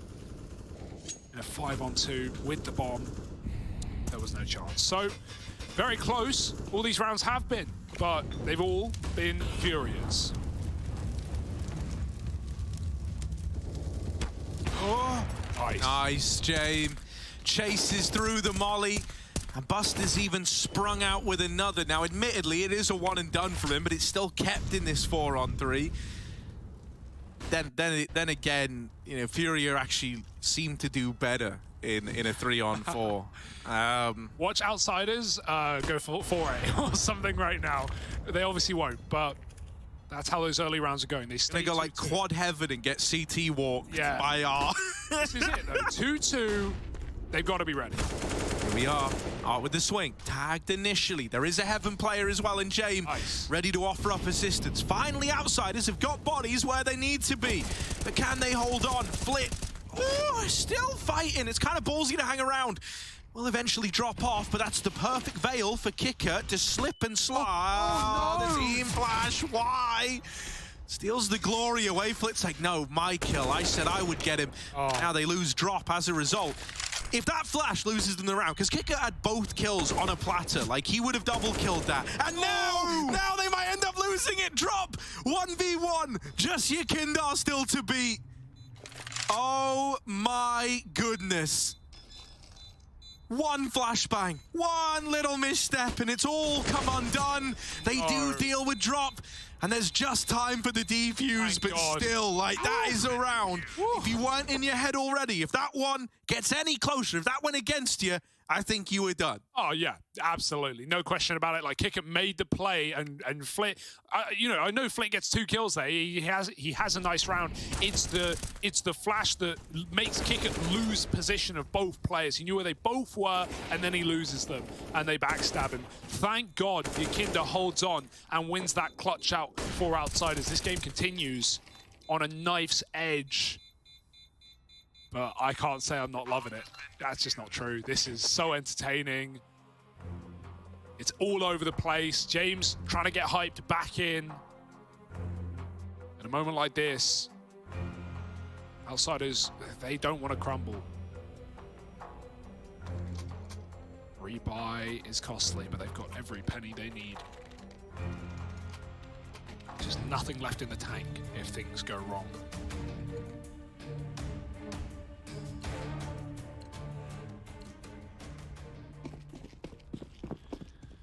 What now for FURIA? They've barely shown anything in this T-half.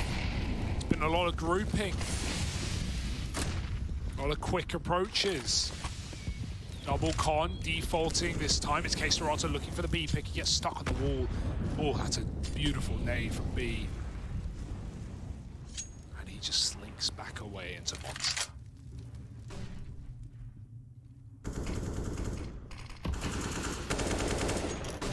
Now, it would be very outsider-esque if they still win this map, given everything that went on and the point that we're at in this series. Let's see if they can do it. Not with picks like that. Good frag for Drop coming in on a backstab, and I take it all back because FURIA are ready to go.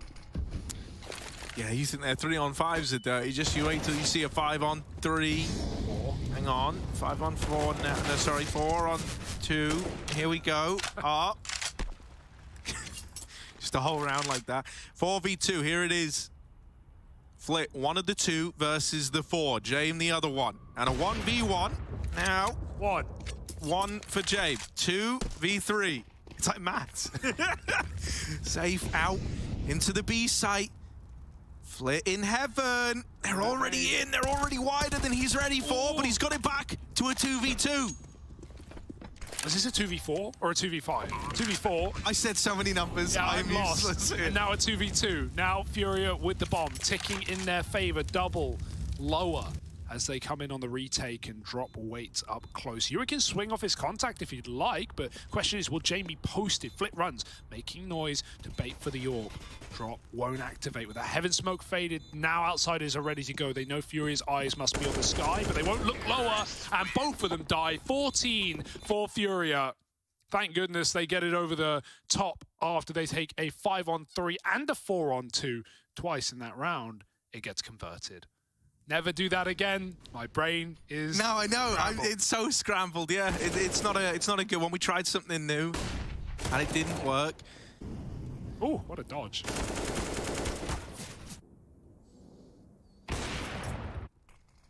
Yeah, I think the early force buys, and not the fact that outsiders went for them. They were good force buys, but I think the way they went just dug such a deep hole for outsiders, rounds and money, and in their own head, where they didn't believe their reads, they didn't believe their rotates, mainly because FURIA would read them right back.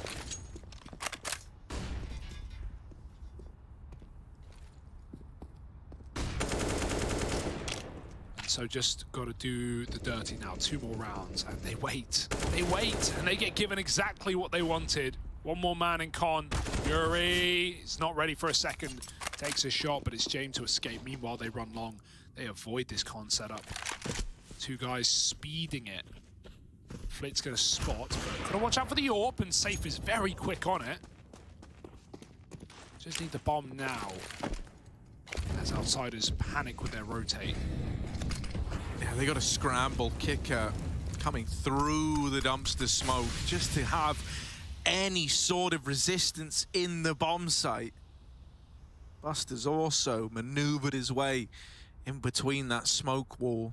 FURIA, this is really nasty what they're doing right now. They're trying to prey on the minds of outsiders. All that mental manipulation about, oh, look, we threw all this in, we've gone quiet. Guys, you might be misreading it again. Oh, do you feel nervous that you're misreading it right now? Oh, it must feel very uncomfortable because it doesn't feel like you've made the right read. And so they're kind of getting in their head a bit. That little jiggle at least gets the info, but it's exactly what FURIA wanted. It gave up the location of this defense. And so Art's doubled up on the opener. There's the plant. Jame can't do anything. High and dry on the other side of the site. It's 15 for FURIA. Yeah, just excellent calling. There's nothing else that can really be said about this T side for FURIA. Like, excellent calling. The stars have been shining. Everyone's been hitting their shots. The defaults have been getting fed. And when outsiders are walking into your defaults on CT, that's when you know you've already won the map, because it's just so unlike them to be making those moves.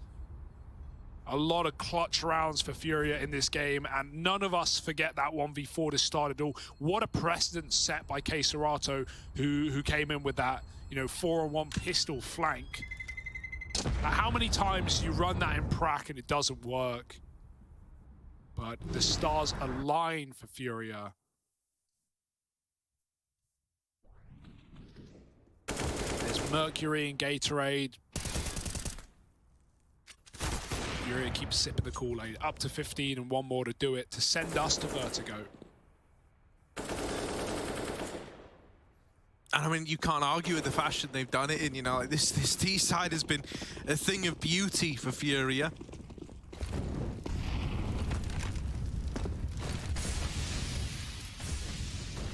What's this?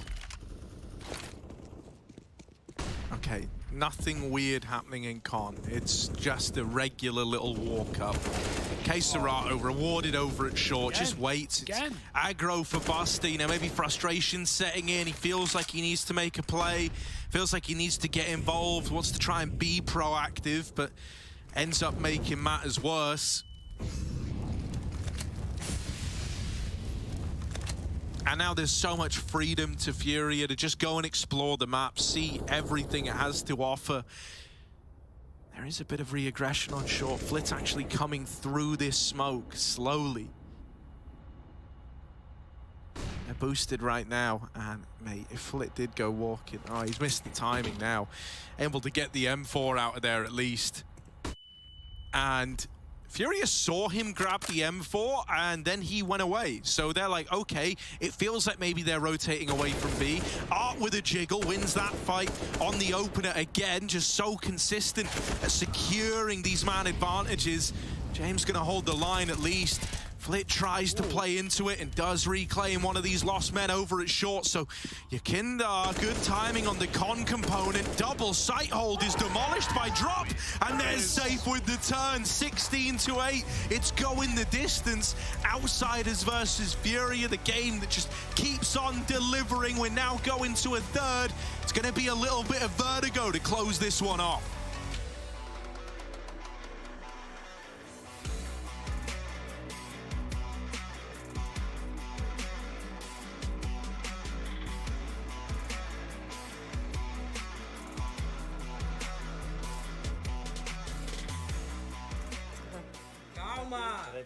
So, okay, besides standing behind your guys and supporting them, I've noticed that you have a little book. Yeah. And you like always keep checking it out and writing down stuff. What's in the book? Yeah, it's my death note. It's your death note? No, I'm kidding. Yeah, it's I just keeping notes of what is happening on the game, and when I ask a timeout, I can say the right things for them. So that's it. What was happening in the voice comms during the 16th round? Yeah, so crazy. Yeah, we had a lot of close rounds against VP. It's always like that because how they like to play and how we like to play, and so it's always like that. Mirage was really close, and we throw a lot of rounds. So in overpass we could close. Yeah. Well, the next map is going to be Vertigo. Did you write down like the boost on Vertigo that you did like many like, months ago? Are you planning to do that again? I can't say that. But we can hope that we'll see. Yeah, you can hope. Okay, thank you. Muito obrigado. De nada.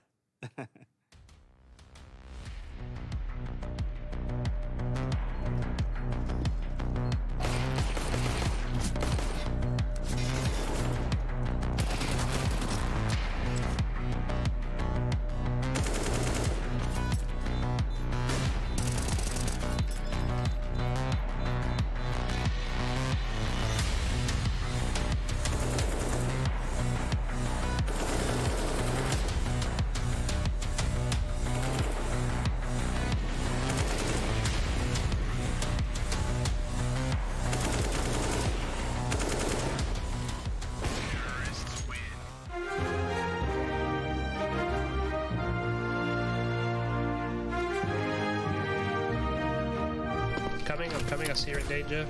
Ah, shit.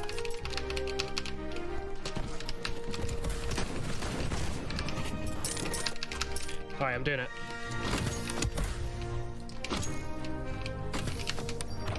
Oh, there's a lot of people, and other people are bumping. Oh, shield bump. See you later. Yeah, man. Hit the rock, yeah. But I did hit it. Back oh! Look at him go. Oh, respawner.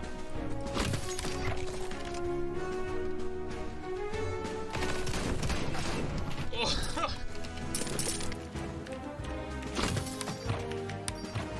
See him.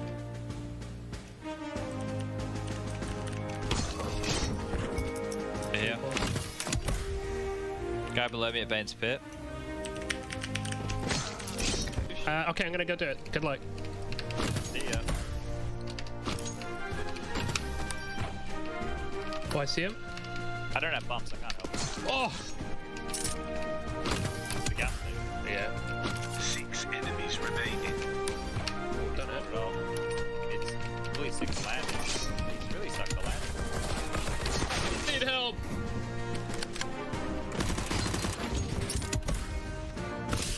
Okay, I see someone's crossing the bridge. I'm gonna go for him.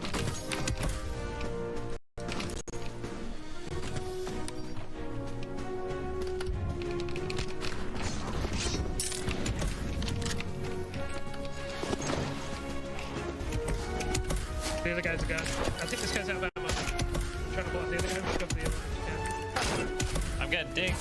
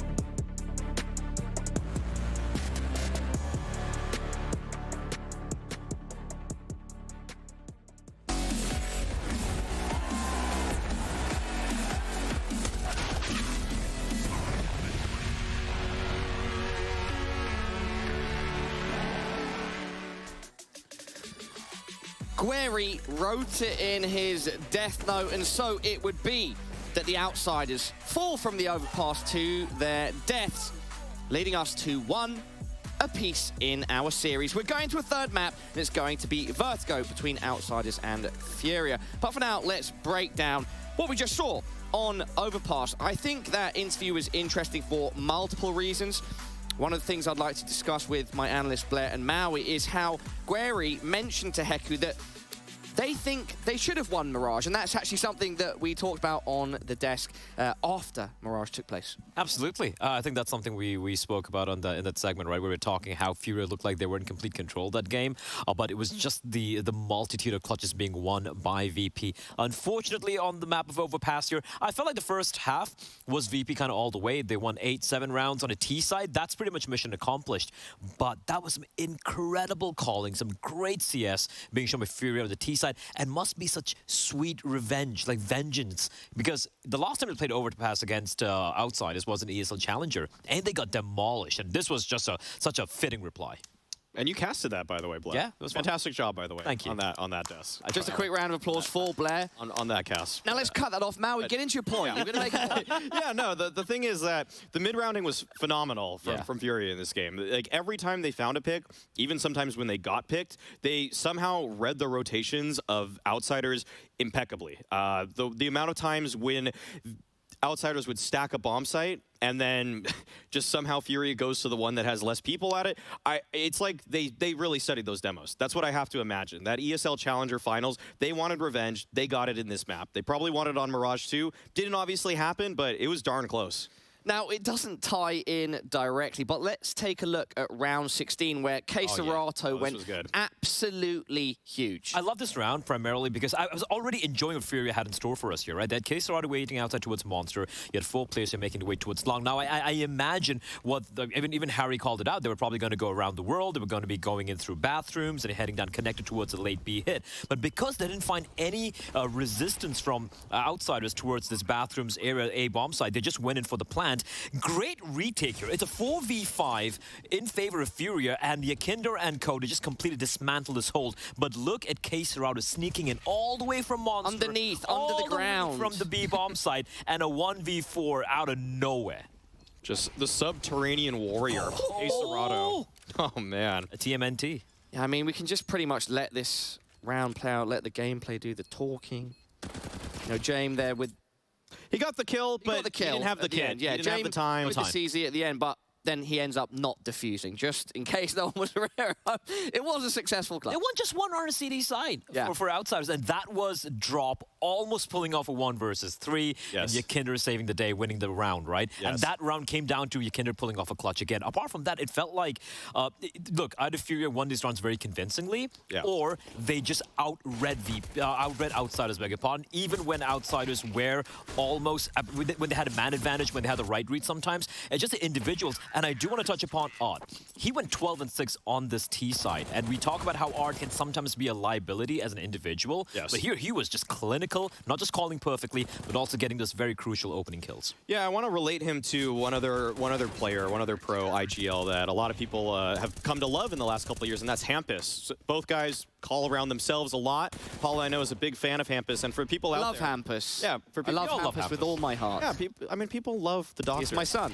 The Doctor, yeah, he's excellent. Yeah. But, I mean, either way, I mean, that kind of aggressive IGLing style, I think it was pretty popular, say, like, 2019, and a little bit prior to that, 2018. There were a couple guys like Kerrigan that really wanted to throw themselves into the mix, but people like Art have sort of refined that along with Hampus, and they're leading the charge in terms of kind of carrying the torch in terms of that style of being a leader that just throws yourself into the mix, has like a gimmick or two to make something happen. And yeah, it worked fantastically for FURIA in this game, because once he is not only getting those reads, but actually getting kills, they're pretty much unstoppable at that point. That's when FURIA is their scariest. That's when they're the big upset team that we know and love. Guys, something I'd like to ask you both about is the fact that on Overpass, Safe didn't have a huge impact, and we were hoping going into today, well, no, we wanted to see more from Safe, but now we have proof that even if he's not firing off on all cylinders, that they can still get a very strong win. Surely this is a positive look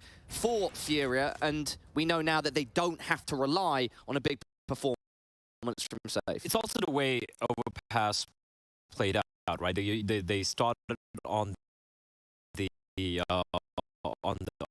CD side, and I'll be real, they were struggling economy-wise quite often, so he didn't really have that op to work with a lot of the times, and that was a T side coming in from the side of FURIA, where he didn't really need, or rather he didn't have to do much with the AWP. He was actually wielding the rifles more often than not, if memory serves me right. So yeah, for me, again, the win condition, stepping up, being consistently delivering every single time. But this time around, they had Odd and they had Yuri step up as well. And all around, great calling. Shout out to Gary as well. I'm sure that all those notes and his little death note of his definitely came in handy. I'm all for anime references and Gueri, thank you for doing that. Maui, any final thoughts before we head to a short break before our final match?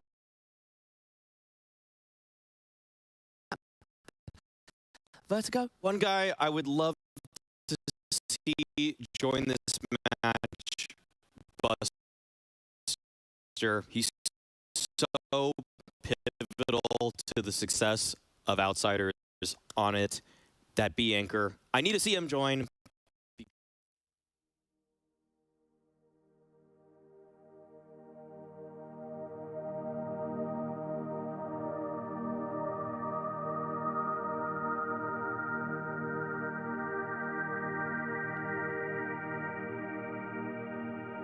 CSGO Hub Premium, the complete package to help you and your squad achieve all your CSGO goals.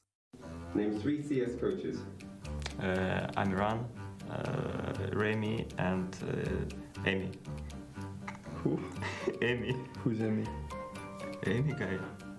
Serban. He was a player. Really? He was a player in FPX. Really? Yeah, he was a coach, no? He was a coach at some point. At some point, yeah, but the last role he had was a player. It's okay, but there were so many coaches you could have said. What was the first one? Amiran. The coach passed in Level Junior. Okay. Amy, bro. It's okay. Name 3 things you throw on CSGO. Grenades, rounds, maps. That was good. Name 3 people that you are smarter than. Alex, Crims, and Keita. I can see that one coming. Name 3 players who've transferred teams in the last year. Transferred? Dupree, Magisk, and Monacy. Name 3 terrible video games. Valorant, Elden Ring, Fortnite, and Fortnite. Elden Ring, I said. What is Elden Ring? New game, bro. Everyone loves it. It's okay. Name 3 things people shout on TeamSpeak. Can't say that. I've got nothing. Not safe for work. I don't know. Offline, online. G2, Gambit, Navi. They were all wrong. Better. Name 3 things who are better online than offline. Gambit, Heroic, LFO. Nice. Very nice. Alex, name 3 websites you visit often. HLTV, Twitter, Facebook. There are other social media platforms that are available. Name 3 items of utility. Smoke, flash, HE. 3 things Hunter hates. Cuke, the... Fuck. I got lost. How do you say opposite of cucumber, the other thing? Pickles. Like pickles, mushrooms. And losing in finals.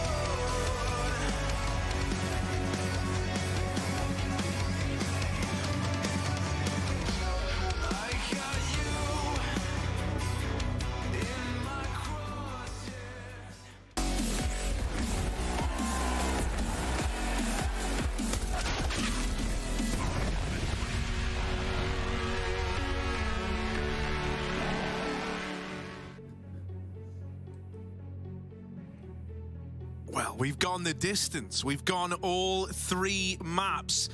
A little bit of vertigo to close. FURIA, one hell of a performance on Overpass. Outsiders map pick in the series.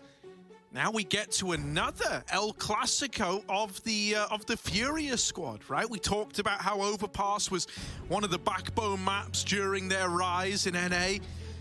Well, this was another staple of FURIA. Now they go toe-to-toe versus the Outsiders, who are looking for a bit of revenge after a map that turned sour very, very quickly. With me on the mic, I've got Hugo B. Byron. How's it hanging? Pretty good, man. Pretty low as usual, but we'll bring it back up as we get into map 3. It's Outsiders, it's FURIA. Last time I saw Outsiders on this map was Katowice, where Heroic made them look foolish, honestly, in some of those rounds. Like We saw them getting out red on their CT reads, on their gamble stacks, as FURIA just did on Overpass. So I'm very excited to see how this one turns out. Safe. He was not safe. He was not ready for Yakinda, who walked up close. Very good timing caught by Yakinda. Capitalized upon. Smoke's going down on the site. They've got one more. Will they use it?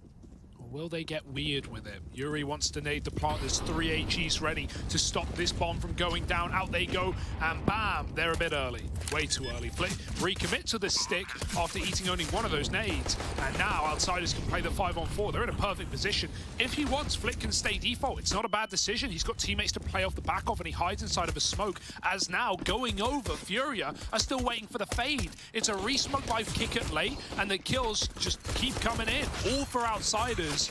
3-on-2, Drop gets a double, but he's so low he will be knocked off the top. And Serato just don't give him the kills, and he can't win the round. Yeah?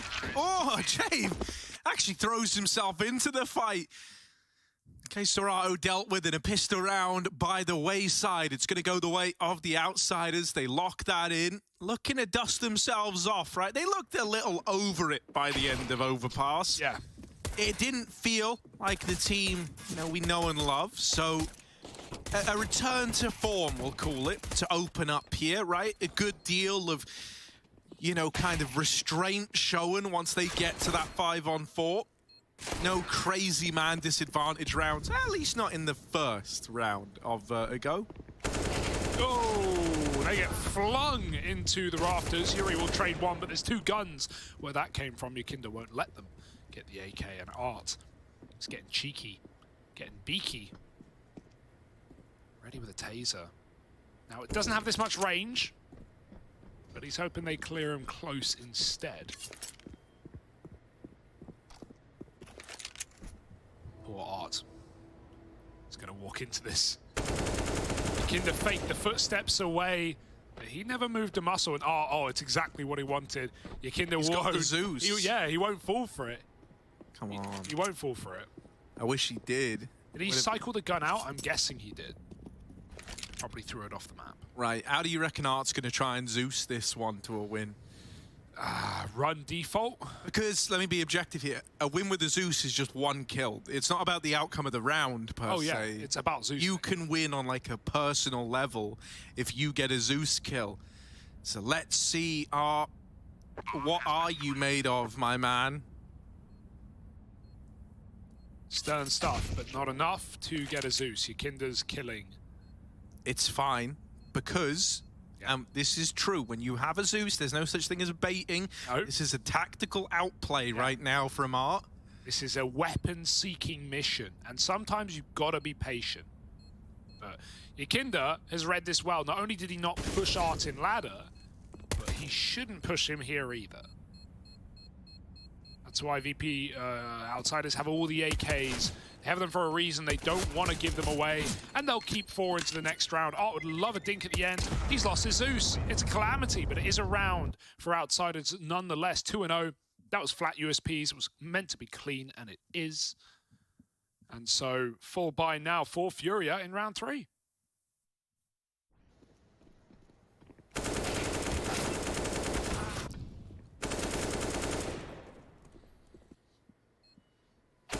Yeah, nice mid-hold, right? Like, just a good double up, like a good allocation of resources for Outsiders to not let any weirdness happen there. Now you've got the full investment coming through for FURIA. Oh, I like the drop for Serato. It's timed with the pop of the flash, and so they didn't hear it.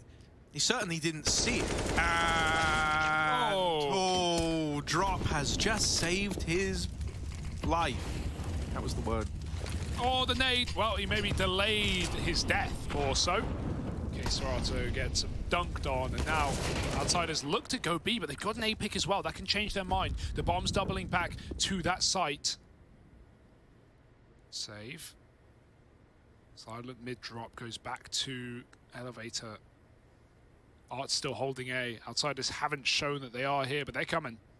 All of them. And this is very scary for Art there again. As the pistol round lets Safe down, they're walking up the right side. He has no idea. He's holding for the possibility, but they're about to peek him close. Oh, the jiggle, he gets away with 1-2 for Art is phenomenal in that position, but it's still a 2-on-2. And Outsiders have the util to run this exec into the bomb site. Flip would love to throw that other smoke, but Jay might just plant anyway. So assured they won't rush him down. It's only Safe here. Tries to kill the cover. And a lot of damage, but no frag. Oh, no, there's the frag. One way to do it. Oh, just drop. Or Dr. Op, as they call him. Here he is. And there he goes. Flit's gonna lock the round in, isn't he? 3-0 right now for the Outsiders. Looking good on this T-half, aren't they? James getting pumped. And yeah, we rarely, you know, call the GGs, but I think after those 4 spies slipped through Outsiders' fingers, plus, you know, some of the 5-on-3s they had that weren't converted, some of the insane rounds in there, it did just feel like they were ready to go next, and they kind of wanted it over with Overpass. And now here on Vertigo, they're here to play. They're here to show, you know, how they should have shut down this series earlier in a 2-0. Furia have a 4 spy, just some pistols and a scout. And of course, this is an Outsiders T side on Vertigo. We're going to be doing a lot of waiting in this half. Don't be surprised by it.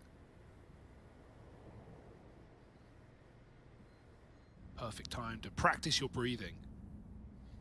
In through the nose and out through the mouth.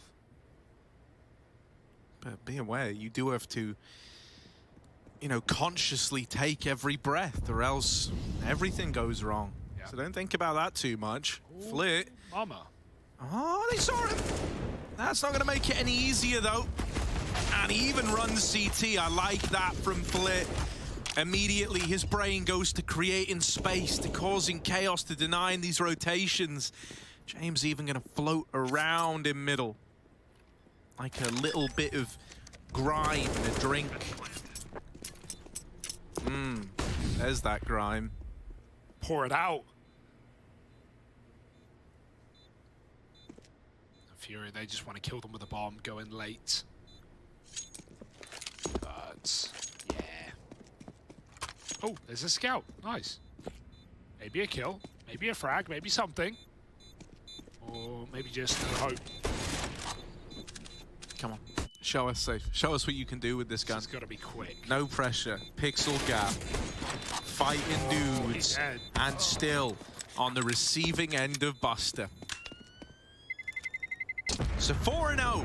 It's living up to its potential for the Outsiders right now, aren't they? They're showing a much stronger face from the get-go. Yeah. It's meticulous, and it's exactly what they need to get the job done. Fury have a buy, though. Love to see them take the ramp back and put an AWP there, right? That has proven to be a problem. Even though Arc got that double kill on the last A round, 2 rounds ago, it was still Outsiders finding this gap, sneaking up on the right wall, and surprising Furia. They can't get away with that. Furia need the info, at least on ramp, whether they're playing it or not. They can't be in this very awkward position where they think they have ramp, but in reality they don't. But there's no AWP. They've gone for util instead. Safe could have bought it, he just wanted the kit and all the trimmings, so. Let's see what Fury can accomplish now. Deep ramp smoke, 3A. I would have actually loved to see the AWP. Like, it kind of hurts that, you know, like there's a world where we kind of get, you know, like 7 rounds in before we have an AWP for Safe. So this was one opportunity now just sailing past him. Let's see, though, if they can find success with the rifles. James holding on to the bottom of round, put up on a boost, courtesy of, who is it? Kicker. There we go.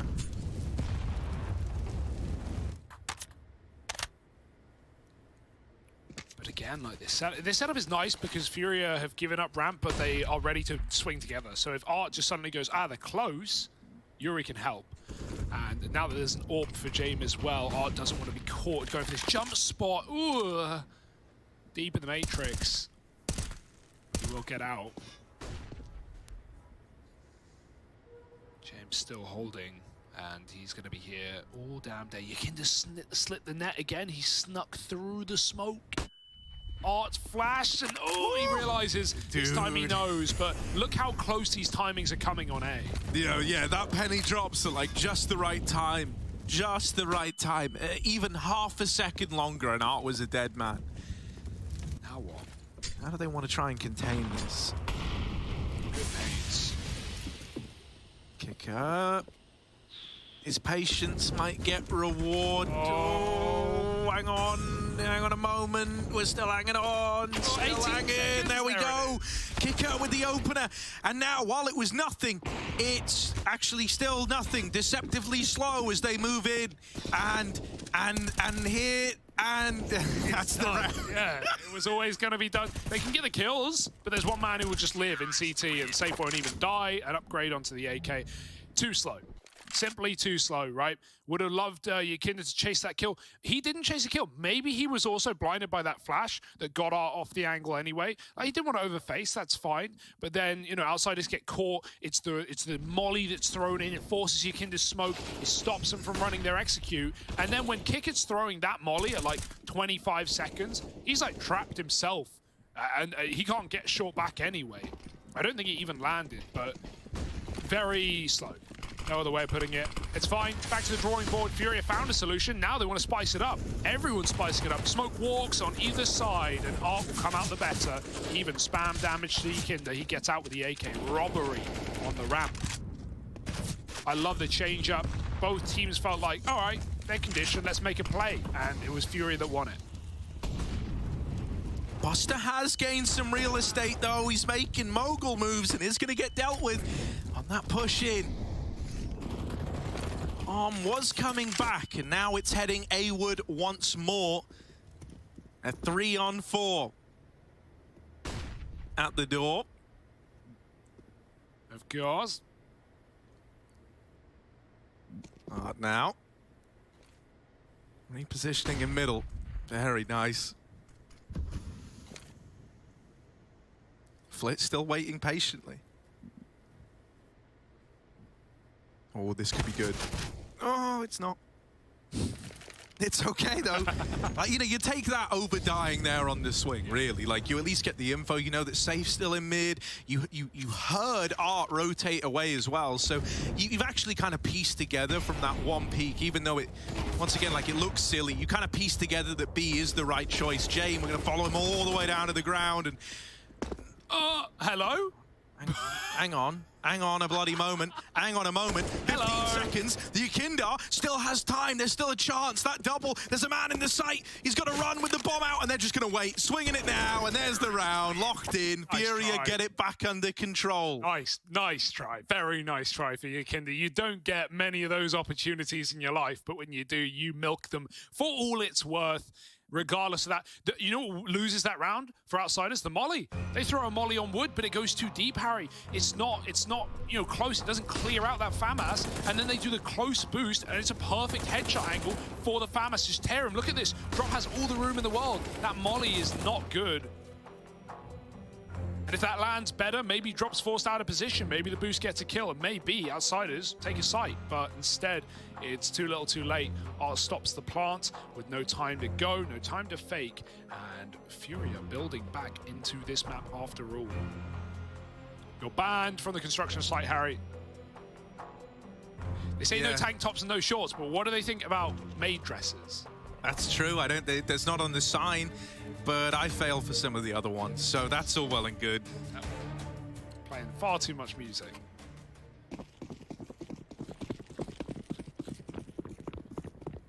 All right, a little bit of a broken by now. One gun, and if I would believe in anyone, it's Kicker to get those openers. He was doing it so well on B overpass. Everyone's had their moments, but can Kicker pick it back up? Put that thing back where it came from. Also help me.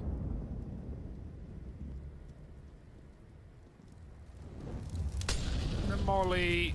It will tick if he goes any further. He's got to be very careful. Smoke phase. Kicker got the kill. Yuri needs this and he can't get it. That is 2 guns now gifted to outsiders. They're ready for a third man.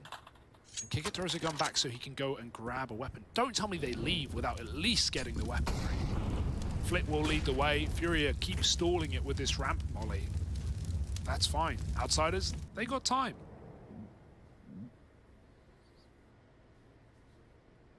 Yeah, right. Slow grouping for the ramp play. And in amidst all this silence, it only gives time for FURIA to doubt themselves. Flash over, now Safe knows he hears the pitter-patter of footsteps for the outsiders moving in to this side of the map. Kicker could offer up a 3-on-3 if he decides to jiggle short, but he shows restraint. That molly, while it will force players wide and into the open, Flitch still found a grimy little angle to keep hanging out on the short. That was not even trying to fight. Someone else, just an unexpected third party gets involved. Still, it's a good spot for outsiders. Tap on the bomb. Gonna bait a shot out of James. Oh dear, now they know he's close. The spam does damage, but it doesn't find the kill.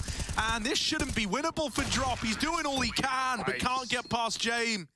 Sick round, man. VP outsiders keep winning these. They keep winning them, Harry. Who? Never, no idea, never heard of the them. Outsiders, man. Yeah, they do keep winning it. That much is true, right? Keep on finding it. Just one gun up ramp, Kicker gets his double entry, and outsiders just slow it down. They call it off. They let everyone grab guns, and another plant on A, and FURIA cannot get these retakes going right now. You know, when the bomb is down, outsiders convert. That's the consistency here. FURIA, they stalled them for so long, and once it even got them around, but not every time.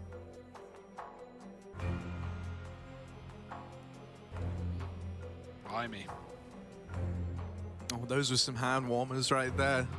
Trying to get activated. Yeah. Have you ever used a hand warmer, actually? Not while gaming. It's a good idea. While skiing, I used to put them in my gloves. That doesn't count, though, because that's like if there were like gaming helmets, and I said, if you want a helmet, you go, not for gaming. Well, you said they're not. Okay, they're not gaming hand warmers. You said, have you ever used hand warmers? And I answered, to be fair, yes, I have. In my gloves. You've got me on a technicality. I'm prepared to say that. Have you ever used gaming hand warmers? I would have said no. Okay, have you ever used gaming hand warmers? No. Okay. Do they make them specifically for gaming, or are they just falling under the remit of hand warmers? Oh, great. ESL have these, like, things that blow hot air on your hands. Or maybe not hot air. They just warm your hands. Like toasters for I think their player managers do that, right? Imagine. Are really dedicated to the job. You know, they're these little boxes that, like, toast your fingers while you're gaming. I think we all need them in cold winter nights. Or mornings. Yeah, I mean, dude, like, I've never used one. But I'm gonna try, because all the pros have them. All the pros keep their hands at like a nice, I don't know what the ideal performance temperature is. Yeah. When it comes to I don't think they have finger thermometers to calculate. I think it's just feeling based. Are your hands warm? Yes.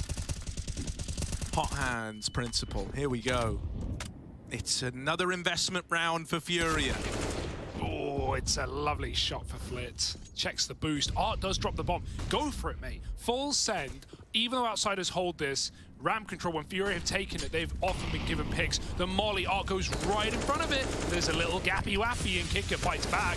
He's under attack. Yuri gets the kill. Both players are pushed down. Flit has a smoke, and it's a one-way for him. Perfection in a 3-on-2. Safe is deeper than they're ready for. Kinder caught, and now they're fiddling with nades. Flit goes over. He's blind, but he still escapes. Back to the bottom side with no way. Safe, eventually dead, and now the 1v1. Yeah, the tags were just slowing him down so much. He had no choice but to go back in and fight that. Now, Buster versus K-Serato, two phenomenal clutch players. Oh, and K-Serato wins that! Sick. Buster had the drop on him. It looked like he was about to get it over the line. But that's the K-Serato effect right there. Whew. What a terrifying round. That was a seesaw, Harry. That went both ways. From the ramp control getting taken by FURIA to Flip with the multi, pulling it back. That dirty spray for Safe. And still FURIA converted right at the end. NT on Buster.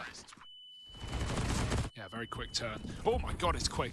Oh, that one was really quick. Flip picked in mid with a flash play and kicker. Oh, dodging death, he just dives out. Wisely thought. Avoids the molly. FURIA have done a good job of scaring outsiders out from ramp.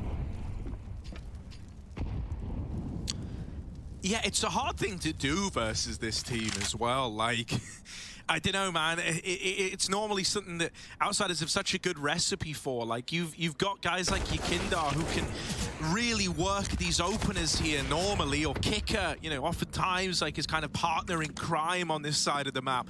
Both of them have kind of somewhat struggled at getting the ball rolling in recent rounds. You know, wasn't so much a problem early on. Hello, Buster. Hang on a moment, bud. Oh, he's been pushed through B. That sucks. You know, not every clutch is winnable, especially not when Keisarato's still in play. And yeah, that is Keisarato with no T. No T. Very important, that's distinction with no T either. You've got me dropping my T's as well, Harry. Recently, it's happened. I'll try and speak proper in it. Pistols out. Pistols, actually. Pistols. British. Right, so nice little slow one here. Just Glocks, right? And when the Glocks are out, the fun stops. For you, at least. For the opponent, always a good time. Oh, yeah. These are the rounds where everyone wants to be an entry fragger if you're a CT. Suddenly, people who would never normally swing, well, here they are from downtown. And all of them, look at it, look at the middle of the map. Literally, everyone from FURIA just swoops in. I hear the Eco Cobras are here, they're calling. And they will get them if they just wait patient enough. Yeah. Oh, dings. They're nailing them. Good headshots, do a lot of damage, but okay. Buster converts another kill. Upgrades. Safe is here to just stop all this tomfoolery. And to a certain degree, keeping the pressure on pistols is how you stop them, right? Like, don't let them snowball you. Don't let them run over con and flood, and then you whiff one spray and you lose the round. Those rounds can happen. FURIA don't allow it. Up to 5 now on the CT side. During the end of the half, outsiders. It's a good T side. There's nothing wrong with it. But what have they got to show for us? Is it going to be more of this getting crunched at A ramp? Surely they want to move away from that now and try and diversify in the late round. Art's picked Flit, and Kicker is going through the smoke. All right. Oh, but Yuri's ahead of the flash. They weren't ready for Kicker. It was a nasty surprise. He's got to go back, got to reclaim lost ground, and there he is with a double. Beautiful work, beautiful sequence out of Kicker. Buster thinking he's hit a golden opportunity in the right. Since Buster lost that 1v1 to Keisarato, Keisarato has found him every single round where rifles have been in play. He's starting to, you know, undo some of this confidence that Buster was showing early on. Yeah, and that's going to affect him moving into the second half, right, on that B anchor roll. Hoping he can hold it together. Right now, they could just walk into B. Harry is empty, drops in their spawn, flanking. Kicker's still messing around on ramp, trying to fake this out as the bomb waltzes in. And Drop, I mean, if he just stays here, he's going to kill Kicker coming back. It almost seems like FURIA are ready for this fake out that Kicker is giving them. And even though they don't know for sure James in position, no! You couldn't write it. Oh, you couldn't. You couldn't. The timing drop now starts to flank A. If he just took his hands off the keyboard, he'd win the round. Now they don't know how deep James got. James, you've got the bomb, remember? Can't he'll drop it back. It's still a fast flank timing, but ooh, outsiders might be ready for it. Well, dropping out has the awkward task of coming across guys they were in B. And I may have let that happen, but I've got a fast flank. It's all under control, and I'm here to save the day. Oh, wow. Yes, that's a wonderful reaction. And James is cut down as well. Okay, the redemption arc is complete. Dr. Op in with another successful operation there, 6-6. Surgical success on the flank. stitches around together for FURIA. And that's it, equalised now at 6-6. Yeah, it's scary when you lose that timing, but I think the realization was always there for FURIA that B is probably corrupted. Drop just didn't want to wait forever in the same position. He wanted to try and catch that timing, and doing so dug his hole, but climbs out of it.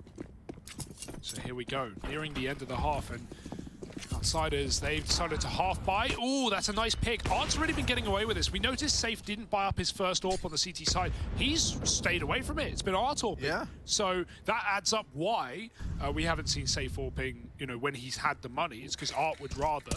And they're going to run up B with some pistols. A hero gun this time won't win the round solo dolo for Outsiders as Queserato shreds it.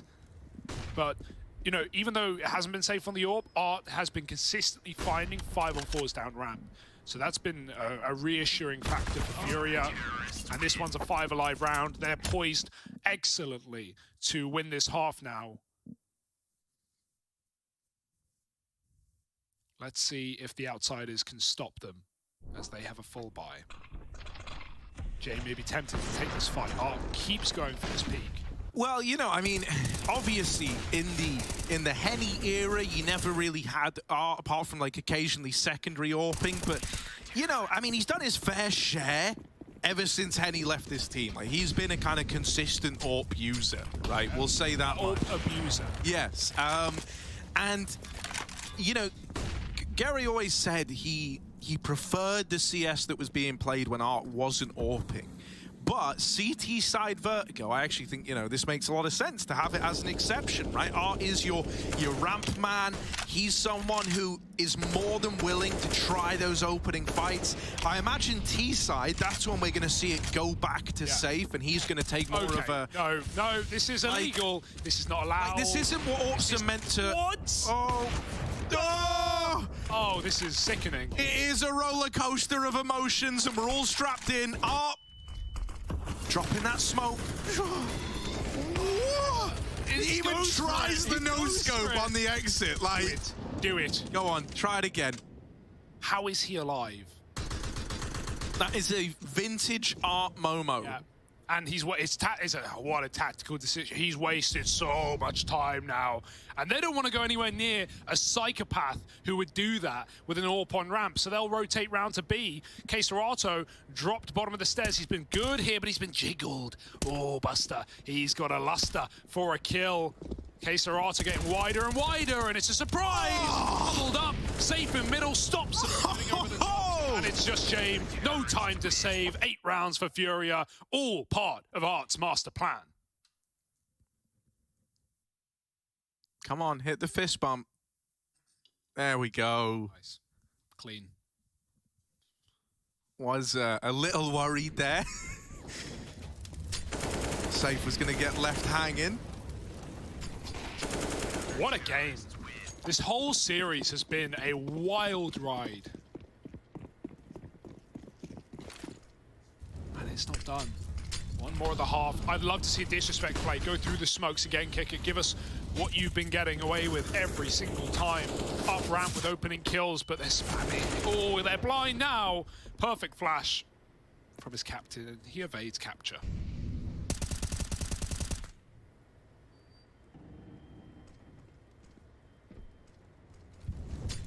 Yuri, still looking to fight for this control. Doesn't want to give it up for free, but, well, eventually you have no other choice. You know, you don't just want to be hanging about on short for the entire round. Not out in the open, at least. He's kind of playing it a little more reserved. He at least has an option to get the hell out of there. But even though he's been given that option, he doesn't take it. Him and Safe are hanging about. They want to keep fighting for this ramp control. And I really, you know, if you're Outsiders, this isn't what you're expecting. This isn't the norm to have them waiting this late in the round to play for control. Now that you've seen Safe, maybe you consider it, but that's the bomb, and it tumbles forward. Yakinda in his dying breath. It went all the way through the smoke and fell at the feet of Yuri. Now, a 4-on-4 that gets super awkward. FURIA have all the info. Oh, that's a bit optimistic. No flash, no info, just walks the peak. Didn't even swing it. They molly just in case. Even outsiders think that is way too obvious of a peek, and they don't believe it, but now they know. Sandbags is clear. 15 seconds. They've lost a round to time like this before. They need to go. That's why Furia gave up the bomb. They realized exactly what was going on. They even thought it was a fake. Running away was dropped as Yuri doubles up. They thought it was too late, and it is. The round is done. The half is closed. It's 9 rounds to Furia, and they're feeling feisty right now. Art's pushing ramp with orbs. Who knows what's going on? Outsiders certainly don't. We'll see if they can recover in the last half of the day after the break.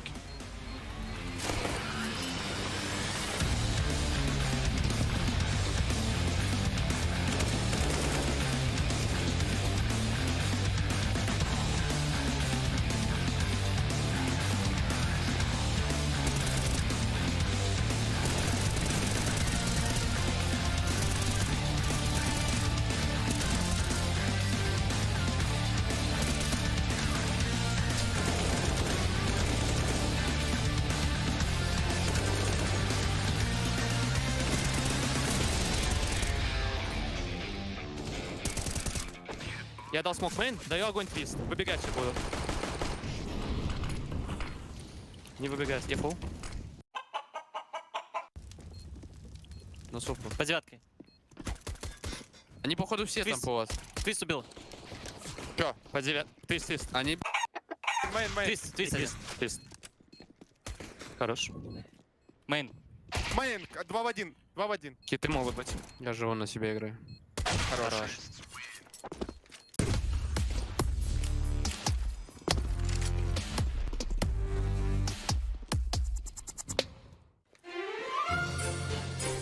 What up, future pros?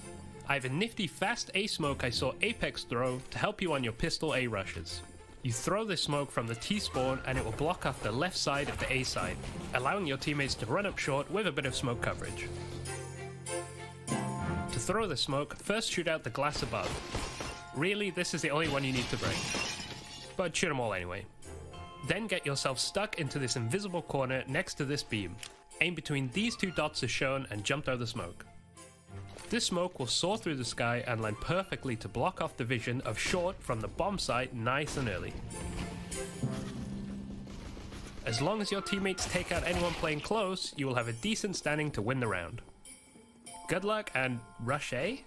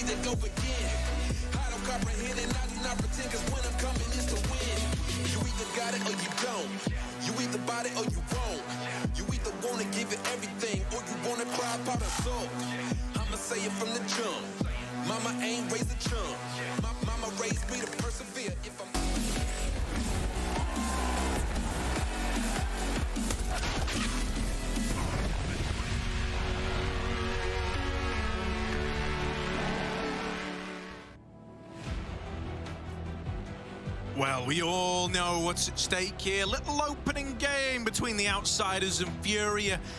Well, thus far, it's been pretty close. Furia just about edging out a little victory over the Outsiders there in that first half of play. And things really did take a bit of a turn there, right? It was this nice start for Outsiders early on. You know, you were feeling kind of positive about the whole thing.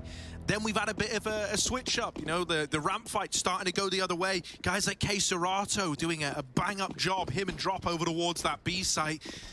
Now the questions are asked of the Outsiders, can they provide? Case change. Back into this, and it's going to be a very different very different second half to what we saw in the first. Indeed, Furia get fast up the ramp and they get it for free.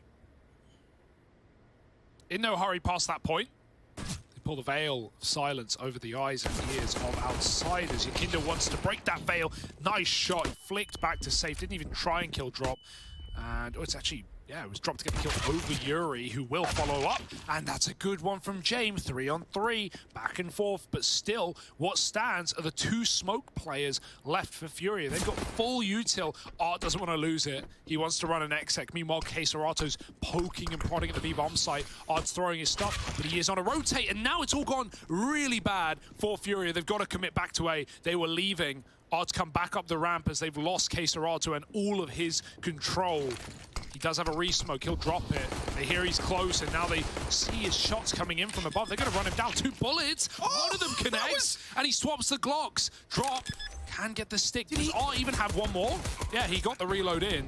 Did he just burst him? I'm pretty sure that was a 2-bullet burst. Certainly could have been. Oh, Drops nailed the next. Just James.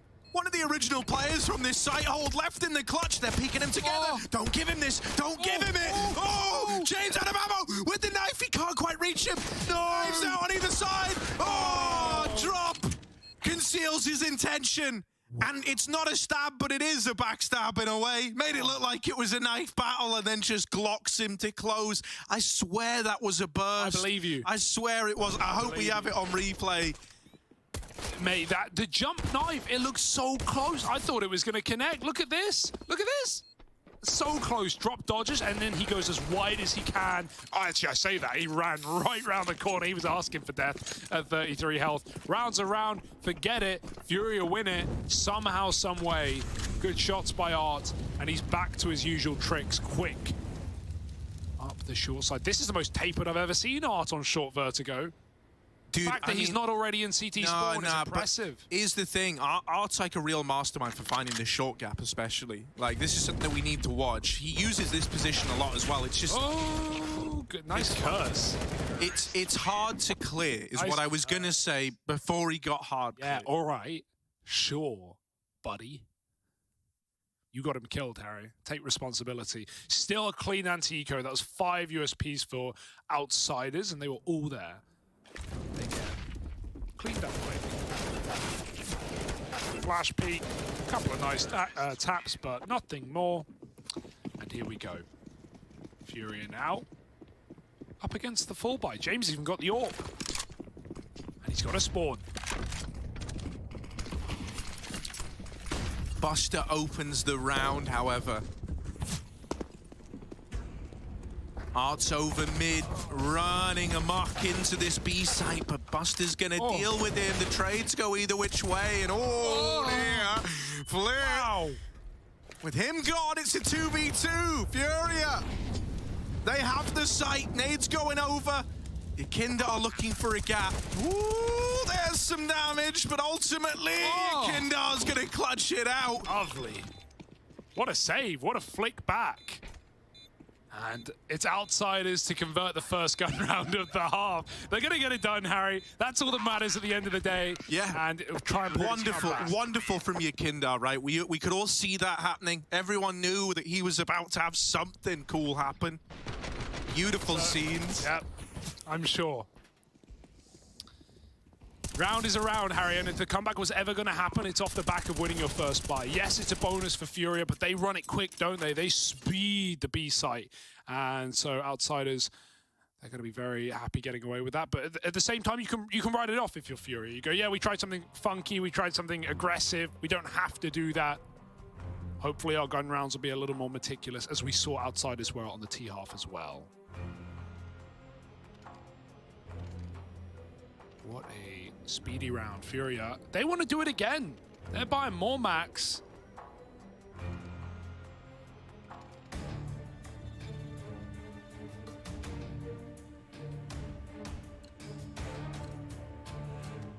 Maybe they go up A this time.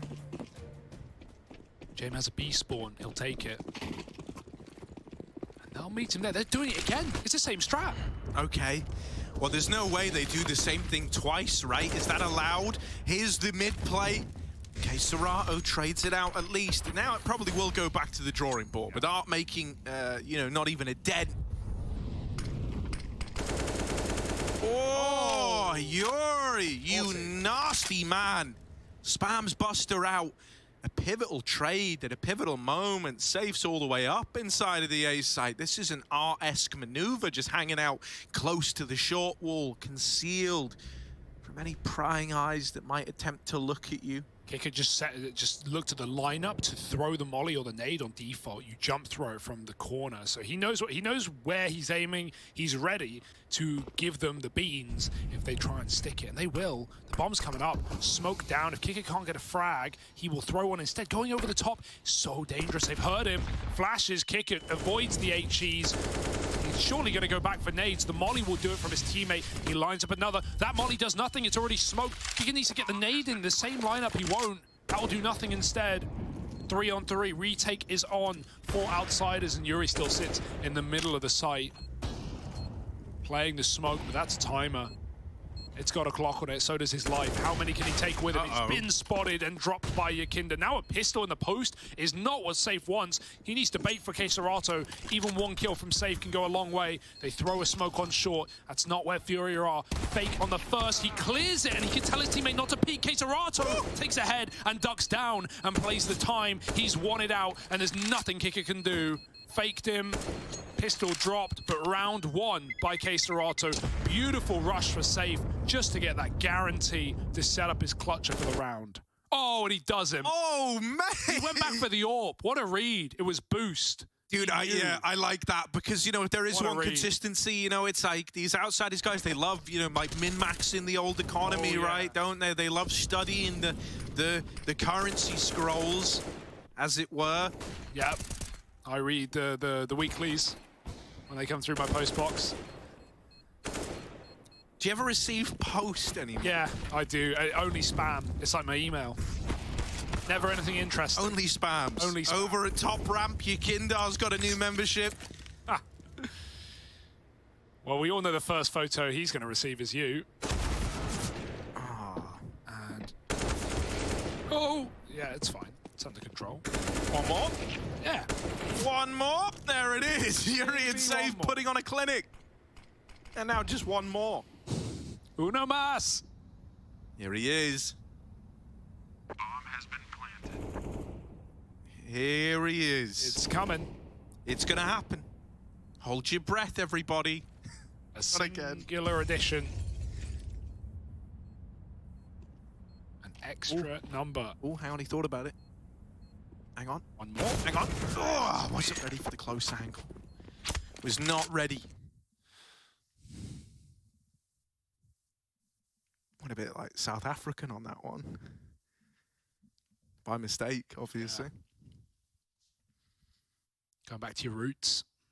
No. Those are not my roots. I'm just not from there. Actually from Britain. No, Britain. Britain, sorry, yes. Like Brian, almost? Kind of, but like with an added layer of complications to it. Say Brian like you were stuttering midway through and you run it. All right, here we go. A very important rifle round for outsiders. They may have won the first buy, but immediately Furia hit them right back where it hurt, in the wallet. Oh, it's doing it again. Didn't work last time, but oh, Flitz running away. He doesn't know how close he's come. Keserato with a B pick. Art wins his fight on short as well, and this is perfect for Furia. Yakinda's still deep down on ramp, but he turns from the flash. He thinks Art's coming out top yellow. Instead, he's just playing with his food. 5-on-2. Outsiders may as well stick his sight together and hope it's the right one. But which one is the right one is the question in mind. Kickert's already left his position. And Furia have contacted B. Oh, yeah, Kicker, you know, he knows it's B, but like, it won't matter. You know, you are just saving here. It's kind of the only option you've got. Furia are so close to running away with this opening series. They really are. This save needs to happen. It's basically the only point of resistance you've got up against, you know, match and series point. So, or, you know, the round that gets them there. You need to get both these guns out. And at the very, very least, it's looking good for that to happen. Why would I speak? James. Why not walk the smoke? Yeah, okay, it works, but... You can't question anything this guy does in a moment like this where he's like trying to hold on. He'll just make every right decision. He got it. So he gets out. James survives. Of course he does. But that one M4, that's all you've got. I don't even know what like the right, in like quotation marks, the right call is here. I don't think there is one, right? Like, there's a force, it's at 14. Feels like Overpass again, where just near, you know, super competitive game. You know, this is the first map that wasn't an 8-7 half. It was a 9-6 for FURIA. And then we get to the second half. Outsiders, they do what they must. They lose pistol. They win first gun, and then it all just comes crumbling down again. I'll say this much, and this is super cool, and that's that FURIA have been the only one of these two teams that were ever in a position to 2-0 this series. I think that kind of speaks volumes, right? Like, you look at it, they definitely could have won Mirage, you know? Like, that came down to splitting some very fine hairs at the end. Outsiders haven't made these games that are that close since that point. So it is actually very optimistically setting me up to try and get behind this iteration of the FURIA squad. Oh, for sure. If you take out the clutches, it's almost silly to say, but if you take out the clutches from Mirage, like, that was a dominant game for FURIA. There were some sick 1v2s, 1v3s out of Outsiders. Kick it with 2 of them, some 2v4s. Kinda closed it with a 1-on-3. Now it's a B-rush. FURIA, ooh, they turn on a dime. Keserato's already deep in the site, and he reads the jump up on the boost as well. It's just Yakinda, one gun to rule them all, and they're running rings around him right now. 1v5, safe pushes, that's all the info FURIA need. They don't need to throw, though, but they can slow it down in the 3-on-1 until the time is expired. It is really spooky because right now he has a 1v2 in the B site. Like, yeah, it's fine. Not that Yakinda knows that or is going to react to that or is going to go for this. Art was hunting until he got 2 kills. Exactly, and then he went right? back to B. So just making sure it's all okay. But yeah, this is super exciting for FURIA though in the group, right? We obviously don't know. We're still deciding where people are setting themselves up. Ents look very good. Vitality just about snuffed out Sprout, but I think we all have high expectations of Vitality. Does that mean Sprout are doing really well? We'll see tomorrow. Sprout are playing FURIA in that middle game. I think that's going to be interesting. Because FURIA, in these last 2 maps, have kind of shredded Outsiders. They read them, they completely outread them on the T side of Overpass. They won the ramp fight by the end of the first half here on Vertigo. That's impressive, and this just feels like a done deal. Can they close it? One final buy, one final orb. Let's see Outsiders try and keep this game going. Oh my God, out of all the ways for it to start, Yakinda, the point man of Outsiders, just domed through the smoke. Art's trying to make one of his famed plays through smokes at the top of ramp, but he's now secured all this real estate. Jabe on the short side, mollied off the angle. Has to smoke that flip. Nice spot here, right? Often good for a one and done, but that is the extent of it. Traded immediately after, and that flash is brutal. They just saw James get out of there. Drops even opened up B, but it doesn't matter, because what if you just took both bomb sites and won each of them? There's FURIA closing it. They win their opening game versus the Outsiders 2-1. And this now makes the group very exciting, with FURIA looking like a real contestant early on, and the team that we've hyped them up to be in times gone by. I'm excited.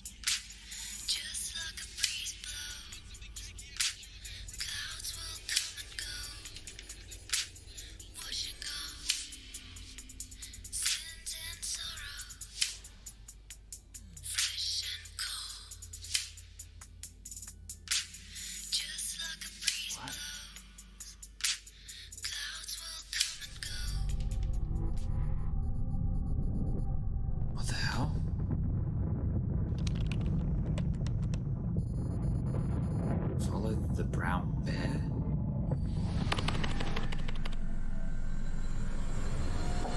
Who is it?